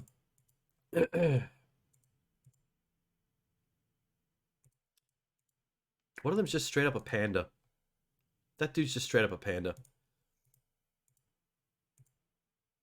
Maybe this is a simulation designed to test their what's the word from Star Trek? Their prime directive abilities. Maybe Nova Corps gave them these outfits and we're like, alright, we'll let you be on the straight and narrow. Prove to us through this training regime that you and your team can make first contact with other species and not cock it up. And then they cock up the training horribly. And I guess get to keep the outfits. This shot almost broke me. The hand reaching out for a little baby oh my god, it's Baby Rocket. Why is he like this? Adorables. He's gonna die, I'm telling you. There's the Among Us crew. Who dead here? Is that... Oh, I think it's Star-Lord. Definitely not dead because everyone's pretty chill about it. Rocket's drinking. There's Cosmo. Okay, good. Cosmo's in the movie. I know Cosmo's in the Christmas special. Wasn't sure what else we get to see from Cosmo. Glad we got more Cosmo. I'm guessing Star-Lord's drunk because of the whole Gamora thing. And they're just dragging him back to the ship.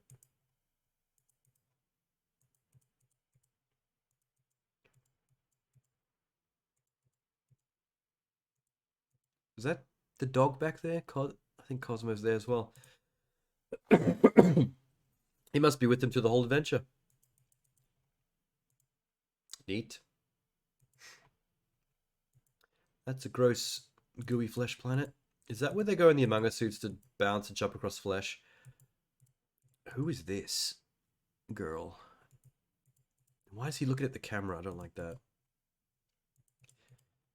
I guess Gamora might be after him. I'm really trying to piece shit together. This is once again Meat World. There's those astronaut suits. They got Gamora back, but Drax has been shot in the chest. Brain matter.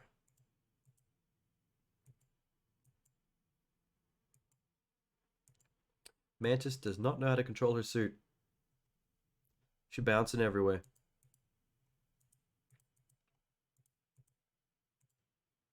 Who's the person in the white that's being tackled here? I think it's that black guy surgeon from before. Star-Lord's taking him out the window.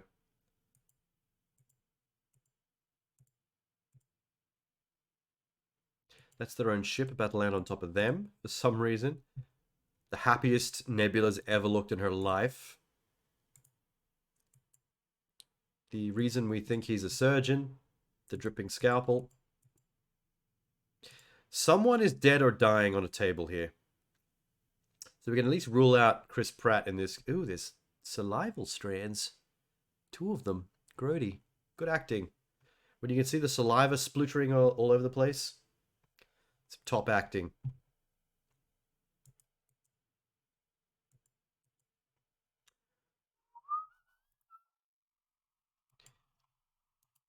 So it could be Gamora that they finally kill off. But that'd be the second time they kill off Gamora. I don't think that's likely either. The other mutant otter. I think she's from the comics. Love interest for Rocket Raccoon from the comics. Remember her being like a sea lion or an otter or something. That looks like the monster from the second movie. I don't know why the fuck it's back. There's the thing that everyone's been the most interested in. Adam Warlock. Will Poulter. This screenshot has been all over the internet since D23. This is the thing that leaked. I'm guessing he's going to be a villain throughout most of this. And then survive the end. And then become an anti-hero later. I think that's what happens in the comics. I'm pretty sure Adam Warlock does a whole... It starts out as a villain antagonistic force type deal. And then things change later on. But he's like Superman level powerful strength.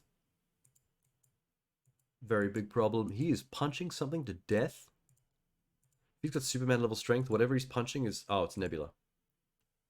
Well, good luck, Nebula. At least you're a robot. She's also sad about someone being... Is that the same scene as one where Pratt is? Is the lighting the same? It's a little bluer in Pratt's scene, so we might have more than one dead character.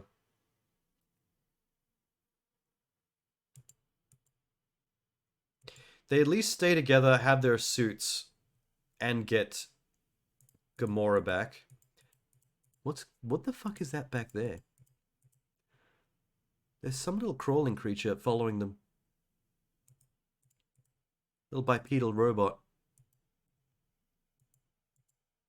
Oh man, Rocket's gone. I just know it. It's the kind of character that doesn't necessarily need to go because it's easy for Bradley Cooper to just voice it rather than have to be on set and do stuff, but there might be other reasons why they want to get rid of the raccoon. I don't know. Trying to rack my brain for reasons why or why not. Poor little buddy. Hi, Sham. Undercover? What does that mean?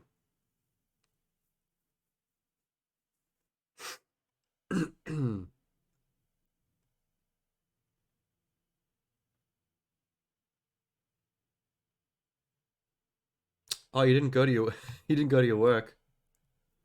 Were you playing sick or something?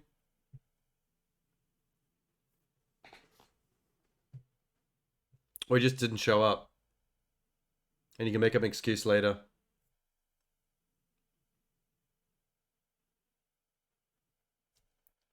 Just tell him on the way to work you tripped and fell into a three-way. And there's just no way to get out. You had to finish.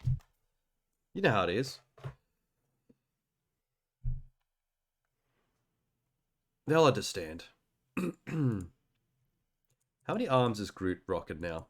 1, 2, 3, 4. Wait. 1, 2, 3, 4, 5, 6.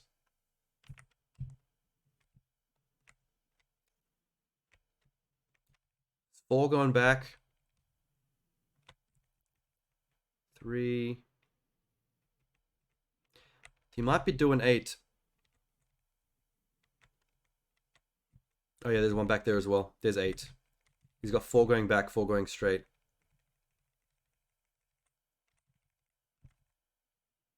Wild. Your last shift was supposed to be Thursday? Oh, so you were never supposed to work today anyway.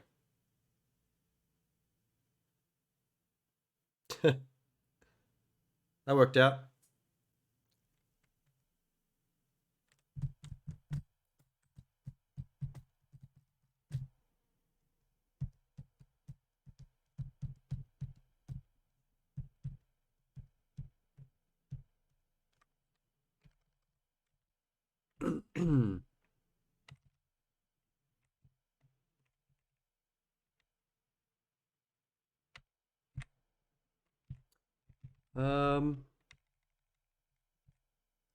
I'm gonna look up what the otter's name is because I remember that character.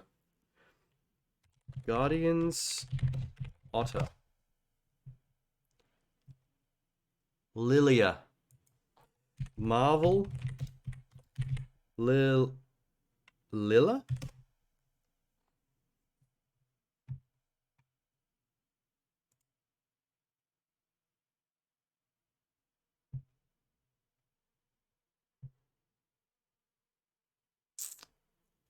Anthropomorphic Otter and Rocket's One True Love. What I thought. I remember that from something.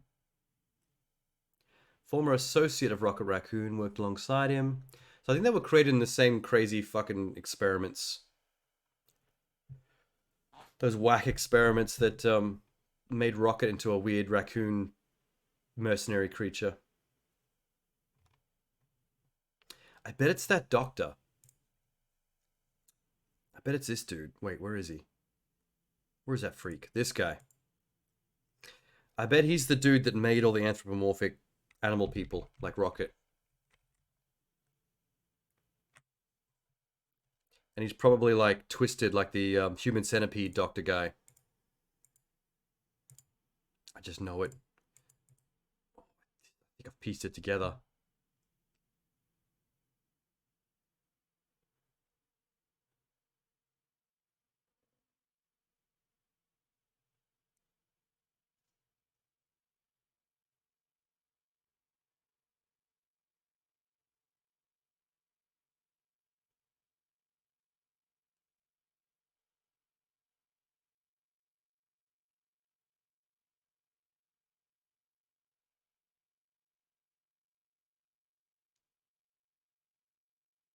Hey Sham, did you end up seeing this Guardians trailer?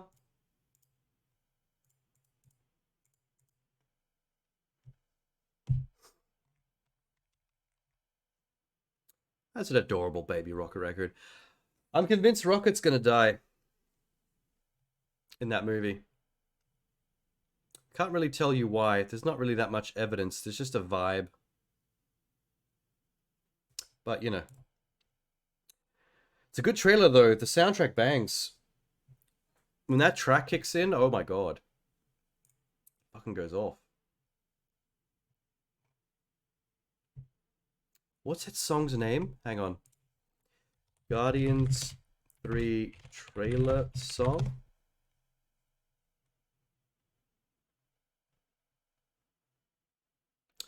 Space Hogs in the meantime.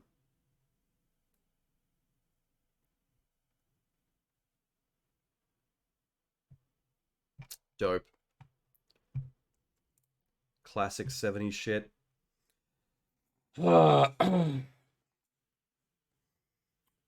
Oh, did some moderated deletages happen? Oh, you know what that would be? I've got the stream elements bot trying to keep the chat clean of link spam, especially from randoms that show up to chat for the first time and try to make us watch porn. You know, the pranks and all that. So I made a link share cookie bit channel point request, which I think would be a good way to manage that.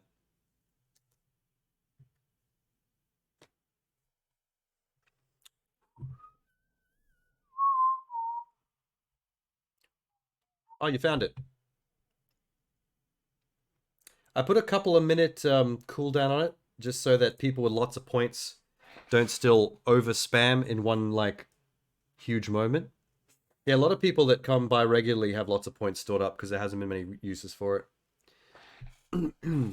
Like, I'm pretty sure Lemmy has like a shitload of points, which is why I put like the 10-minute cooldown on the link share, so that even though he's got like 20,000 points or something, he still can't give us 20 Plants vs Zombies links all in a row.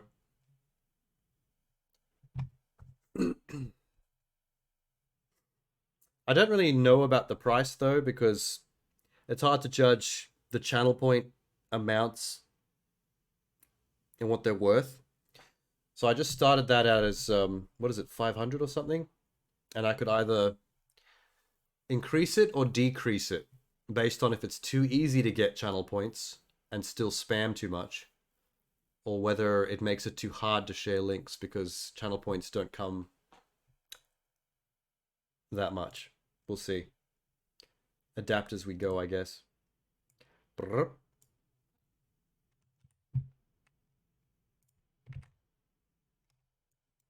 What's this?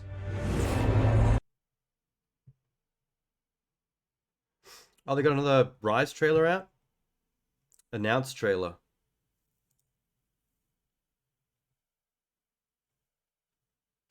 January 20? That's not too far away. Just over a month. A month and a couple of weeks. Neat. Yeah, see, that's what I thought as well.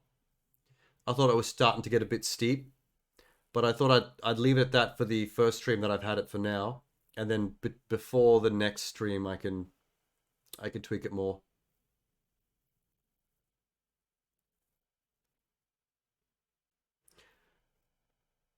Because 100 would probably also be too cheap. Then it might get way too easy to still spam.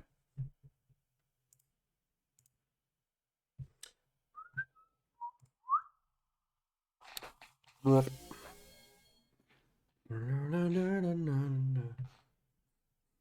I've got the trailer music from Guardian stuck in my head. This is for my fellow hunters! This is for my fellow hunters. A trailer.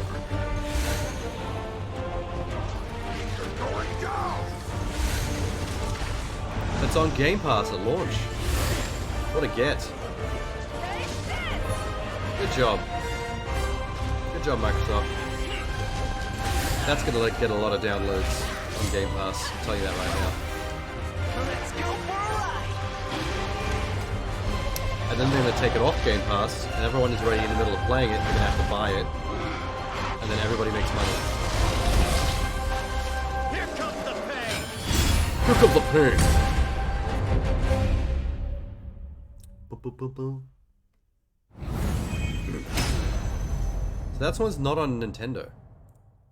Rise does not get to be on the Switch.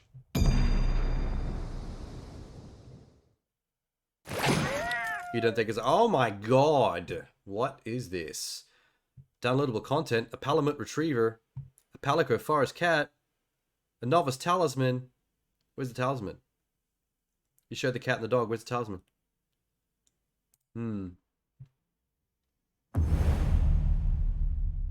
Oh, it's on the Switch already. Okay, that's why. Okay, that makes sense. Bam.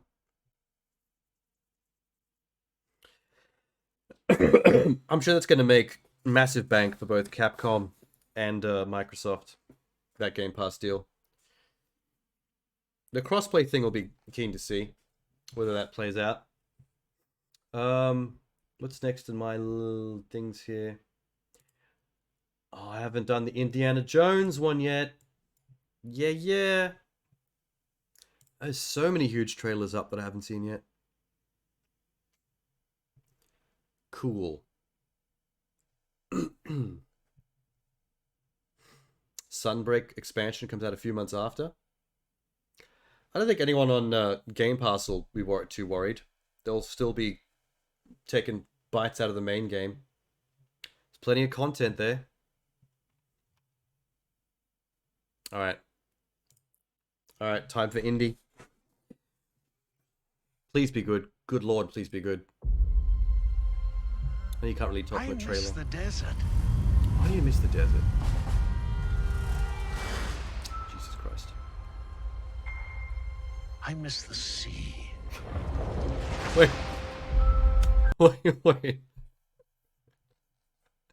Wait. So he misses the desert. Shows footage of horrifying desert assassins trying to kill you in a tuk-tuk. He misses the ocean. He says he misses the ocean, the sea, and then he shows footage of disgusting, horrifying eels tearing apart a skeleton in the deep, dark depths, the void of the ocean. It's like, dude, you're not selling these things you're saying very well. I don't think you miss these things at all. These things sound terrible. Either that or you're showing me the wrong footage. And I miss waking up every morning. Under Nazi regime. Wondering what wonderful adventure the new day will bring to us. Or that. That's good too. God damn, he's so old. Isn't he in his 50s? Come and gone. Perhaps. Perhaps not. What'd you say? I don't believe in magic. Doesn't believe a in few magic. times in my life. I've Whoa, seen that was a things. deep fake. Things I can't explain. And I've come to believe it's not so much what you believe. He might also be deep fake under the horse. It's how hard you believe it. Yes. Just play the song. And make the whip sound.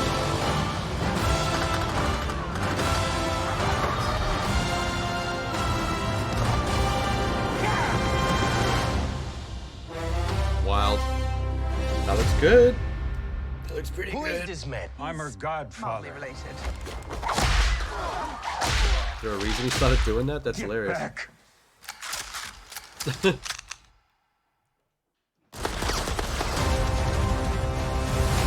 That's kind of the opposite of what happens in the old movies. Where that guy pulls out a knife and starts spinning around, and then he pulls out his gun and just takes him out. They flipped it on him. Kind of clever. It's exciting trailer. Makes it look good. But then again, Crystal Skull had a pretty decent trailer, or trailers as well. That wasn't great. Let me go back through that. Hang on.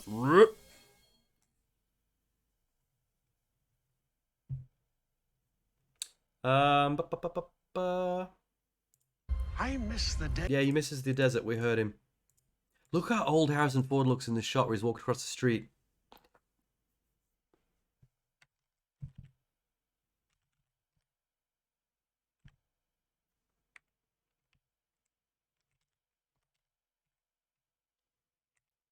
Nazis. Is Harrison Ford 80? What did I say? 60? I might have been way under. Let me just check. Harrison Ford. I typed and nothing happened. Where's my type? Harrison Ford.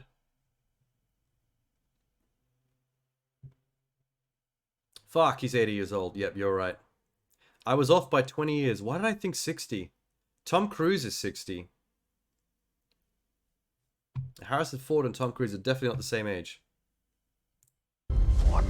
I'm wondering how this movie's going to go down lately, because America's been having a problem recently with, like, actual Nazis. Like, there's a lot of white supremacy, boldness, and toxicity going on in America right now. So, will certain areas of the extreme conservative right appreciate a movie all about punching Nazis in the face? Or will they be not that obvious with their toxicity? Because a Nazi should be the one thing you can punch in the face or shoot in the gullet and no one should give a shit, like a zombie. But now you've got all these actual Nazis running around like voting for the president. This is a good shot right here. Classic indie shit. He's gonna whip that Nazi and then punch him. Wait, no, there's the deep fake. This is what I was looking for. Okay, not gonna lie, that looks like a Call of Duty cutscene character. But it's good. It's good CG, but it's still noticeably CG. What's with his eyes looking at us and then at the person? That's very weird. Oh my god, Mads Mikkelsen is a Nazi. Perfect. He's gonna kill that role. I love Mads Mikkelsen.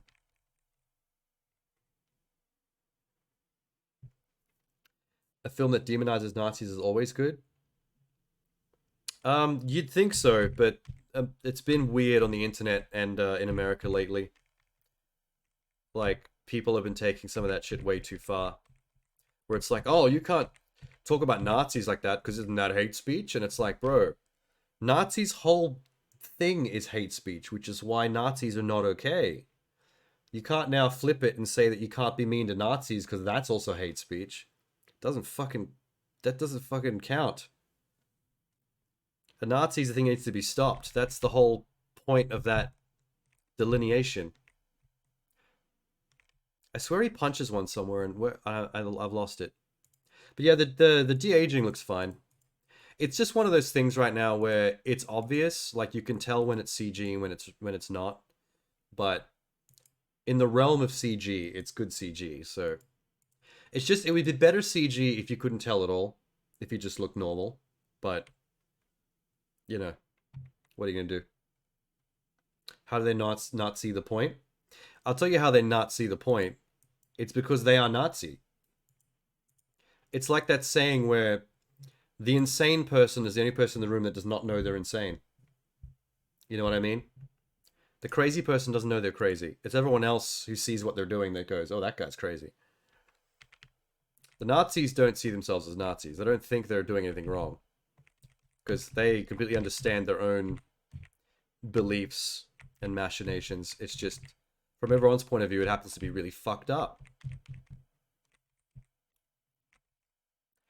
That guy looks familiar. Is that, remember the movie, you know the movie Logan?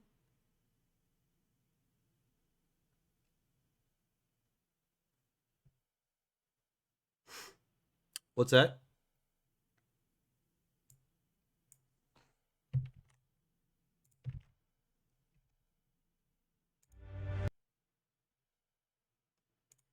Oh, did you drop the... Did you drop the wrong one in the thing? Yeah, it's alright. You can DM it. Lloyd Holbrook or something? The guy that played the bad guy with the metal arm in Logan that was chasing after Wolverine. I think it's that dude. It looks like that dude with a with like a 1960s crew cut. Yeah, I don't think Harrison rode any of those horses. I think maybe that's all deep faked on the horse as well.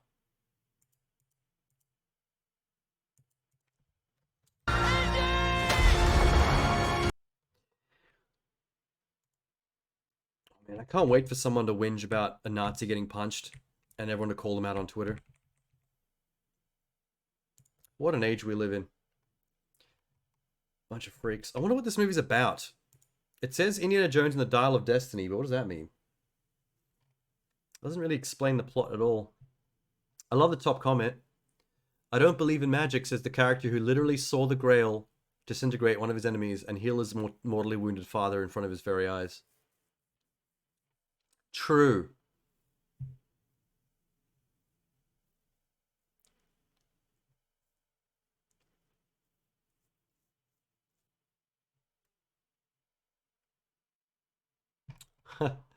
Alright.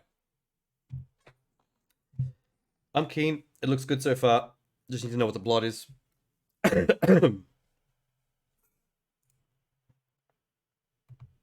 Oh, Link.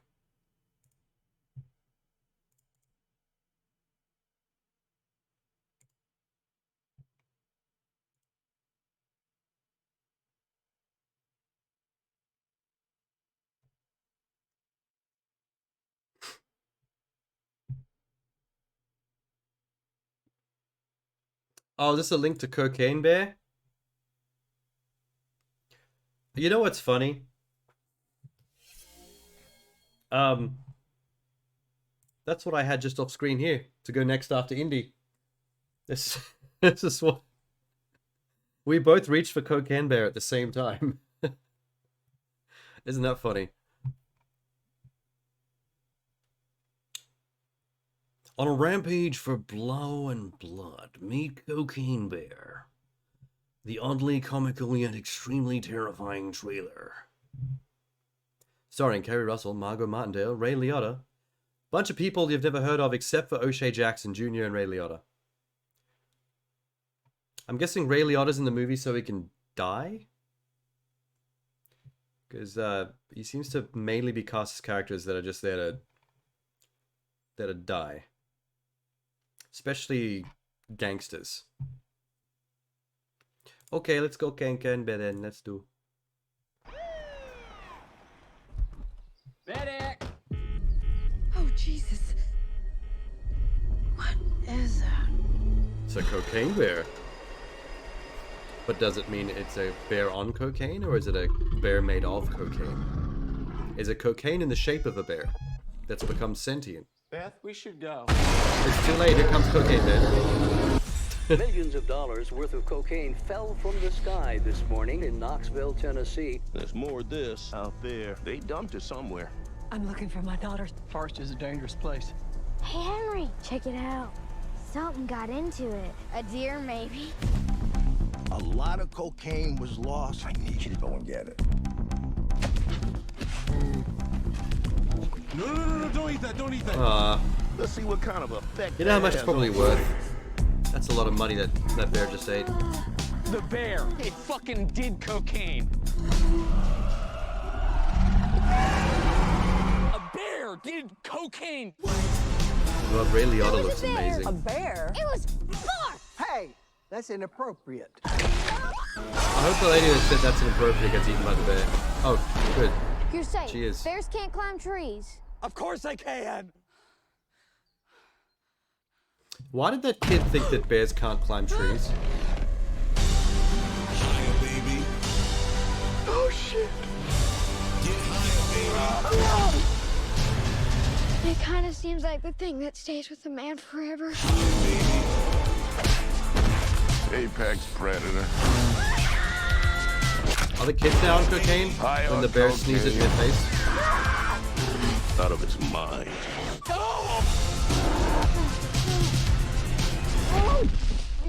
Oh man, you fucked. What the fuck is wrong with that bear?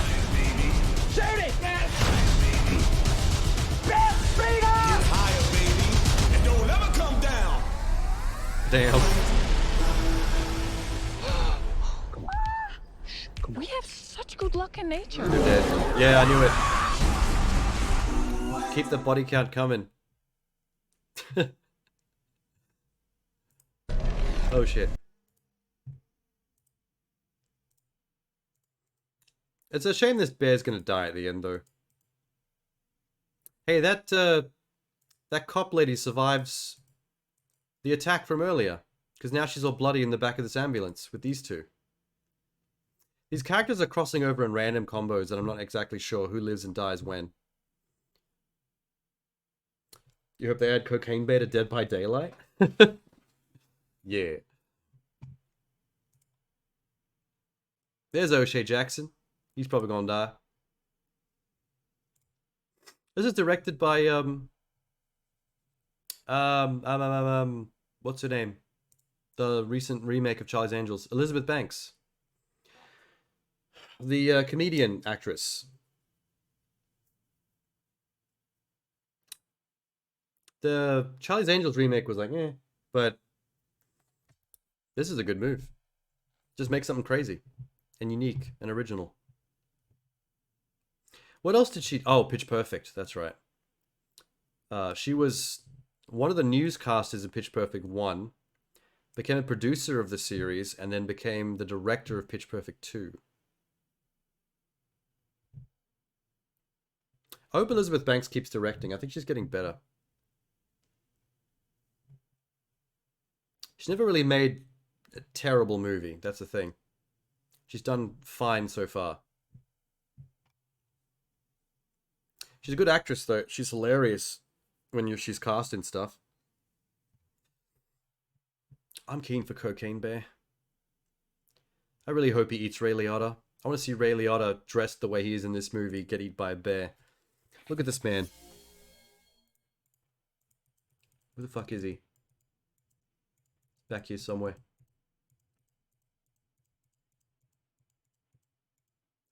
Those two guys are definitely talking to him. There he is. Oh my god, he looks hideous. Yep, they're talking to him here. Where's a full shot with the glasses on?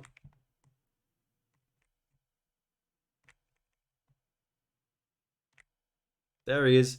I want Ray Liotta looking like that to get eaten by a cocaine bear. Hell yeah. What a movie. This movie could have starred Nicolas Cage and I wouldn't have questioned it. Not at all. This feels like something that would be a Nicolas Cage movie. Nick Cage versus a cocaine bear? You kidding? Why isn't Nick Cage in this? Oh, that's right, because he's doing that Western we watched the trailer of last week. One where he has a daughter and they're both going on a vengeance spree. Fuck, that movie looks good too. Oh my god, there's so much good shit coming out. Oh, you lost interest in Ghost Song? How could you lost interest in Ghost Song? What happened there? Thought you liked that game. Is Death's Gambit the one with the crow? The birds and shit? Oh no, that's not it at all. Nope, that's not the one I was thinking of. Whoops. That's totally a different game. What was the game I was thinking of then? Oh, the combat was too clunky. Man, you gotta see that thing. You gotta see that shit through. No quitters in this house. No quitters. Full completions only. Wait. What is the game? Death's Door? Is that why I thought it was Death's Gambit? That's the one I thought... Okay, I thought you meant this game at first with the bird. Where you're the crow with the sword. The one that's like an isometric... Souls-like. Yeah, that one. Crow Souls-like. Bird Souls-like. I want to play that game. It looks adorable.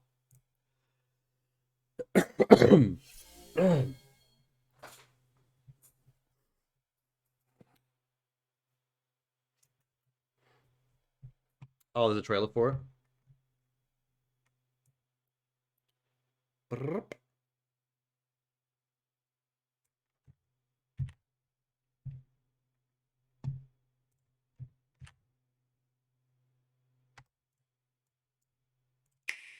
Switch. Afterlife.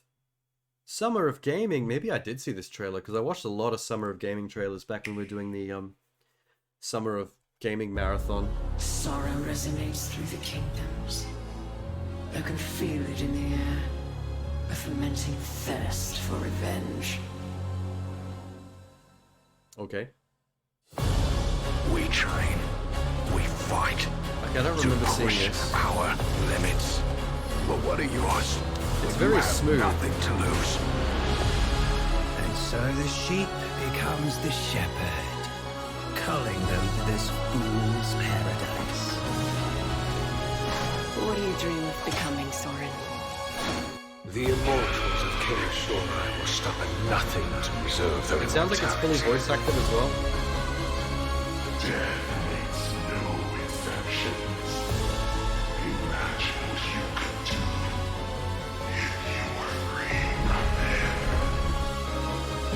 You lack the conviction to do what is necessary. Fate is not so easily broken. Multiple endings.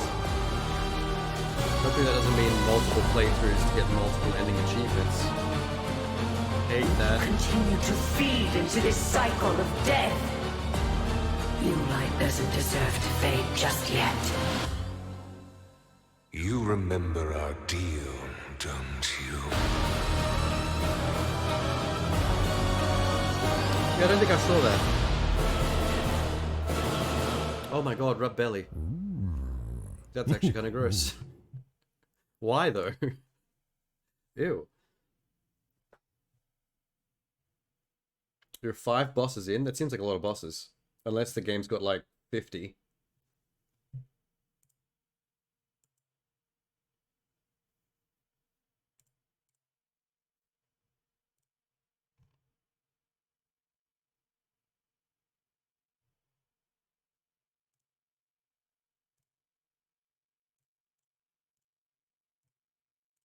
Okay. Quality of life improvements. Oh, they added voice actors in this version for the Switch. So that's why they put the afterlife after the semicolon then. It's a fully updated, upgraded version.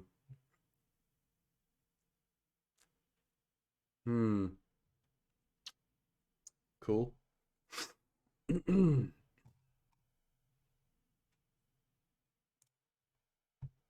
Looks good.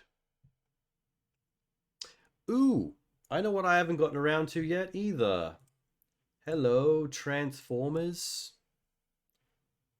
Which I don't know what to think about half the time lately. Bumblebee was a bit of a flip in the right direction after the last couple of trash ones. I think Michael Bay has no longer got his fingers in the pie. Who's doing this one? Is there a directing name? Stephen Cappell Jr. That's different. That is not the person who did Bumblebee. Okay, so it's not an auteur series anymore. They're just mixing it up with every film. I'm guessing this is about Beast Wars, right? Oh, Bumblebee was fine. Bumblebee was is probably the second best. Like, the first Transformers was great just because of, like, what it was like to see them in live action for the first time.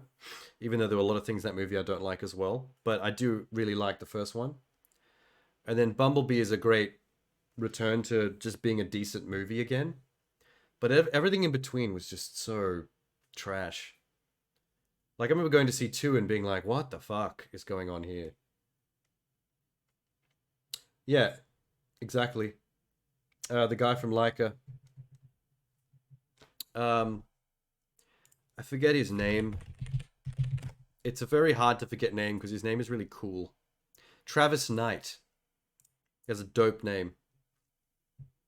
Imagine having the name Travis Knight as a rapper. It's a good rap name. Yeah, Kubo was great.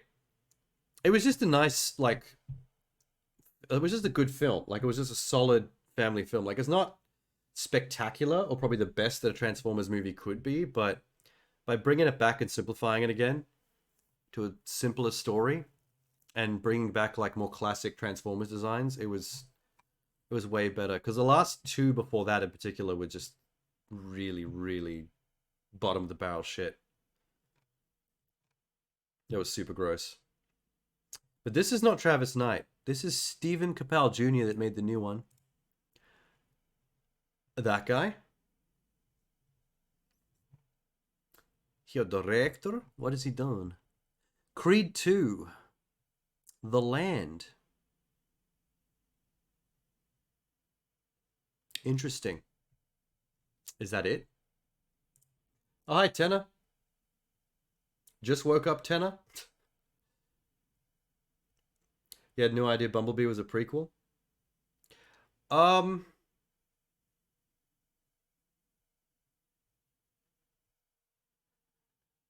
Why can't I remember certain elements of the plot from Bumblebee? You do get to see scenes, flashback scenes to back on Cybertron before they even come to Earth, of them fighting Decepticons. That was a great scene. It's right at the start of the movie, though.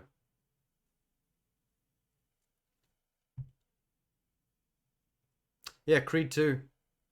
That's his main claim to fame, Creed 2. And a Machine Gun Kelly music video.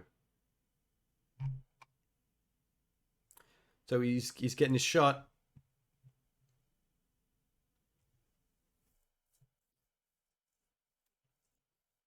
Oh, that's what we were saying, Tenor.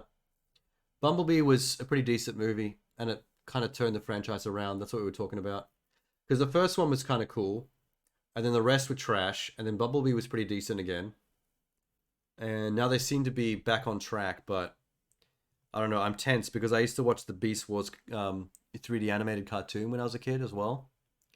Yes, Predacons and Terracons. Cool, man. Although in the original cartoon, I'm pretty sure that the Predacons and Terracons were the old versions of the Autobots and Decepticons. But in this live-action version, they're treating them as completely different races. 4 different races. That's different. Alright, let's go. Go.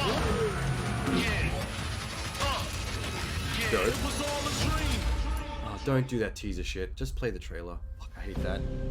They probably just gave away like a really good money shot in the trailer in that opening teaser.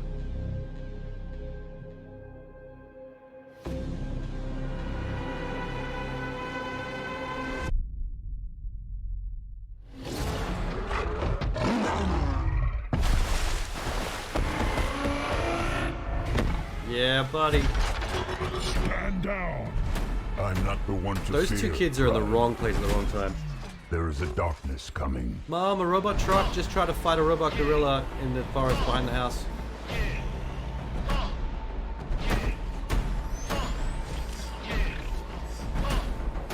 Yeah. It was all a dream.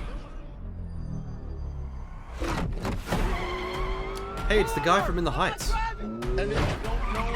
Nice. He's coming up.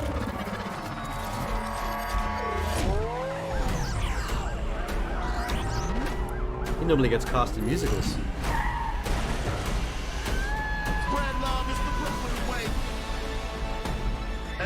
Oh my god, the leopard. RC! Oh, fuck yeah. Of all the threats. From both your past. Yeah, there's RC. I don't know why I'm so excited to see RC. Rhino. You've never faced anything like this. Cool. Let them come. A little bit dirty. A little bit creepy. Fuck yeah.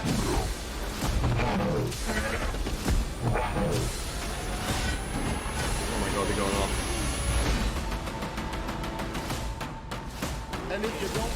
Oh, and the fucking logo. RC. Why am I so excited to see RC? Yeah, that would have been a cool shot at the end of the trailer if you didn't ruin it at the start of the trailer with your stupid teaser shit. Oh my god. This was a... Wait, no, not that. This here was a nice touch. From the Transformers logo, to the Predacon logo, to the Terracon logo, back to Transformers. Cool detail.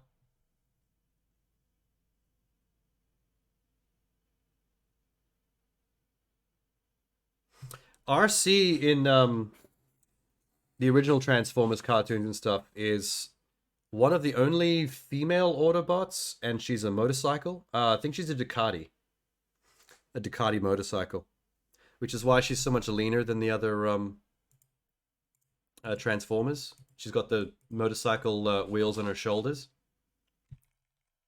Fucking cool she looks. Maybe I thought I was into RC because I was being a pervert, and I was like, hey, the one Autobot I can fuck. But I think it's just because I'm into motorcycles. She's like a cyborg-looking Transformer. I think the thing is with the body type of a motorcycle, like the way a motorcycle is shaped, that naturally can transform into like a more humanoid shape. Like cars and stuff have to be big and blocky by their nature because they're big rectangular machines. But like a motorcycle is like a smaller curved lean bit. So I think that naturally like leans into having like a curved female human shape. So it's pretty smart to make it like a female Autobot that looks more like a cyborg. Ducati. Yeah, because I have a motorcycle and I've always been into motorcycles instead of cars, so I think that's why as a kid, already knowing that I like bikes, I always really dug the motorcycle Transformer. I think when I first had the toy, it didn't even clock to me that it was a female. Like, you don't really think about Transformer toys as being boy or girl. They're just robots when you're really young. I do love the way the two bike wheels fold behind her shoulders like that.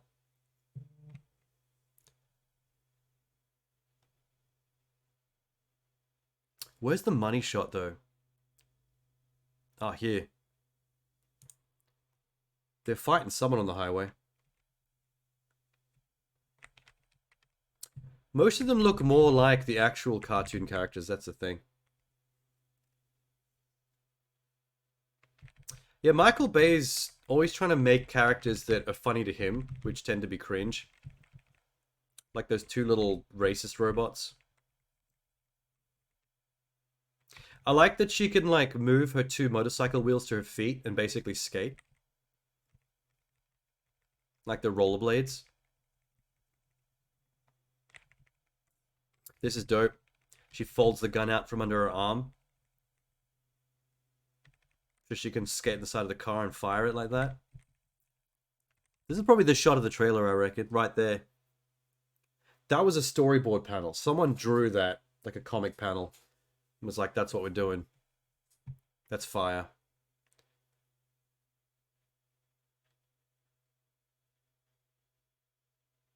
I'm not entirely sure as well, but I think that might be Jazz. Remember how Jazz died in the first Transformers? She's almost as big as the RV. Yeah, when she stands up, she's quite tall.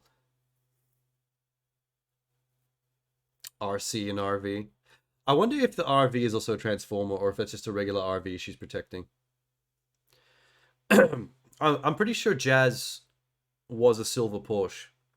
So I'm wondering if this is him back again. Hanging out with this kid from the In the Heights musical. Or if this is a different sports car Transformer that I'm just getting all my shit wrong. This is definitely something Jazz would do, though. This transformation here. Where he, like, slides like a breakdancer out of his transformation. And that little bit of attitude there with the shrug. That's pretty Jazz. What were the other sports cars called though? Was there Slipstream? Fuck you, Autobot.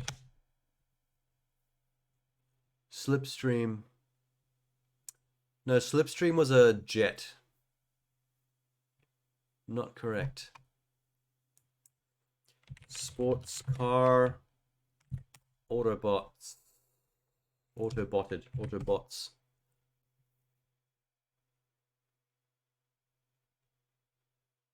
Scamper? That was a sports car. Don't remember Scamper. I know this is a rabbit hole. Let's not go down the rabbit hole of Transformer names. There'll be too many.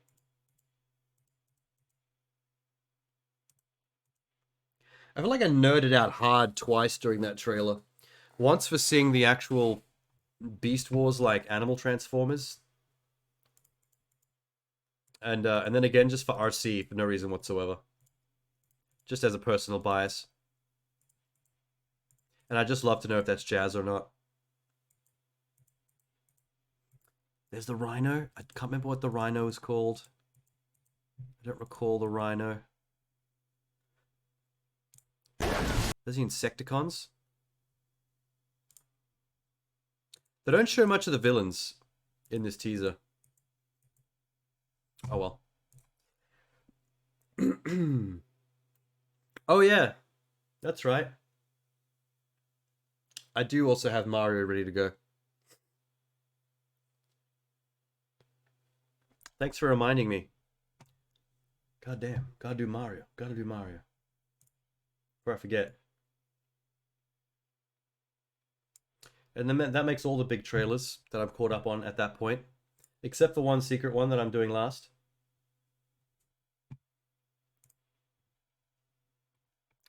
Super Mario. Directed by Aaron Horvath. And Michael Jelenic. Who are they? Collaborators from Teen Titans Go and Go to the Movies. Well, that's good, because I like Teen Titans Go. Even though fans of the original Teen Titans seem to hate it. Go figure.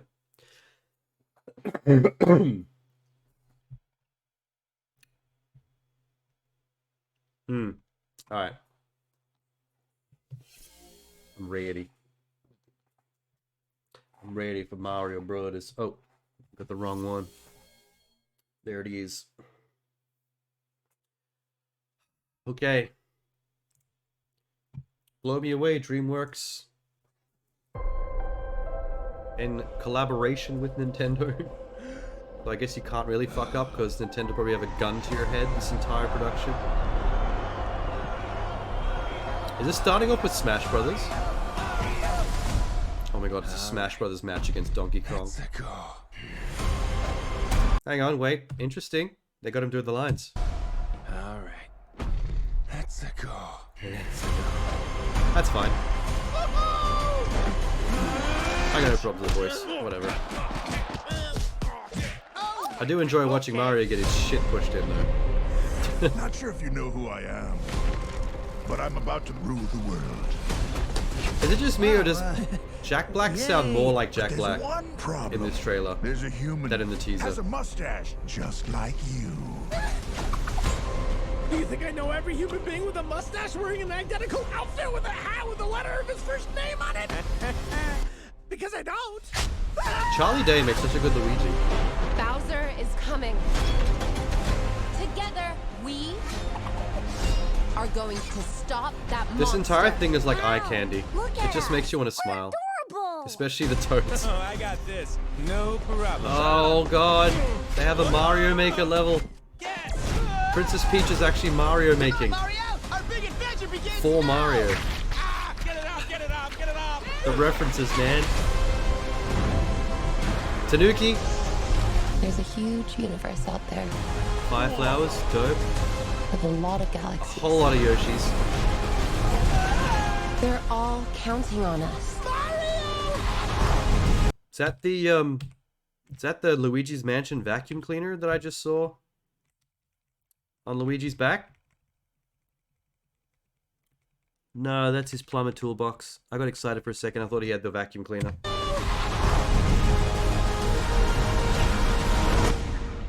pressure. And Mario Kart? Holy fuck. Not gonna lie, this is tickling my balls right now.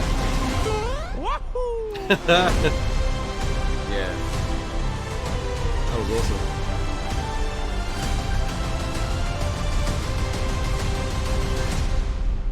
His Wahoos sound pretty good. Like, it was essentially the Mario Wahoo, but without the shrill, quite the shrill high pitchedness of the Charles Martinet racist version. Which is exactly, if you're gonna sound anything like Mario at all, if you do one thing, just bring the pitch down to, I can actually listen to this voice without wanting to stab myself in the neck. That was neat. It would have been cool to see. It would have been cool to see some vacuum cleaner action from Luigi, though. But I have a feeling we're going to see it because we've got Mario Kart.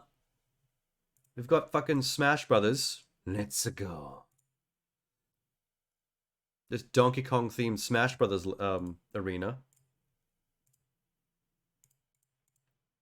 Princess Peach's Mario making. Where's the Mario Maker level? I love that their map is actually like a diorama you'd see on the map screen in a Mario game. Everything about this looks so appealing, you just can't help but love it.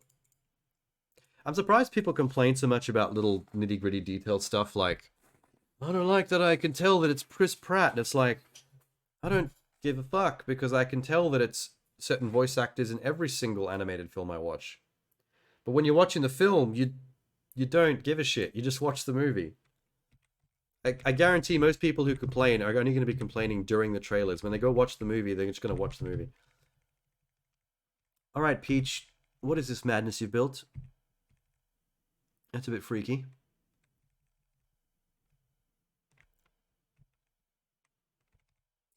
You know what I don't like? Is it deleting your links to be safe? I don't know, like, is it trying to display the share a link in the chat? But the share a link is also... Oh, that must be what it's doing. The redeem thing must also appear in the chat, but the chat is keeping links out, so it's also deleting. I was wondering what was going on there. It doesn't matter though, because I have a separate window open for reward requests that queues them. Yeah, it's like a whole box on my my stream manager that's called a reward request queue, and it's literally just a list of every channel point reward that's been claimed on a list, and I have to go through and like click done on each one as I do it. So that's what I look at. Like the chat is, you know, not important. I just didn't realize that the share a link text is also trying to share itself in the chat as well as in my queue. But the bot's not letting it. That's funny that they're fighting. What was I saying? Oh yeah. It bothers me that Mario's body shape and type seems bigger and chunkier than Peach's in a way that makes him look like a very different creature. Look at his head compared to her. And the width of his body compared to... Like, he looks like her baby enlarged. Like her child that's been, like, artificially enlarged by Photoshop. Mario is big. Mario's big everything. He's got, like, them Italian roots. He's full of, carbs. Pasta and shit.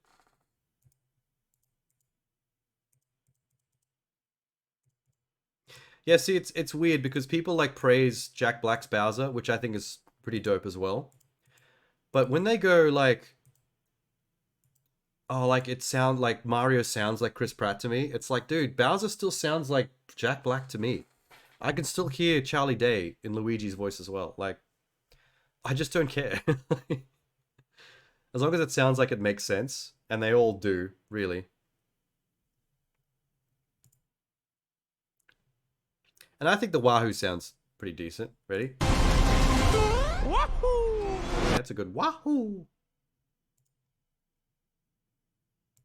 And the Let's A Go, he's not really trying to do the same Let's Go there anyway. He's doing it under his breath in an angry way because he's about to fight. Says there's differences. That's them in the real world before they get sucked in the Mushroom Kingdom going to a plumbing job. Real world confirmed. That looks like Brooklyn. There was some promotional art, actually. Super Mario Bros. Art. Oh my god.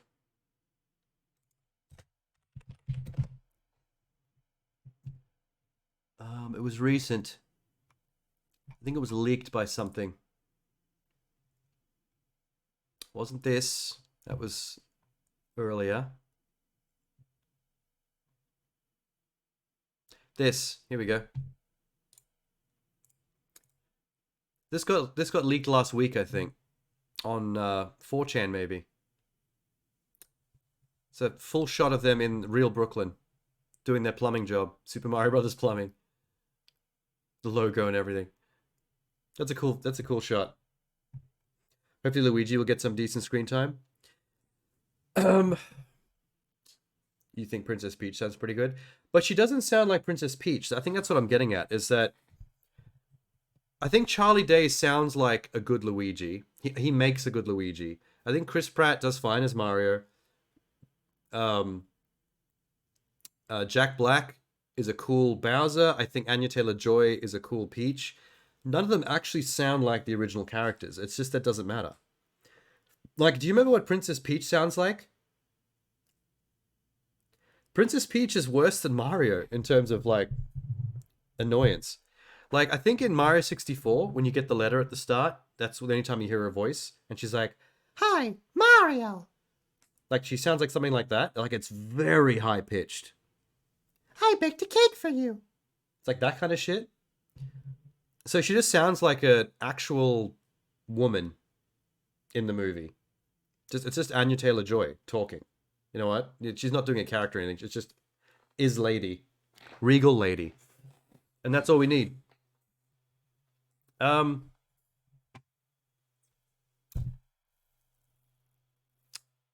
But Luigi, what I think's going to happen, from what I've tell from the trailer, is because I think they want Peach. I think they wanted Peach to have more agency in the story. You can actually see that she starts the journey to go against Bowser. She puts on her like suit from the sports games to go out and like fight as well, and she seems to travel with Mario.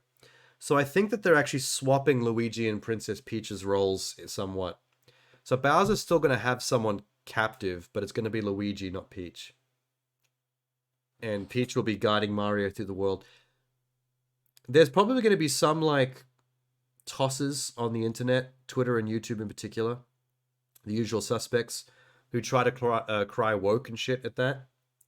But, like, there's a really good storyline reason for it. You need someone from the Mushroom Kingdom to lead Mario through the world and explain everything and be like the voice of reason. It can't be Mario and Luigi because they're both in the same boat. They both don't know where the fuck they are or what's going on. So you need someone from outside, which is going to be Mario because he's the main character. Someone from inside, so we make that Peach. And then like Luigi's kind of the odd one out, so they just flip them. Luigi's a coward anyway, so he makes a really good damsel in distress. Like, he's always the one bitching and whining. He's not going to try to make an escape attempt, I'm pretty sure. Whereas Peach probably would. Modern Peach would. You ever played the Princess Peach game? I had it on Nintendo DS. The Nintendo DS Princess Peach game was actually pretty dope. It was pretty much like playing a Mario game, except her power set was emotions. Like, you could switch to anger, and she'd use fire, and you could switch to sadness, and she'd cry and use water to, like, wet things in the environment to solve puzzles. Like, every emotion had a different power connected to it. And then she had an umbrella that she could do all kinds of shit with. It's actually a pretty good game. Oh, yeah, the link.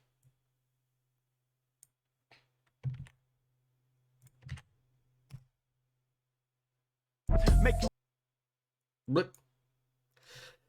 Okay. I'll put that on the side for a sec.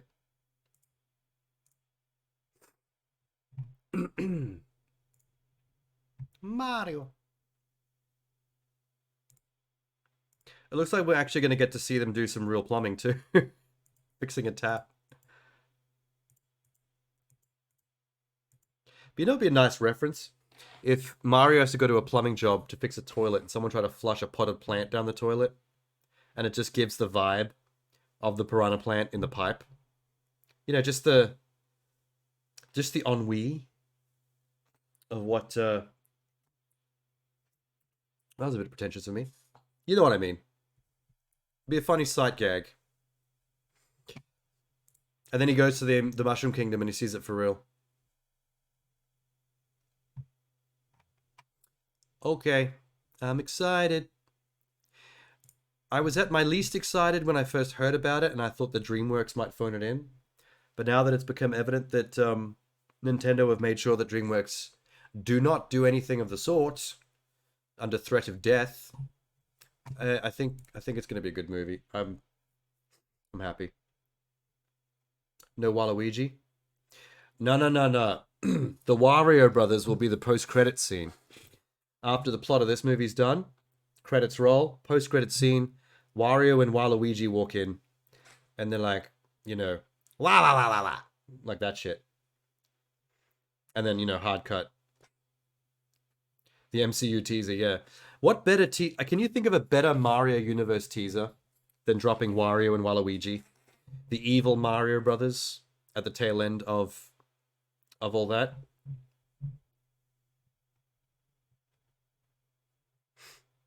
Okay. Enough Mario. Let's get your first link in here. Whoop.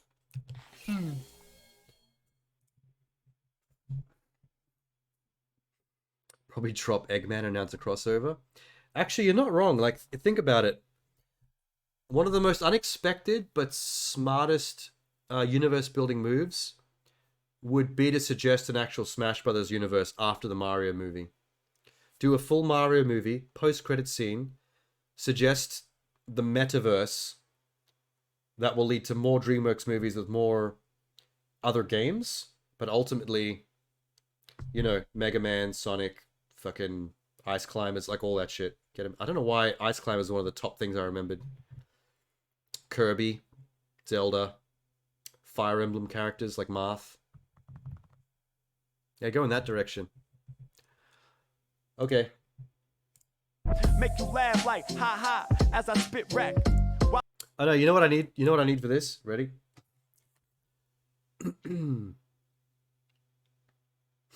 Alright, now I'm ready for bars. Make you laugh like ha ha as I spit wreck. While I do my bars, they be trying to dissect your own bars as you spit them. Is this the real podcast? I'm dissecting my rhythm. That's dope. Much love. I support what you do.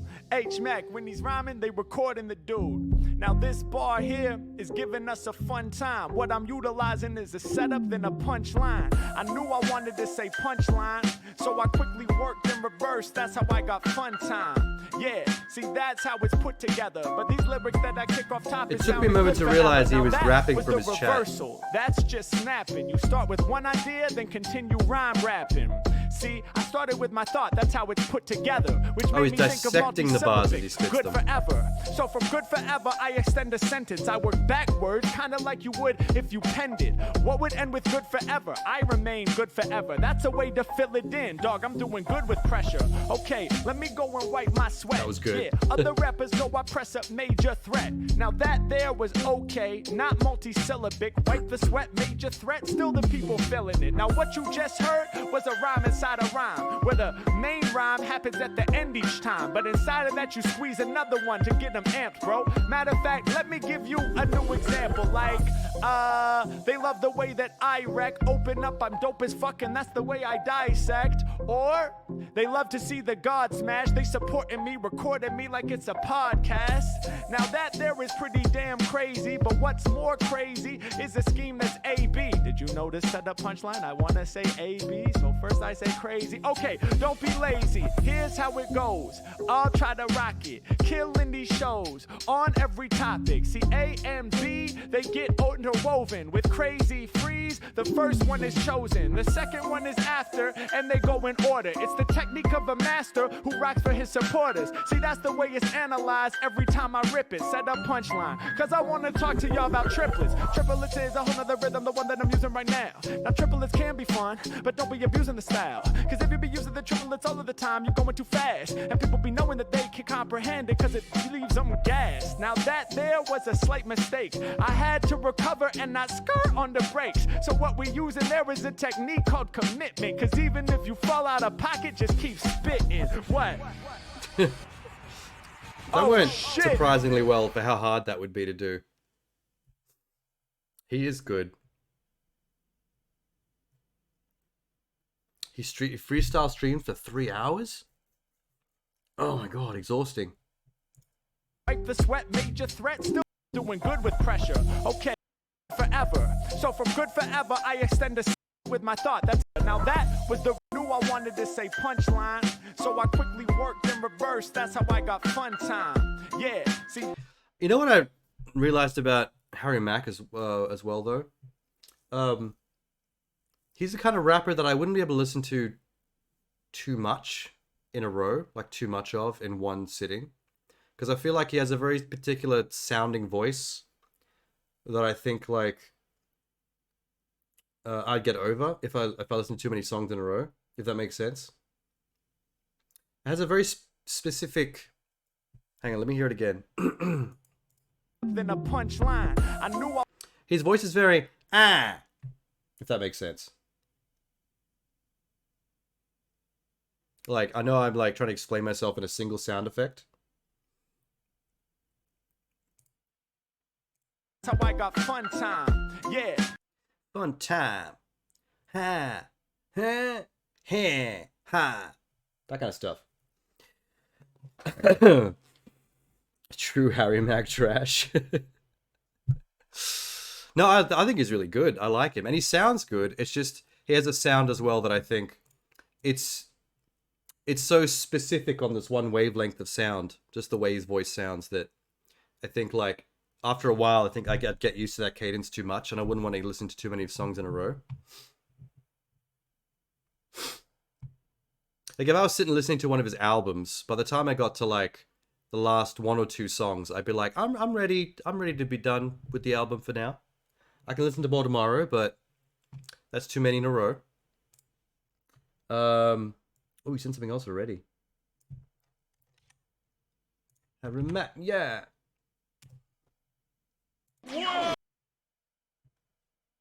Oh, it's one of these.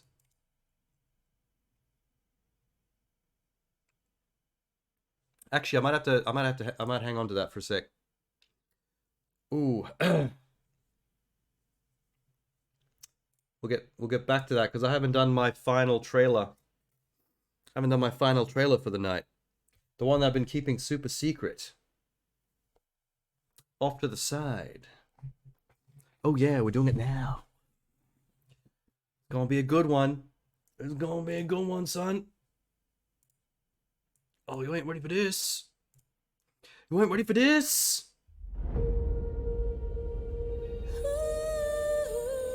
Oh, Channing. What did you want before Miami? What are you doing in Miami, Channing? Salma Hayek? I would also go to Miami. I just wanted to escape my life. Do you like bartending? It's not really what I do. What is it that you really do? Ooh, show her. Oh, damn, he's gonna show her. Then here we go. You came along and gave me this unexpected, magical moment. Oh, shit. That made me remember who I really Selma's into it. Damn. Wait, this is supposed to be a dance. You're not actually supposed to fuck.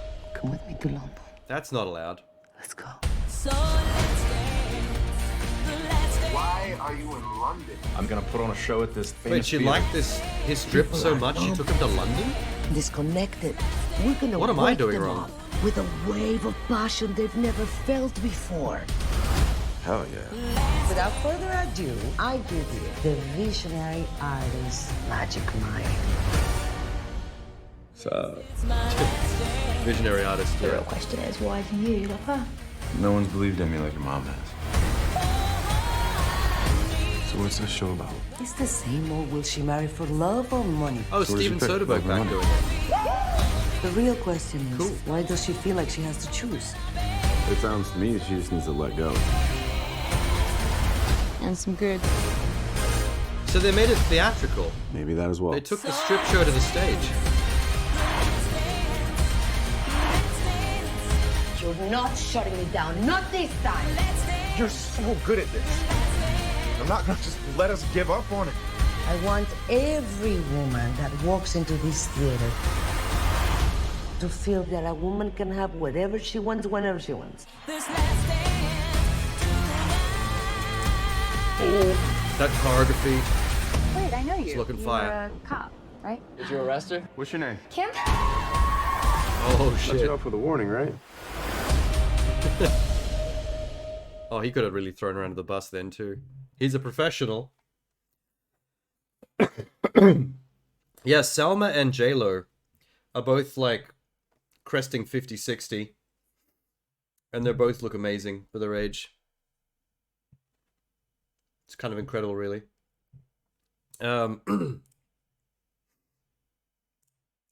That got, they could have leaned more into the trashy side of the whole, you know, Magic Mike Adventures of Male Strippers kind of shit, but they got a little classier with the third movie. The first movie was classier than people realized it was going to be because Steven Soderbergh. The second movie got trashier and was more like what people expected from the first movie, because that leaned into just road trip male stripper comedy. And now we're like swinging back to Steven Soderbergh classy. It's kind of like they're taking the male stripper stripping aesthetic and they're applying it to like stage burlesque. I think that's what Selma Hayek's concept is. What she's doing with Mikey Boy. Hey, I'd watch it. Looks fun. Selma's a babe. Good choreography. Can't argue with any of that.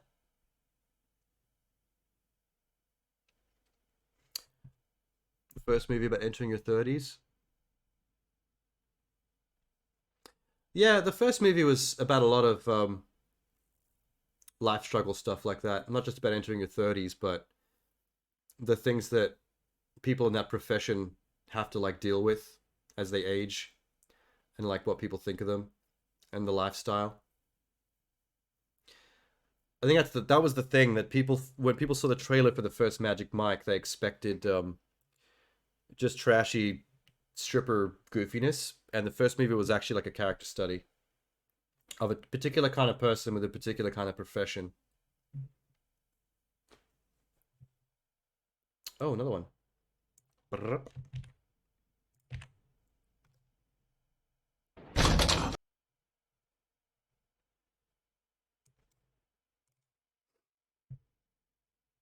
Oh, it's Bacano stuff. Thank you! Fuck you! The star is here! What? Who do you suppose that mechanic guy dressed in blue was that came out of the car? Should I go after him? I could leave Chane alone, and I'm sure she'd take care of that guy and everything. Does YouTube know to detect this show visually? Okay, it doesn't appear to be. Oh, what to do? You think I should go after him anyway? You're right. My little friend That here child was told me useless. everything about it, right? Yeah, that's right! I went and said a thing of some actual intelligence there. Time to show me some love, boys! I love you! Now you die! What was that? That monster is real bad. You'll both die. Don't you worry. if things get ugly. I'll use my trusty 100 guns. But you don't have any guns. How about that? From the How time does we she know his started our little choreography? robbery tour, we've done 87 jobs from San Francisco to New Jersey. All of them have been interesting challenges. But have I ever once come close to putting your life in any kind of danger? Only 87 times. That was a bit of My a... point exactly, love. It's still less than 100. I don't think I like that line of hers. Yes, you're right. We don't usually waste our time with idiots in stupid costumes. Well, then how about messing with me? What? What the? I don't think I like her voice. Just act naturally, like you come here all the time. He's fine. Gotcha.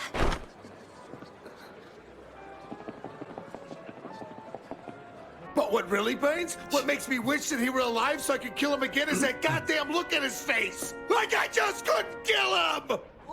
Hey! Keep it down! May the peace of God be with you always. Try not to die, okay? Bye.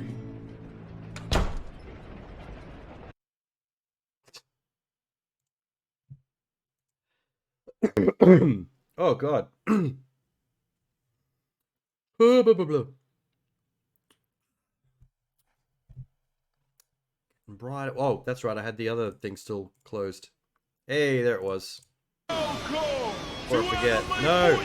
No intro. Enough! I won't let you win! My friend's There we go. back against the wall. You gotta get yours in your hand. Two worlds collide. Gone. This is Bakugan. Enemy voice camp. Number 6. The user, the Woo! display Okay, so pic let on the me left tell you how it disturbs works. me. Since Back you two were... against So you come into this watch together. I might do that.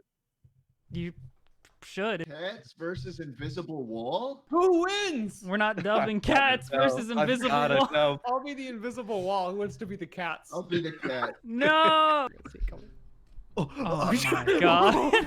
Oh, this is different. Right, look at him. He's like, "Aw, that's No, nice." stop playing the cat video, please. Beat the shit out of that stupid ass cat. You stupid fucking lump of doesn't fur. deserve- So here's the first clip. Oh, she's so hot. I hope she's not in high I wanted them to She's go introducing these boys. more on the Backflip cat one. onto Oh, he's stage, so hot. rip their shirts off. Everybody gasps. He throws it into the air, and he does that. I think you see the point of this clip. There's 4 dudes who run in, rip their shirts off, and then say something while doing a swimming motion before all collectively doing it together. Wow, that's cringe. We all have pitches for like different. Yeah. I feel bad for that business school. ideas or something. Different products. I think Different whatever products. I think whatever you guys say in this clip should not relate to what's going on at all. Yeah, me too. What, we just treat this like Shark Tank? I mean, they are swimming. Hello, everybody. Today I'm introducing our 4 group members. There they I'm are. coming in. Woo! Today I'm gonna pitch you guys my new cheese. I've got cheese I'm selling to you. It's made from goats. No, I say no. You know why? Because cheese should be illegal. Yeah, that's right. I said it. I said what the others are too scared to tell you. Give the people their cheese, and where better to put it than on my burgers? They're made of chicken. Buck buck. Here I go. Look at me. Are you convinced? Buy it now. Oh, $9.99. yeah. Here we go. Huh? Yeah. Oh, yeah? Guess what? I like Gouda. They're all selling different kinds of cheese, Can I except put for a one bit guy on who wants that to one make and cheese say it's illegal. perfect, and we move on. Like, I don't see how that could be better. Like Ted acted like he snuck on stage. Hello, everyone. Today I'm introducing our 4 group members. Here they are. I'm coming in. Woo! Today I'm gonna pitch you guys my new cheese. Did they do I've the got gas cheese I'm before, or did they selling add to you. that in the It's- final it's edit? made from goats. No! I remember the gas. I say no! You know why? Because cheese should be illegal! Yeah, that's right, I said it. I said what the others are too scared to tell you. Give the people their cheese, and where better to put it than on my burgers? They're made of chicken. Buck buck. Here I go. Look at me. Are you convinced? Buy it now. Oh, yeah. Here we go. Huh? Yeah. Oh, Oh, yeah? That Guess guy had the what? worst entrance. I like Gouda. And the worst swimming style. Fuck that dude. You know, everyone tells me I should be a voice actor. So, you know, I'm Shut the fuck up. No one says that. person's against the concept that people have told me in the past that I could be a voice actor. Aggressively so. Like you could be an aggressive voice actor? I think all of you could be great voice actors. On anime voice cam. Oh my god. I got lots of things in my belly, and I'm gonna show you how I do it. That was me. back. Now I'm flying. And Oh, it's I've the- got fire. Oh, he's so old. I know this show. Bam, that's my Slash big head. movie. Hurt a little bit. Yeah, you have I'm- fragile bones. You're old. Wow, if this is how this is gonna go, I am terrified. What do you mean, Grizzly? Oh, I mean, There's a that live was- action was movie of that, perfect. too. That was absolutely, that was the best clip I've ever done in anime voice count. And that was I just don't like a know if warm you're up. being I feel like it serious. was like the worst one. We just kind of grumbled the entire time. Have you ever seen a back this straight before? What's wrong with your back? I got rid of my scoliosis. What do you mean? I'm gonna show you what I mean when I. Bam! Sir, this is restricted airspace. I hate You can't be here. Let me show you what I got. You're so old Oh. and weird. Oh, Get away with your. scoliosis lasers activate. That's what I want scoliosis so I can do that. Beautiful. I think I know where to go with an that old one. man that just did not know. They're what was struggling a going bit. on. I need 30 seconds to think of the backstory and why I launched myself into the air. Okay. You guys might not like it, but here we go. Oh no. Ma'am, you gotta help me. There's something on my back. What? What are you talking The about? man strapped something to me and said if I had any gay thoughts, I don't know what you're talking I'd be about. launched into the sky. Oh god. Oh god! Oh god! Oh god! Holy sh! Oh, I'm in love with oh, you're you, kinda old cute. man. I'm What's your gonna number? kiss you. I'm gonna kiss you if you don't stop me. If you kiss me right now, This I'll one's just a probably straight up explode. chaotic Mad No, Lib. I'd like to see you try, old Oh, here man. I Be go. gay. Be gay, old man. Oh no, those are lasers. That I'm seems like a really dying. sad No, anime. you're not dying. You're just gay. When I first saw the trailer and the read about Just in it, case the you manga guys and got stuff. stuck or something, which you won't. I was like, brought damn. topics for the clips, and the topic for this one was the lady is pregnant with the old man's child, but he has to go.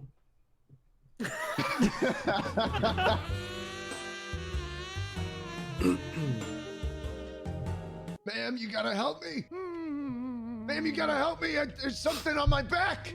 What? What are you talking about? The man strapped something to me and said if I had any I don't know gay what you're thoughts, talking about. I'd be launched into the sky.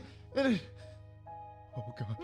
Oh god! Oh god! Oh god! I'm in love with you, old man. Oh, you're kind of cute. I'm gonna kiss you. What's your number? I'm gonna kiss you if you If don't you kiss me stop right now, I'll probably explode. No, I'd like to see you try, old man. Oh, Be here I gay. go. Be gay, old man. It got very Oh no. It got very Those yaoi. are lasers. I'm dying. No, you're not dying. You're just gay. Is she gonna be a gay robot the whole time or something? Oh. And then it's the horny police. They come in with guns, but then they come in with more guns. And then the dog comes. Dude, I don't know who is who anymore. You're committing the sin, and then the dog says, "Fuck you." Or he starts talking about the Treaty of Versailles. Oh, what did you Oh say? god, the Versailles thing's back. This Yeah, can't. nothing. This can't happen. Didn't say anything. I will be Bandana Man. Hands up, you've got illegal sandwich. What if you be the girl, Grizzly? Grizzly. Pretty good at being a female. What if you be the girl? What if you're the hot woman with the boobs? Grizzly. She doesn't even talk though. In that I scene. do have pretty nice boobs. Well, it seems like we're ready for this one. Let's go. What a long day of getting $5 Twitch subs. I love being an e-girl, and I need to Man. change. What are you doing with your tits out? I'm trying to eat a sandwich. Do you have $5 for a Twitch sub? Hey, hands up. lunch What's is the big ruined. idea? What's going on with that sandwich, buddy? Give it here. Did anybody tell you about pointing? Ah, my fucking ass! Yeah, that's my ass dog. He only goes after asses. I hate ass dogs. Worst kind, worst breed. Hate ass No, dogs. they're the best kind. I love ass dogs. I hate ass. Oh. Who came up with ass dog in the middle of that? It's such a nice relax after a long day. I sure do love being a female and having tits. Lady. Oh, Put your tits away. I'm trying to eat Subway. What are you doing in my room? What do you Hey, mean? what's the big idea in here? What are you doing? You thought you were gonna eat fresh, but you're gonna eat lead, buddy. Hey, can somebody please tell me whose dog this is? Ah, my ass! Yeah, that's my dog. Oh, that's impossible to train breed. How dare you? How did you get the dog on your ass? It went in the same direction. Yeah, buddy, that's my dog. Yeah. You know what kind of dog he is? Yeah, that's my Spanish-speaking dog. Speaking I ass managed dog. to avoid I the think we Treaty should of keep Versailles, looping it, just keep though. doing it over and over again Just until something fucking comes. losing our minds, yeah. Okay. I smell food in here, but I have to put on my shirt to eat. I have to take my shirt off before I eat food. Lady, you know what that smell is? That's No. the smell of my Big Mac. You're interrupting my meal. Can I have a? I want a Big Mac too. So wait, that's a Have I Whopper. told you my ass dog likes Big Macs? Ah, my ass dog's here! Ah, so the asses have turned. All I wanted was a Big Mac, and here we are. I can't eat unless I take my shirt off. Play it again. Play it Play it again. We go again? again. 100 years of anime clips. Need to change shirt after I spilled all that tomato sauce on it. Lady, What? I'm trying to jerk my cock and dick over here to this sandwich, and you're not helping. Would you Put like your some tits peanut away. butter with that? No. Hey, hands up! I want to jerk my Oh, cock. God! What do you think you're doing with my cum sandwich? Can somebody answer if this queen's got an OnlyFans? Ah, dog, the OnlyFans! Yeah, that's my ass dog again. Ah, somebody give me money. I need OnlyFans money. I don't want you to have OnlyFans. I need the money. Play it again. Play it again. Play it again. Play But it it's again. so good already. Why do we have to keep going? The more times I play this one, the more times it just worse. goes like more and more off the Hey, rails. lady, Yeah. you know what I got between this bread? Nothing. What? That's right. Bread sandwich. Is that a bread sandwich? Ah, my bread sandwich! I've heard legends, but only I those. can smell bread from a million miles away. And I'm the so bread, can my I'm the dog. bread dog. My ass dog who smells bread from a. I hate bread ass dogs. Well, that's the only breed we have. I That's hate gluten. Yes. Especially The dog has evolved to the ass dog that smells bread from a mile away. Lady, Yeah. you know what the average dick size is in America? If I had to It's guess, 3.5 inches. re- 3.5. that big. It's 4 they told inches, me. actually. I was Oh, outside your door. Get out of the way! He's coming! The ass dog! Alguien puede matar a este esperculo. I told you to watch A out! la mierda, supera conta. El Priteo de Versailles! Damn it, there's Can Versailles. we just do a different one, please, dear God? One more time. What Oh, possible finally some combination privacy. These rooms could the don't final- smell like sandwiches, but that's just how I like it when I get naked. Lady, Hmm? put your tits away. I'm trying to eat Subway. You're interrupting my meal. Hands up! You've got illegal sandwich. You thought you were gonna eat fresh, but you're gonna eat Hey. lead, buddy! Can somebody please tell me whose dog this is? Ah, my ass! Yeah, that's my ass dog. He only goes after asses. A la mierda, supera conta. Why are you speaking in Spanish, man? Watashi wa en pizza hadaka de tabaru no gato What? Lost it all. I want it back. I Okay. want my honor. Drown. Oh man, I'm so tired of sleeping all the time. What? What am I hearing? What is that? What is Hola, amigo. Tu swimes? Oh no. What are you doing? Oh no. Why are you under there? Man, the Spanish bit isn't funny anymore. Drown. Oh man, what is going on outside? I hear things outside, man. It's a ghost. I'm gonna just put you in here now. Where are you putting him? I In the don't pool want- with my foot. Oh no, not your foot. I hate that. No, it's fine. I'm into it. I'm into it. Oh, he's into it. Okay, I guess that's fine then. And you want to join in? I think I might do that. He's got a never snorkel, mind, but he's I'm not using it. Why are you so? Just come over here. Just come over here and put your stupid. Huh? Oh, this is Oh. I'm having so much fun. Oh my God. Give me 15 video cameras. She's drowning. Sure hope there aren't any pools in the vicinity. Oh no, I see one. You're gonna give me the coordinates and launch codes for 17 nuclear missiles. Oh my God. Hey, you can't be talking about that. That's illegal. On second thought, that looks fun. I am drowning. I can't get out. I can't. Oh I no, can't- he's drowning. He's drowning. Finally, I have the coordinates to all the nuclear missile silos. Do. I just need the last one. Give it to me. What is it? Mama, I shit my pants. Oh man, I'm hungover. I'm trying to figure out what the plot is of this scene. Oh, what's this? I think that second guy that showed up is jealous that that guy's being drowned by two hot girls. You liked my picture on Instagram. What the hell's going on over here? You're a fucking simp! Tier 3 sub, bits, Twitch chat, Twitch. Second thought, I guess. Wait, emote, frog, pippy. Oh, I can't even understand what you're saying. It's caveman I language. think you should give me $100. Huh? What's going on over there? Oh, you fucking simp! Alexa, open Pokemon stream. This Pokemon. Hola. Sure hope there aren't any pools in the vicinity. Oh no, I see one. You're gonna give me the coordinates and launch codes for 17 nuclear Oh my god. silos. Hey, you can't be talking about that. That's illegal. On second thought, that looks fun. I am drowning. I can't get out. I can't. Oh no, he's drowning. He's drowning. Finally, I have the coordinates to all the nuclear missile silos. I just need the last one. Give it to me. What is it? Mama, I shit my pants. It looks like he's just going. Imagine watching this clip and it's just nonsense Sims language. Marsavar, Putsui, huh?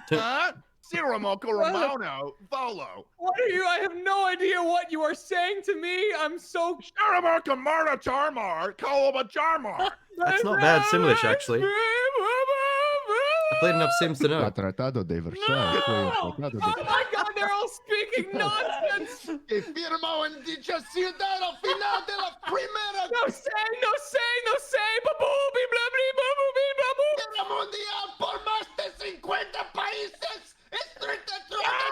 Vetoed! What was any of that? Are you happy, Ted? I am. You guys put me in a fucking box, man. I was trapped between Simlish and Spanish, and there was no one that could help me. Schlatter, you want to speak Spanish again? No, I'm not going to speak Spanish unless someone starts saying, Gunga, ginga, gunga. What do you think you're doing to my mom, pal? That's my mother right there. I didn't know it was your mom. I thought it was my mom, and so I was holding on. I'm really upset at you for that. Why? I don't know what's so wrong with me. What? Do I look like your mom, you little piece of I shit? thought you were my mom. I'm sorry. Why would you think I'm your mother? Yeah, I know it's okay, Mom. What do you think I look like, huh? Some It's cow? because of your childbirthing hips. I don't know. This is I'm a really sorry. intense scene. Never say that to me again, or I will slap you. It's nothing but like characters yelling at that one dude. I can't believe that you walked all the way out here into the middle of this farm, and now. Yeah, I did. Okay, keep going. You know mom is going to be really upset at you because of all the cookies you ate. I didn't. I meant to do it. Fuck you, you piece of shit. I can't believe you would say that and also eat all the I cookies. left a cinnamon raisin for you. I don't like them. Hey guys, what's up? You little motherfucker! You Just stole all screams. those cookies that I baked the other day. I'm gonna fucking slice you up and turn you into a pie. I put my hand in the cookie jar and I just Guess what? I'm gonna wrap you up and turn you into a cookie. Watch this. I'm gonna knock you out. Ba-boom! Bro, yo, what's up? We could just stop. I just here. realized, don't want like, it how to much go work the anywhere else. editor I has feel to like we do peaked at the bread clip, on and these this is a clips. good way to just. And as always, Because they're having to actually every good transcribe show must come to its end. all the subtitles This as they're talking as well. is the final clip. That's a lot But of fear not, typing. I have of course dictating. supplied extras to my patrons, so consider seeing me over there. I hope. My mom, and so I was holding on. I'm really upset at you for that. Why? I don't know what's so wrong with me. Do I look like your mom, you little piece of shit? I thought you were my mom. I'm sorry. Why would you think I'm your mother? What do you think I look like, huh? Some cow? It's because of your childbirthing hips. I don't know. I'm sorry. Never say that to me again, or I will slap you. Thank you, Grizzly. Uh-oh. Thank you, Grizzly. Thank you, Flat. Thank you, Grizzly. Thank All right. you. That was number 6. 2 years ago. All right. It's getting late. I better have a look at that Video Game Awards thing that's coming up soon. Because that's gonna here it is. Wait. Whoop. December 8th.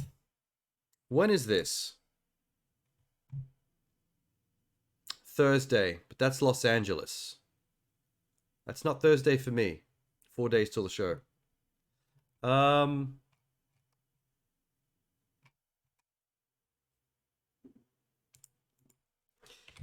Video Game Awards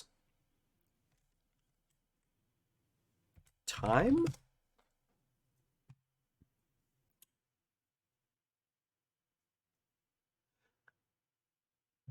No, not fuck.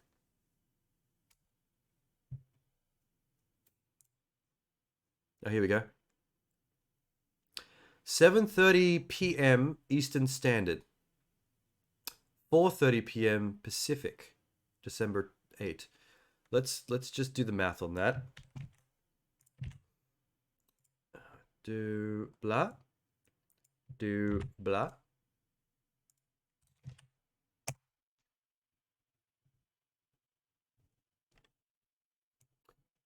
Wait.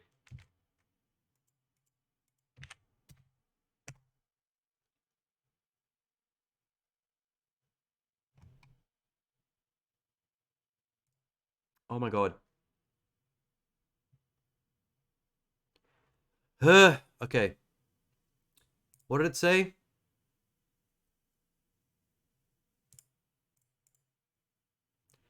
$7:30 ET. I'm guessing that's EDT. 7:30.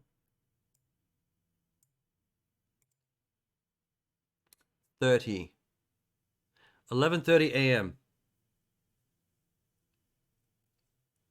The next day.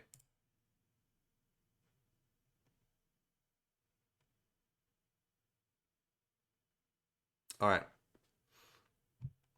Got it. December 8th. Yep. December 8th is Thursday for me, so Friday, 11:30 a.m. You hope they show Dragon's Dogma? They might. Probably going to show a lot of stuff. How long is the show? 3 days till the show. Oh, it just ticked over. It said 4 before. Watch.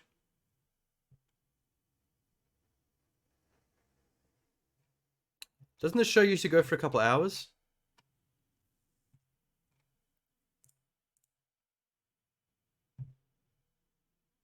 Where's Australia? There we go. Yep.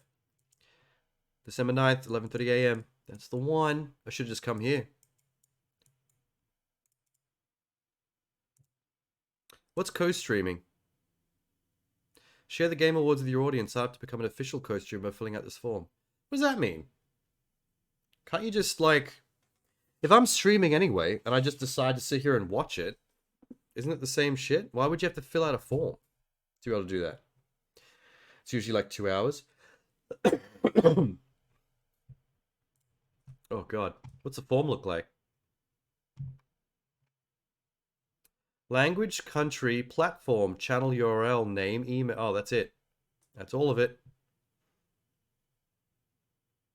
Co-streamers get a special toolkit of images and assets. Oh. Special rewards for viewers on your channel that watch it. Oh.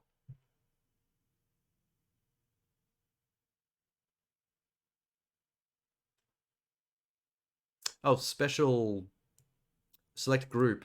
I guess that means like the fancy people. Oh, well. Maybe it's so that you don't get copyright struck during the show if it detects it. Like if you fill out the form, they put you in a database, and then maybe your stream is exempt from the copyright issues of whatever's in the show, so that you can freely like host it, like watch it.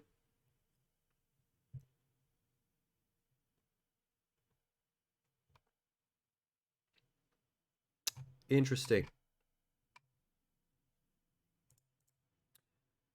So next week, it looks like I'm going to shift the chill stream to Friday during the day to take advantage of this. Maybe I'll start like an hour before the show on Friday morning. And then go to whatever time after the show ends feels natural.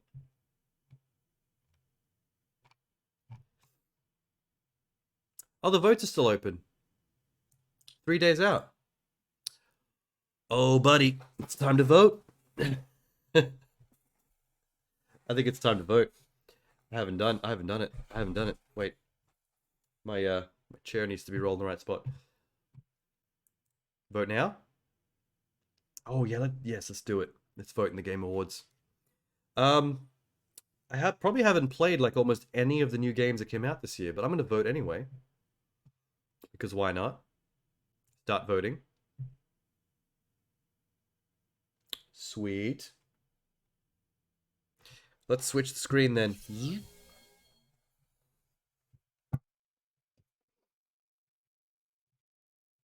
Oh, starting out huge. 31 votes? Okay. I gotta vote in 31 different categories. Game of the Year, the biggest one first. A game that delivers the absolute best experience across all creative and technical fields. Well, those are a lot of pretty big games that I do believe are worthy of such a distinction. But I only see one game here that has a chimmer. It's gonna go to the chimmer. Oh, I'm not signed in. I'm not. Sign me in with Twitch. Because that's what I'm doing currently. Please close this window to continue. I did. Connected. There's me! Continue. Okay. Stray. Game of the Year. Very nice cat. Is this a very nice cat? No. Is that a very nice cat? No. You all fail. Vote placed. How do you go next? Up here.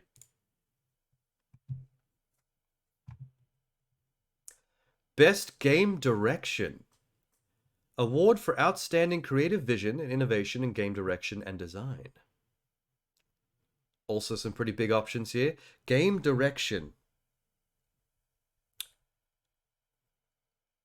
What is indicative of how well a game is directed?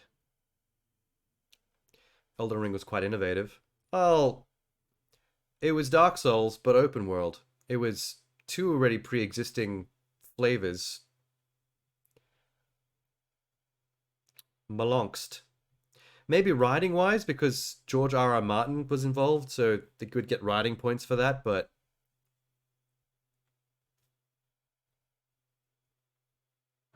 You know who I'm going to give this to? And this is probably going to be an upset to literally everybody in the entire world. Best game direction is going to go to Immortality. Because Immortality is a full motion video live action game, live action footage game, which means every single second of that game is spent looking at actual video footage of actors acting. So that game is nothing if not completely directed.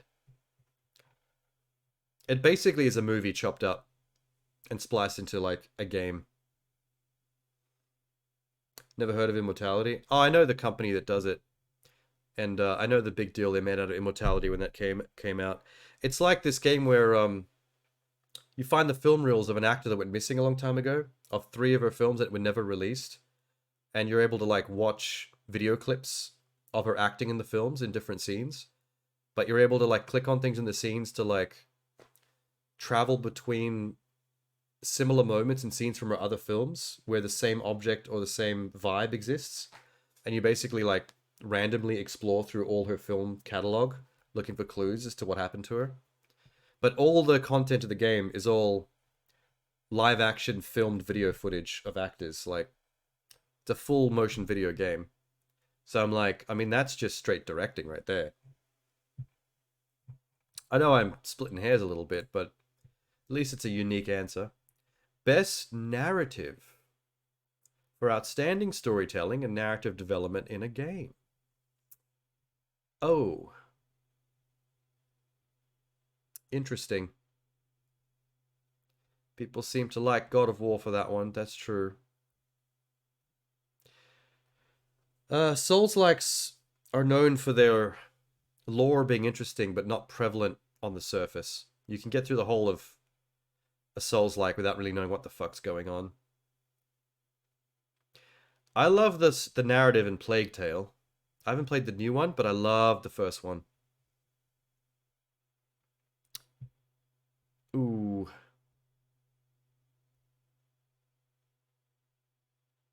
Ooh, that's a toughie.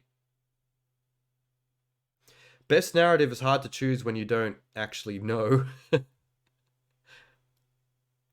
Yeah, I've heard some people were mixed on Forbidden West, so that I wasn't gonna go Forbidden West or Elden Ring on that one.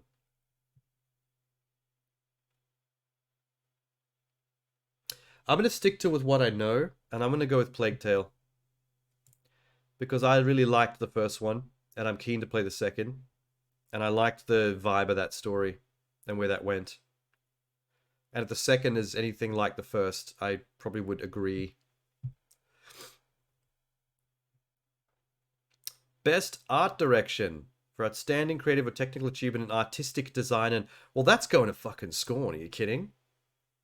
You're gonna put Scorn on the table and talk to me about art design? The game full of meat and dicks and vagina? Architecture? Winner. Winner, winner, chicken dinner. Good job, Scorn. Best score and music. Outstanding music inclusive of score, original song, or licensed soundtrack. Oh fuck, Metal Hellsinger.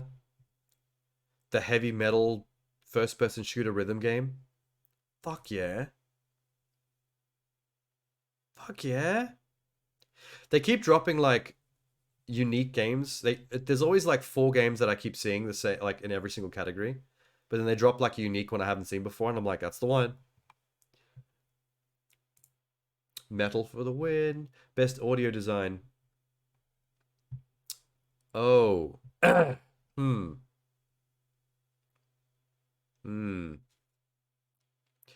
Call of Duty does do a very good job with its sound design. All the different metal clacks of, you know, guns being jingled and fired. It'd be between Gran Turismo and Call of Duty, because those are the 2 games that have meticulous sound design for their passion. Guns or cars.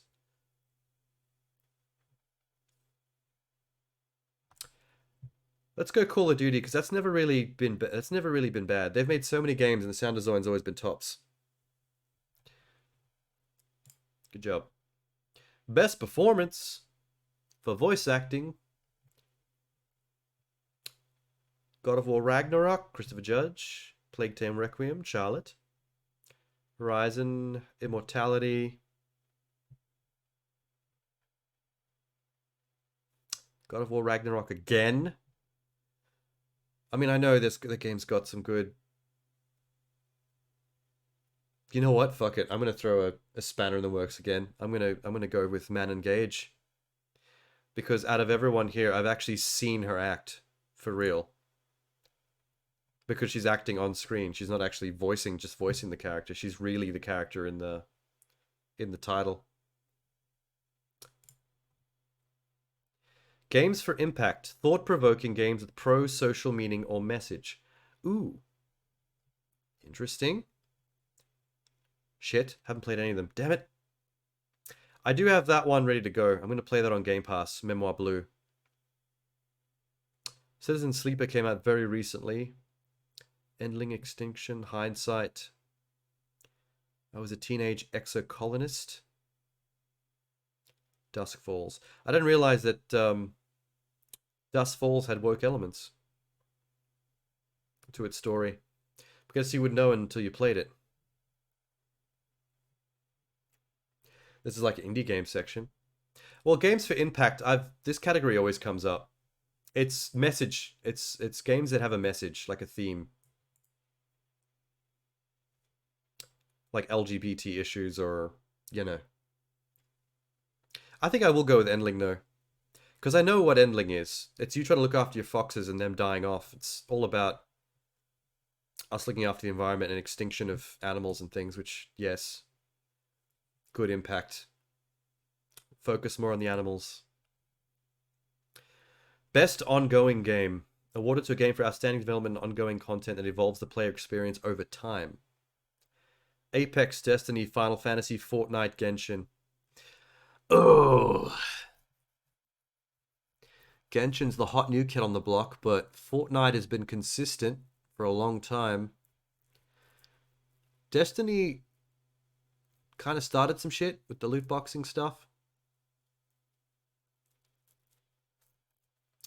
Final Fantasy's been around for a while too. Apex. It's not important that the game be an MMO. It's more about the ongoing player experience, like how constantly updated and evolved it is.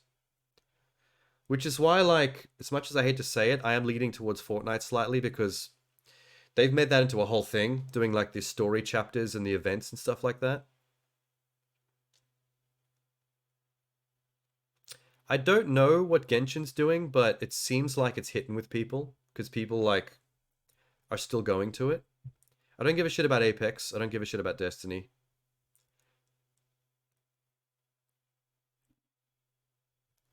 I don't necessarily want Fortnite to win, but they're doing it. There's like a new major franchise character like every 2 weeks where people are like, whoa, Doom Guy, whoa, Geralt of Rivia. And then there's a major event which changes the entire landscape and story. And then there's a concert by Ariana Grande. Like, they don't leave their players with nothing to do. I'll give them that. Do you want Fortnite to win and someone flosses on stage? I'll floss on stage. Let me do it. I like that Final Fantasy's still around, but I just know nothing about what it's doing. I'm going to click on Genshin for waifus. Let's just go with waifus. There you go. I'm assuming they keep releasing hot anime chicks, and that's why people keep going back. That's good enough for me. That was just to get me away from Fortnite, though, because I was about to click that. The story content is impressive, and I just have no visibility of it. I've got no idea what's happening with Final Fantasy in the online space. Best Indie. Outstanding creative and technical achievement. Outside of a publisher. Ooh, what a choice. These are all very cool. I can't wait to play Tunic. Stray has Chima. Sifu was pretty badass. I watched a bunch of people play that. I haven't played it for myself yet, though. Where's Midnight Fight Express? Not indie enough, apparently.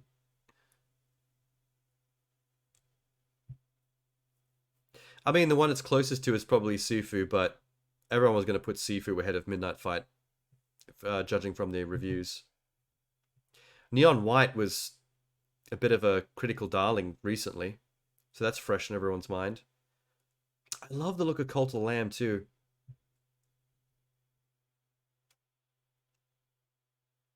I really would love to play Cult. I can't wait to play Tunic and Cult of the Lamb.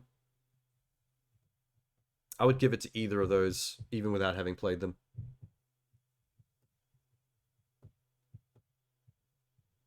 I should play Sifu one day as well, when I get my PS5, maybe. Hey, Annapurna did both Neon White and Stray. Good for them. I do like giving awards to Annapurna. Annapurna is one of my favorite indie publishers. You know what? Chimmer. You show me Cat, Cat win.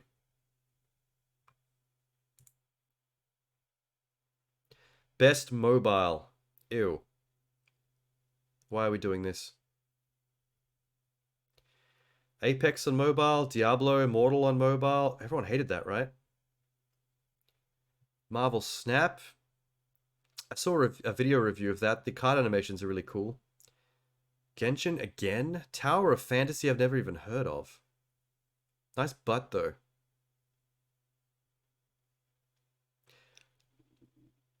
Marvel Snap's by Newverse, and I've been a little bit annoyed at them. Let's go Marvel Snap. It's a card game, perfect for mobile. Let's not go too crazy.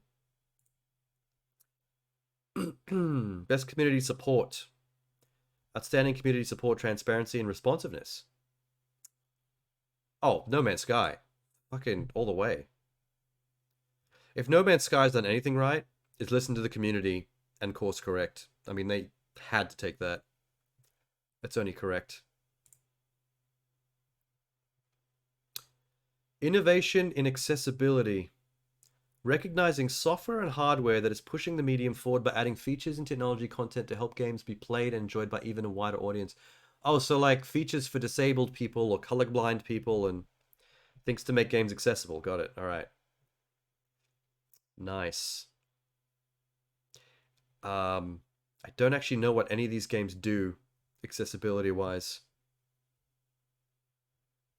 It's got to be Monkey Island. I mean, the fact that I've got no idea what any of these games are actually doing to make things accessible, I'm assuming they've got color options and things like that.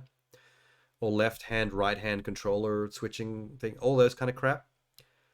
I'm going to go with you and say Monkey Island just because I like attaching awards to Monkey Island. That is a nostalgia classic. Best VR. Cool. Ooh. Why is Red Matter 2 here? Is Moss 2 even out? What the fuck? I wasn't aware that Moss 2 was out. Among Us VR. Man, I'm gonna have to go with Bone Lab. I would like to throw some change in the Stress Level 0 coin purse. They're doing good work over at Stress Level 0. Pushing the VR medium forward. Moss is looking like Stuart Little, the video game. Well, the first one did. I'm shocked the second one's out. Because Moss was like one of the best reviewed early VR games. And one of the biggest ones that first came out for PSVR as well, and Oculus. I've got a copy of it, I just haven't played it yet. You reckon Among Us will win? Yeah, Among Us just wins shit. It's Among Us. Best action game. Focus primarily on combat. Oh my god, Shredder's Revenge is here. Sifu's looking hotter in this category. I'm not gonna lie. Interesting that Neon White's here. It's more of a speedrun roguelite. Kinda, I don't know if I'd just call that action. That's a bit unique. There's a bit of a mix of types of action, which is weird. It would be between Sifu and Bayonetta. But Sifu's the more indie of the two, so let's give that the pat on the back.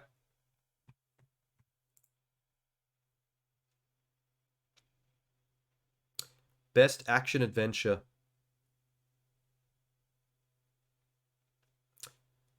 Combining combat, traversal, puzzle solving. I love that Tunic is now here with like God of War and Plague Tale and Horizon Forbidden West. I actually really do want to click. I can tell that like it's probably going to win this automatically, and I would totally click it. But we've already established the rule, Sham. You show me a picture of Acute Shimmer, we're going to click straight.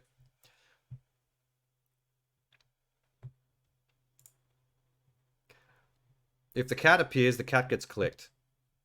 Best role-playing for the best game design from rich player character customization, progression, including massive multiplayer experiences. So just role-playing. Just say role-playing. Elden Ring. Live A Live. Pokemon Legends Arceus. It's weird that Arceus is there. Triangle Strategy. Xenoblade 3. Live A Live and Triangle have been getting some pretty big thumbs up from reviewers if you like old school RPGs. I have a feeling I might go Elden Ring, though. If I had personally played all 5 of these, I feel like as a role-playing game, I'd be feeling Elden Ring. I only ever played Xenoblade Chronicles 1, and I really liked it, but I felt like it was bloated, and that dragged down the memory of it a little bit. I feel like if it had less content, it would actually be more fun. I don't know how Xenoblade's been since then. I'm going to go Elden Ring on that one. That's probably going to be the popular click. Best fighting. Okay, head-to-head fighting games. Multiverse is here. King of Fighters. JoJo is here. That's weird. DNF Duel. How many people are going to click on JoJo for the memes? That might win just from the meme clicks. Sifu shouldn't be in this category? Really? Oh, because it's head-to-head combat, like one-on-one fighter, and that's more of a brawler, like a 3D Streets of Rage. I see what you mean. Let's fuck with the vote and still click it though, because I think most people are gonna agree with you and pick from the other ones, just to be fair to the actual proper 2D fighters. But I want to throw the wrench in a little bit, help Sifu out. Best family for the best game appropriate for family play. Best family game. Okay, I love the concept behind Mario and Rabbids because I love XCOM games, but I don't know about family game. I don't think kids have the patience for turn-based strategy. I'm hitting the curb. I'm hitting the curb. We're going Kirby. You can't get more family-friendly than Kirby. You put Lego Star Wars. Yeah, the Lego games are great. But I'd put that more of a... that would be more of like a co-op game. Best of the year. For me. If you're just talking straight family-friendly, I think Kirby is too adorable. Best simulation strategy. Ooh. Total War, Mario Rabbids, Dune, Spice Wars, 2 Point Campus, Victoria 3. I know already which way I'm leaning with this.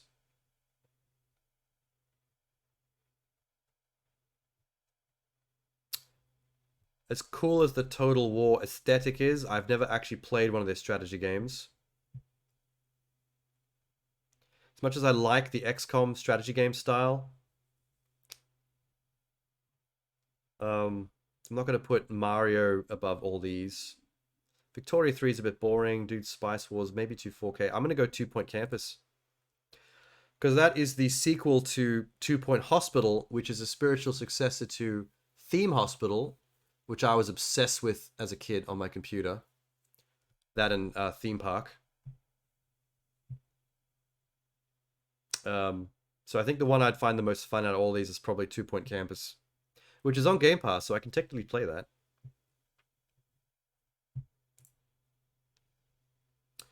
Best sports racing. Okay, this, I don't fucking know.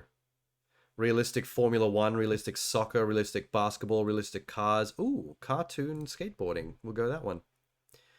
Thank you, game, for mixing it up a little bit. Yeah, Ollie Ollie World. I think we thought the exact same thing on that one. We were just like, boring. Oh, not too bad. Best multiplayer. Oh, just general multiplayer? Okay. Overwatch 2 is getting a shout out, but that got some mixed reviews. Ah, fuck.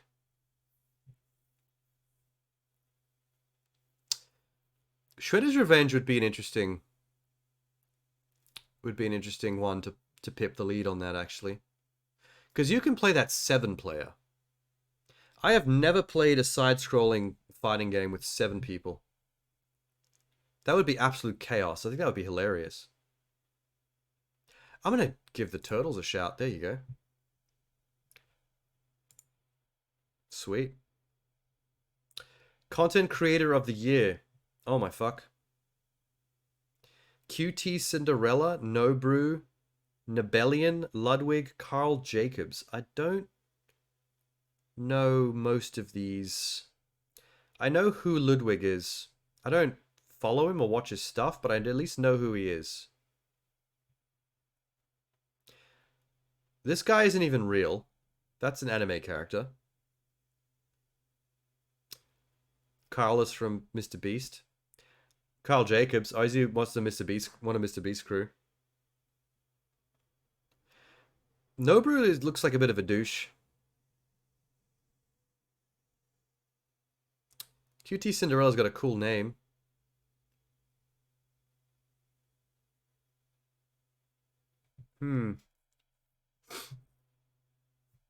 Let's hang on. Carl Jacobs. He's like an adorable little kid.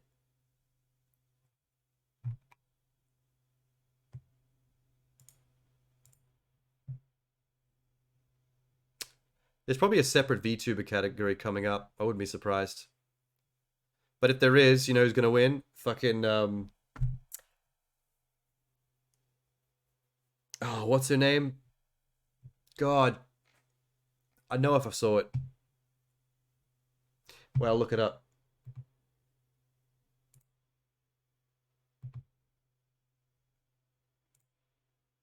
Code Miku.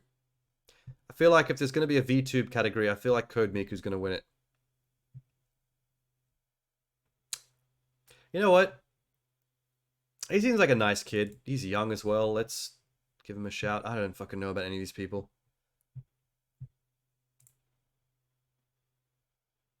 Best debut indie. Norco and Vampire Survivors are new on the list. They keep chucking neon. You know what? There's a rule. If we see the chimmer, we click the chimmer.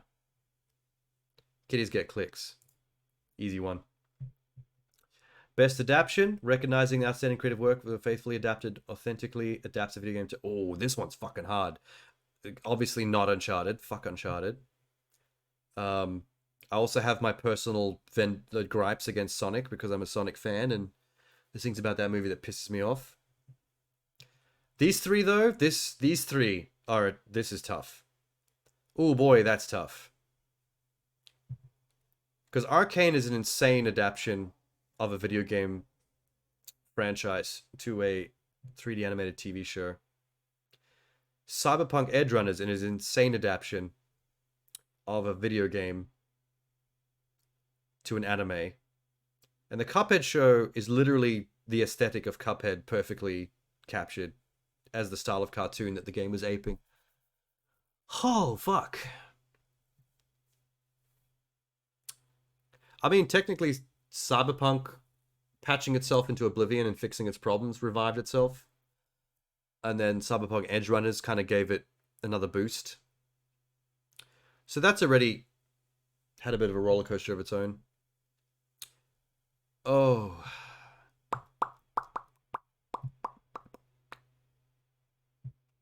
Shit, man.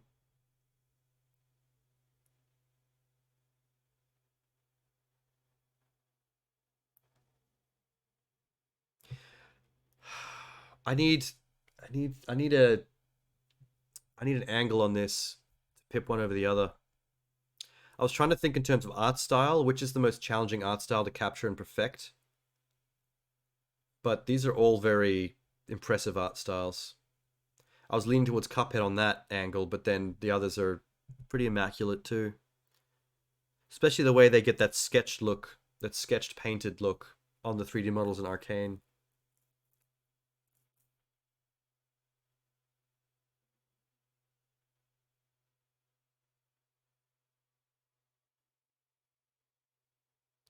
I have to go with emotion.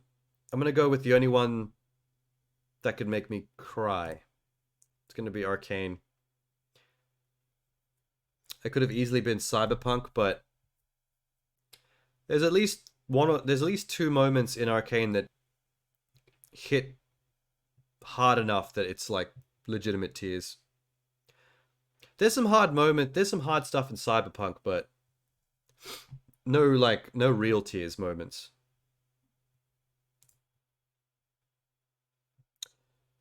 Most anticipated. Ooh. You cried during Uncharted? Yeah, but for the wrong reasons. You cried because they did it. Most anticipated. Final Fantasy 16.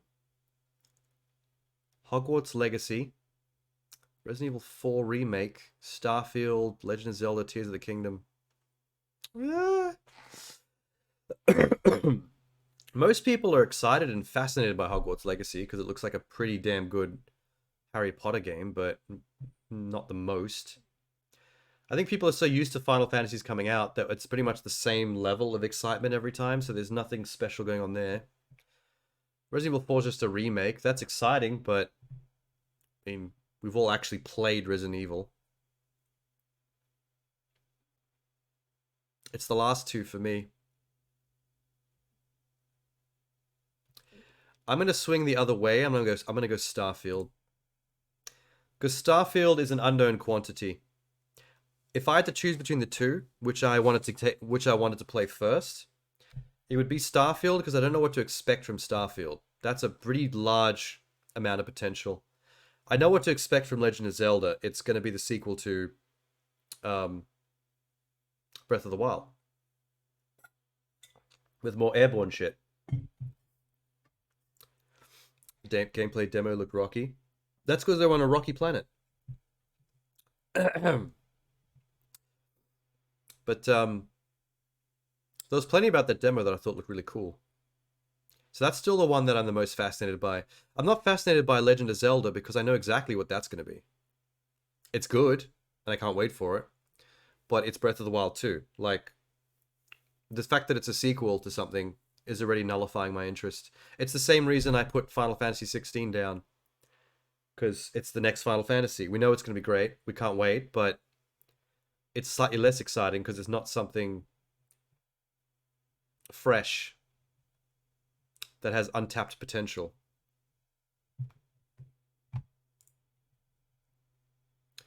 Best esports. Oh, gross. I do not like this category. I don't care about esports. Valorant, Rocket League, Dota 2, League of Legends, Counter-Strike, Global. You know what? Just to piss everybody off that likes these games more, they're going to click on Rocket League. There you go. Eat shit, League of Legends. You want to vote Rocket League? Yeah, Rocket League's just fun. There's less taking the franchise itself too serious as a lot of these others do. Counter-Strike, Dota, and League of Legends have some absolute, like, toxic players. Best esports athlete. Oh my god. Oh my god. This is what athletes look like in nerd culture. Gross, man. Ew. Ew. Why are they so chunky? They all have the same jawline. I'm gonna have to start doing chin push-ups. Never heard of any. These two Asian guys look kind of intense. Let's look them up. Can I... Damn it. Lee Faker. Lee Faker. Renowned for his high mechanical skill and versatile champion pool. Oh, it's League.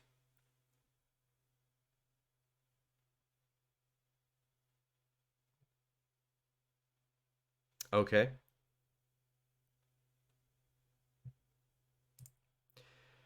Zhong Chovy.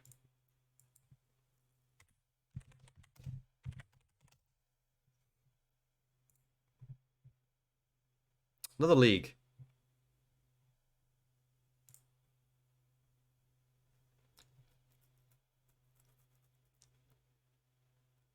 You know what? I'm gonna go with Faker. Sure, there you go. Vote for you, my man. Oh, you went Chovy?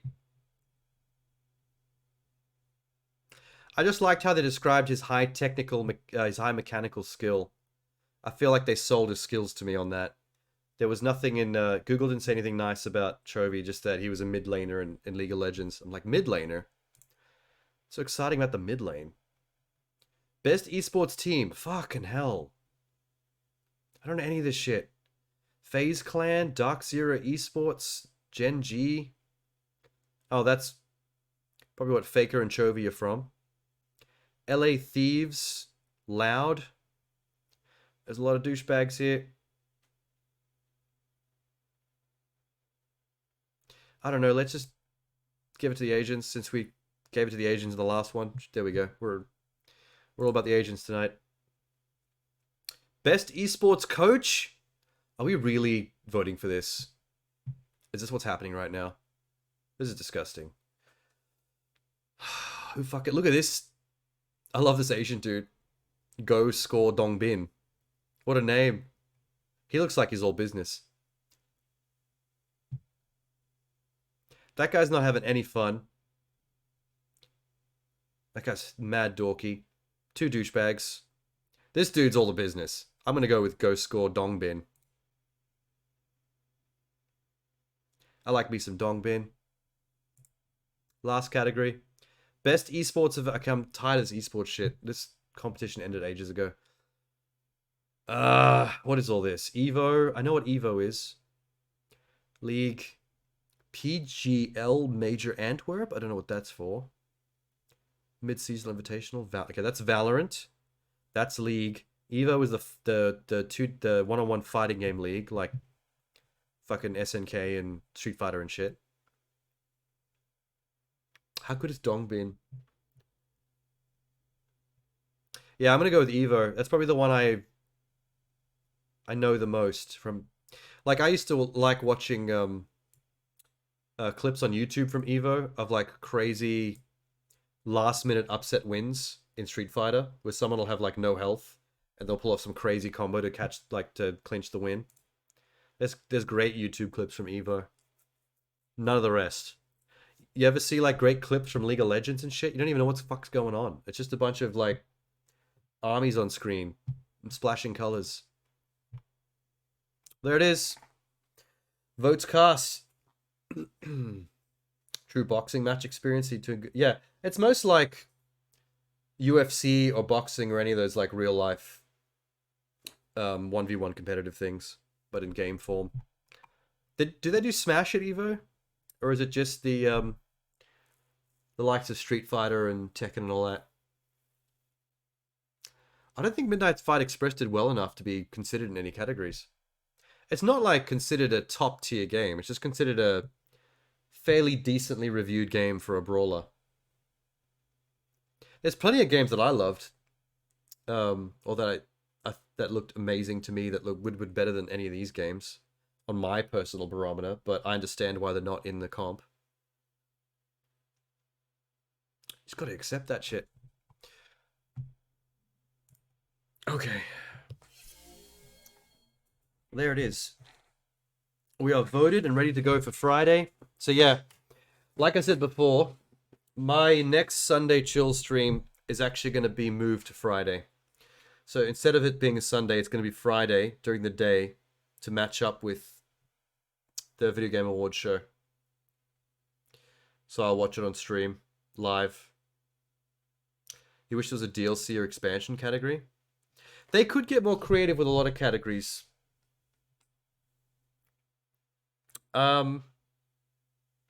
Like, you could have made a category for, like, best trailer of the year.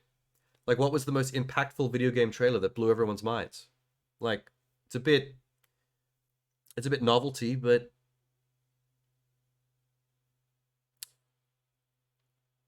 you know. Best ending? Most impactful ending. Something like that. Something that really left you thinking about it for days.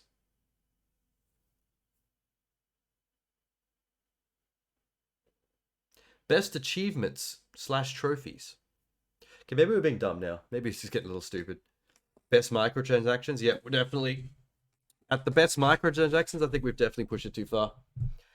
Best loot boxes.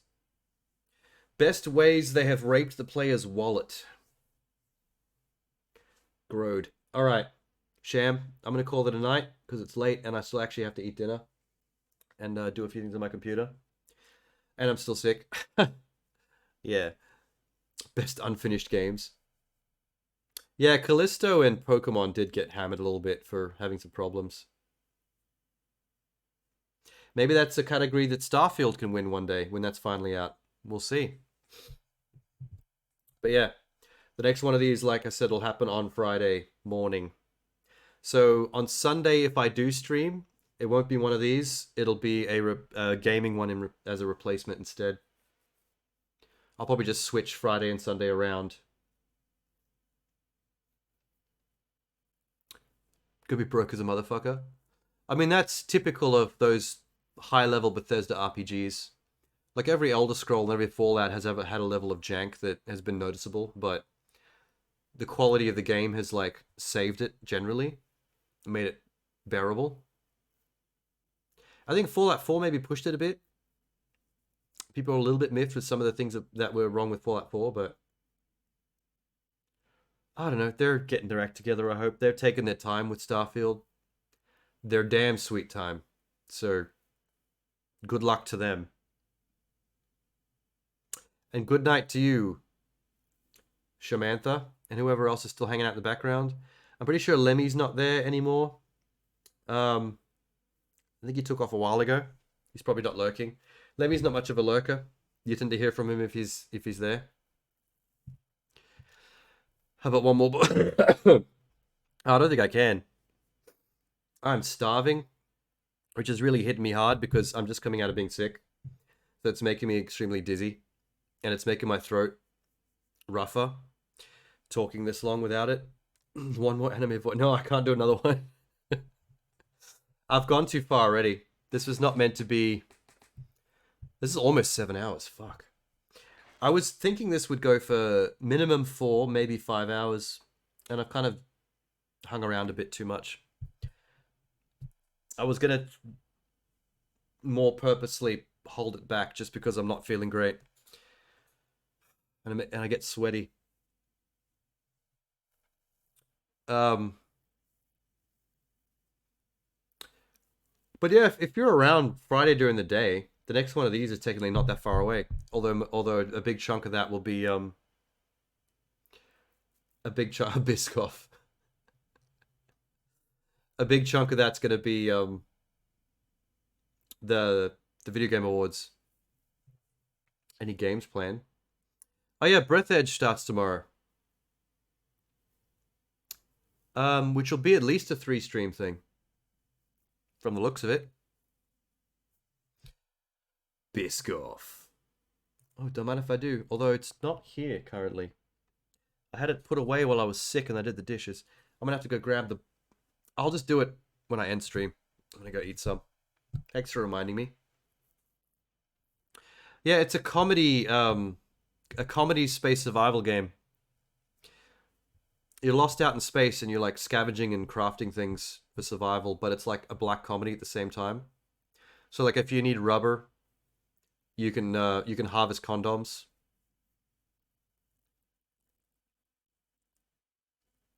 And you can build a vehicle out of a vacuum. So you can ride the vacuum around in space. I don't think you have to worry about your oxygen.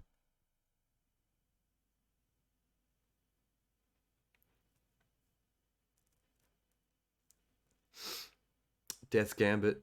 Are you really... Didn't you just start that? What if you play it a bit more and you find you start to get over it like you did with Ghost Song?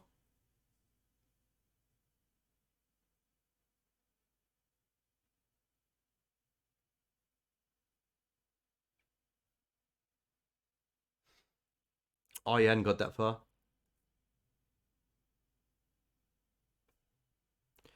Oh, that's fair.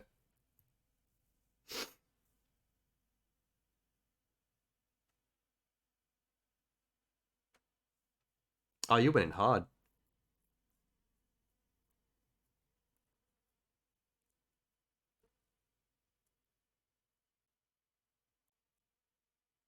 Have I played Code Vein? I almost did. It was available on Game Pass once. And I put it on my my plan to play it.